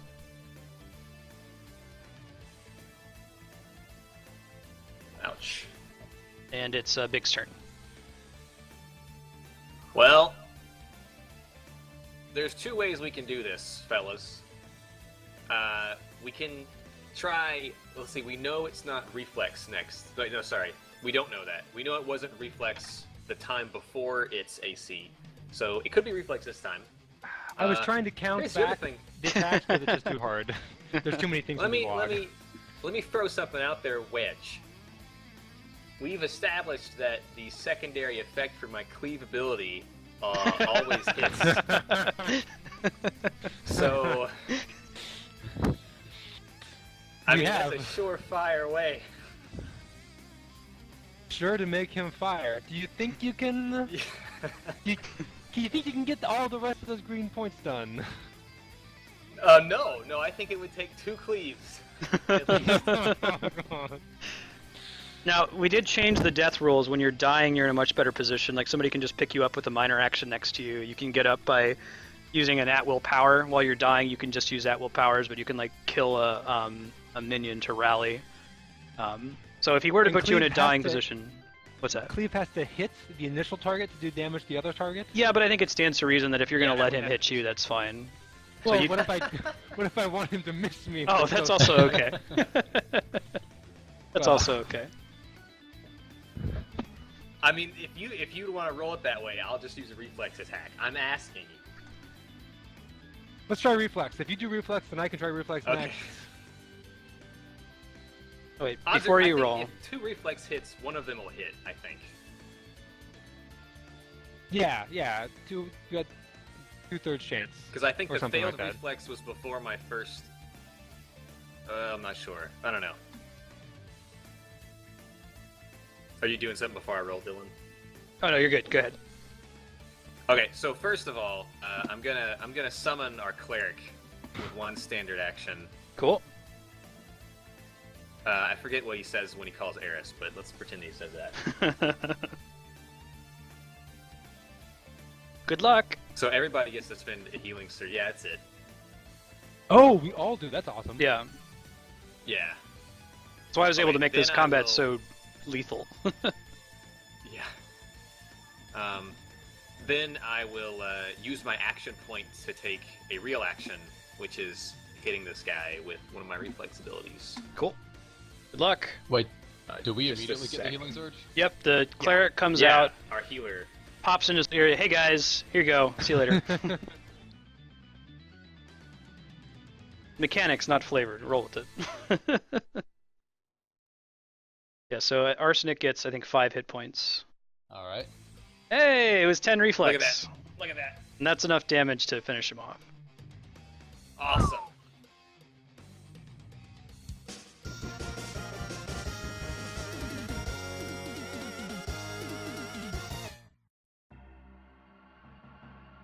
All right, good job, guys. We have 5 minutes left, but we can do a little bit of wrap up to kind of get the hype going for the next adventure. You got the battery spheres down there you can recover if you choose to, which will let you power the elevator on the hangar. What do you do? We've explored the rest of this room. Oh, you can Are also there, do like, that too. exits? There's Well, another I elevator there in think- the basement that's got the little lightning symbol over it. Ah, so we could power that. Okay. Someone needs to take Porkins' body back. You guys just left Ayla, Mason, Kid. I was like, they're probably going to want to... I know them. They're probably going to want to do something like bury their bodies. Like, fuck them. Get those augments and get the fuck out of here. No, we got the Augments. But Porkins, though. But Porkins, he was your friend. Great heroes of the Indigo Nation. Fuck those guys. Hmm.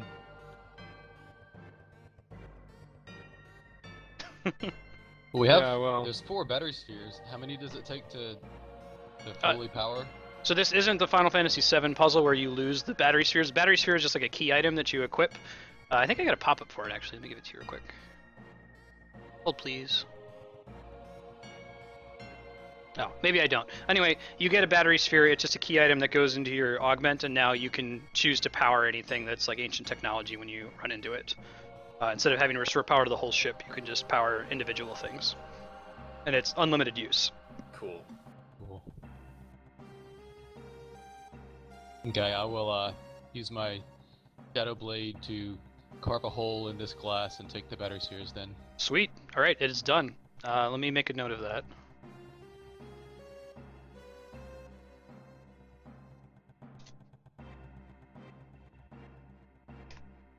Sweet. So now that this door over here, you can power it with the battery sphere, or you can go back to the...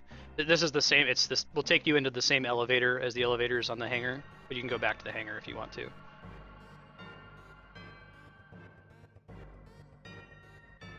What do you do? Yeah, I think we head back towards the elevator and see if we can power it now. Leaving Let's- Porkins' body. You can bring Porkins with you, that's okay, we can do somebody's that. gonna come. We'll We're on a get, mission. well, we don't know where the other guy is, right? We're down one Piet? rookie that rushed Yeah. in. That's true. Okay, well, When we find We'll him, get we'll tell Piet him to to come go and get take the other care of Ricky's it. body. Yeah. Yeah. yeah, I'm sure When we Piet's find fine. him, if he's alive, well, Alright, let me look at the text here. Alright, so you use your battery spheres and the door opens up. It lets you into a room, a small room. In the room, there's a panel on the wall. I'm going to show it to you here. And then Peek Peek's going to pop up and tell you something about it.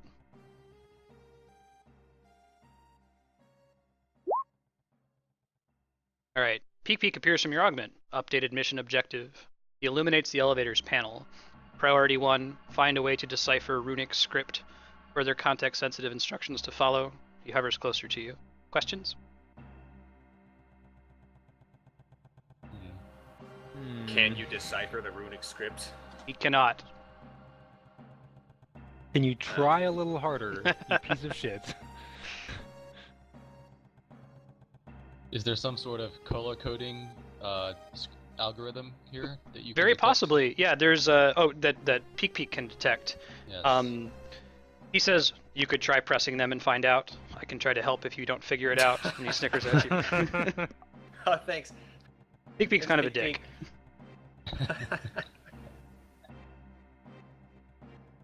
Yeah, so these are buttons that you can press. I guess just tell me what color you're pressing since you can't read that shit. Peek's pressing my buttons right now. What level did we come in on? You see, yeah, so if you look around the level that you're on right now, do you see at the red one there on the very bottom? There's some like runic text there. You see exactly the same runic text on the walls in the level that you're in right now. The one that's white, you've seen that runic text in the level that was above you, the hangar cargo bay. I see. So my thoughts are seeing green, yellow, and red next to what I assume are floors, that there is either something very bad at the red one at the top, or slightly less bad at the yellows, or... There's also little gray slots next to the red and the yellow. Yes. You as like players in the real world would recognize them as like something like a credit card slot, something you would put something into. But yeah, as characters, you don't necessarily know that.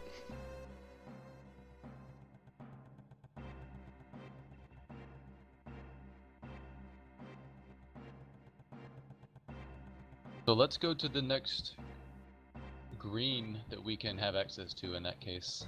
Unless you guys want to try one of the yellows without a card slot. You can push the button. Which, yeah, let's see what happens. Which color is it that you're going Let's to? do the yellow. Yellow, Yeah, yellow? Let's push that. Right, when you press the yellow button, it makes an error sound and starts saying something in runic that you can't understand. And it like flashes red for a sec. And then the card slot flashes red. The Peek says, looks like you do not have access. Updated mission objective, obtain access. Thanks, Peek. Well, we didn't see any cards on the 2 floors we've been on, so I vote we check the other green floors for cards that access the yellow and red. Sure. So which floor are we on right now? We're on red? Red is the same symbols, yeah. Yeah. And white was probably the one right above us that we just walked down from. Yeah, you saw those same Yeah. symbols in the hangar area. Yeah. So let's press the green next to the purple, if that sounds good. Cool, and then I'll move you to that map so you can take a look at it real quick, and then we'll wrap up.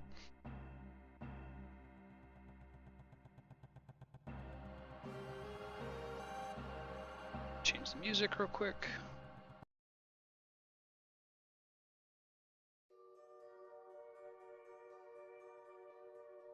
Alright, so as soon as you zoom into this area, you can kind of make out that there's a bunch of rooms connected to each other if you were to start moving around that have like beds and chairs and tables in them.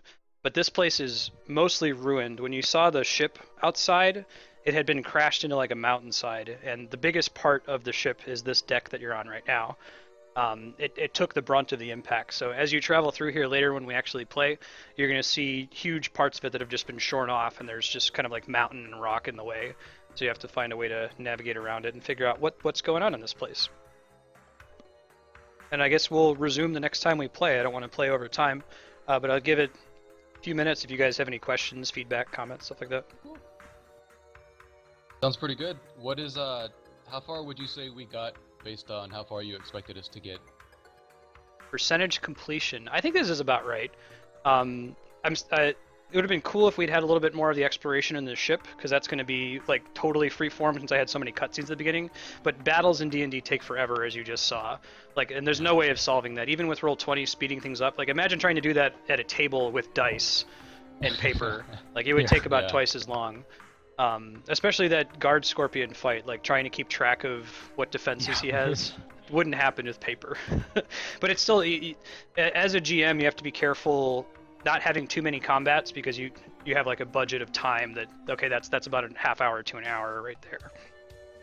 I think you guys made good progress though. You cleared those combats quickly. You did some cool alternate solutions that I didn't think of, which is part of the fun of D&D, is outwitting the DM. But yeah, I thought it was really cool. Yeah. Dylan, I will never be able to DM another game again. I just, like, you have now set the bar so high. Oh, how did the card system go? This is our first time playtesting it, and I'm mostly looking for Jai and Patrick since you've done the other version, where it's just trying to remember triggers and end of turn effects, that kind of thing. I'd say actually worked fairly well. Let's see, so just picking up things that I'm almost immediately going to drop again to use probably helps me remember it a bit better, so that worked nicely, whether it be the ongoing damage or phasing or something. And I can actually just keep the little card thing open. Things that maybe work not as well, having at-will powers be on cards, because I drop them but I pick them back up or something.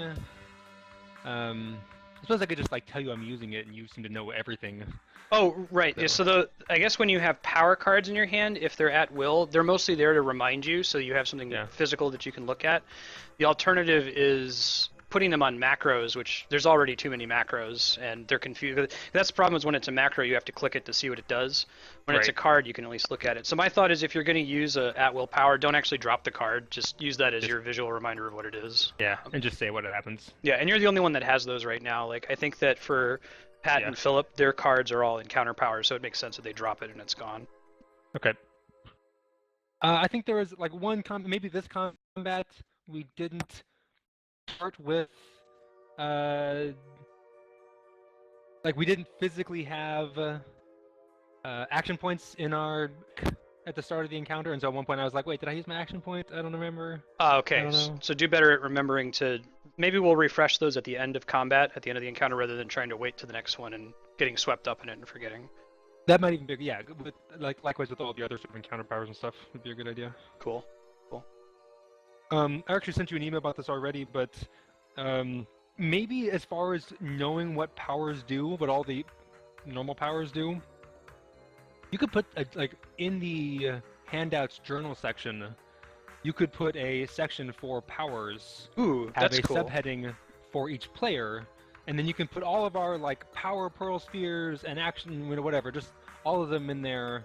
And so it's a nice like handy reference. Yeah, that'd be great. And I can make it so it's only visible to certain people too, so not everyone has to see everyone else's powers necessarily. So this is an interesting thing to talk about with Roll20. Like, that really great folder structure, they just added it because people were bitching and complaining for 2 years. Like, the dev team in Roll20 was like, no, we're only going to do tagging. Like, set a tag on all your items. That's a better way to format. It's like, yeah, we get it, but like the visual format of folders is so much better. So that was just implemented, I don't know, a month ago, and it's great. I don't think we would be able to do what you're asking if they didn't have the folder system.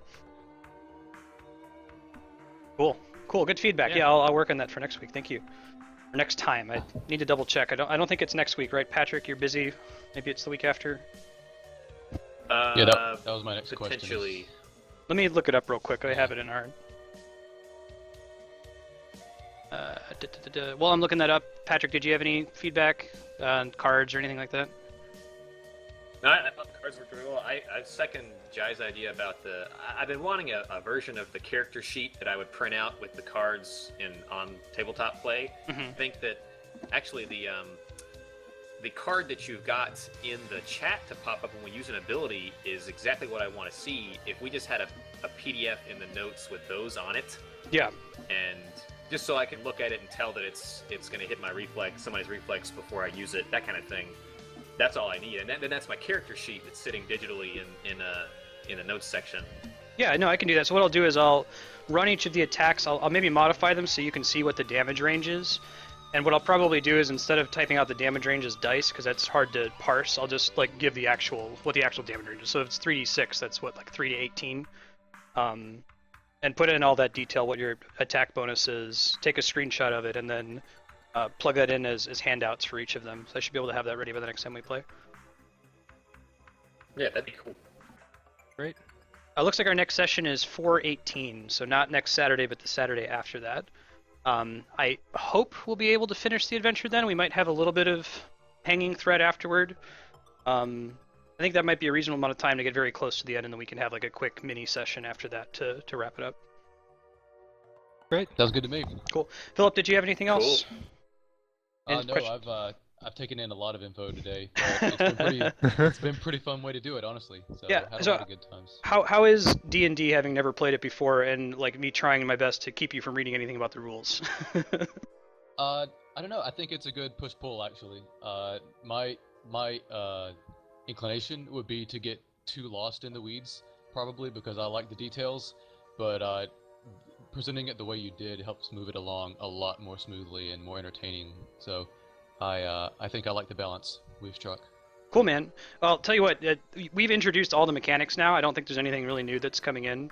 Like the next combat you guys do, oh man, there might be a combat who's surprised. There's not going to be any like, oh, you unlocked a new power, oh, you unlocked a new card. You have everything now. So that said, if in the next 2 weeks you feeling inspired and you want to read up on the rules, I'll send you a PDF again and some more detail with like the house rules and stuff. You're welcome to read through the Google groups too if you're feeling crazy and want to read, mountains of text.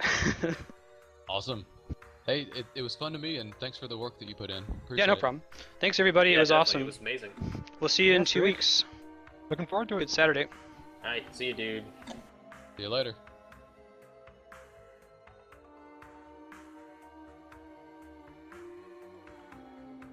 User Buddy disconnected from your channel.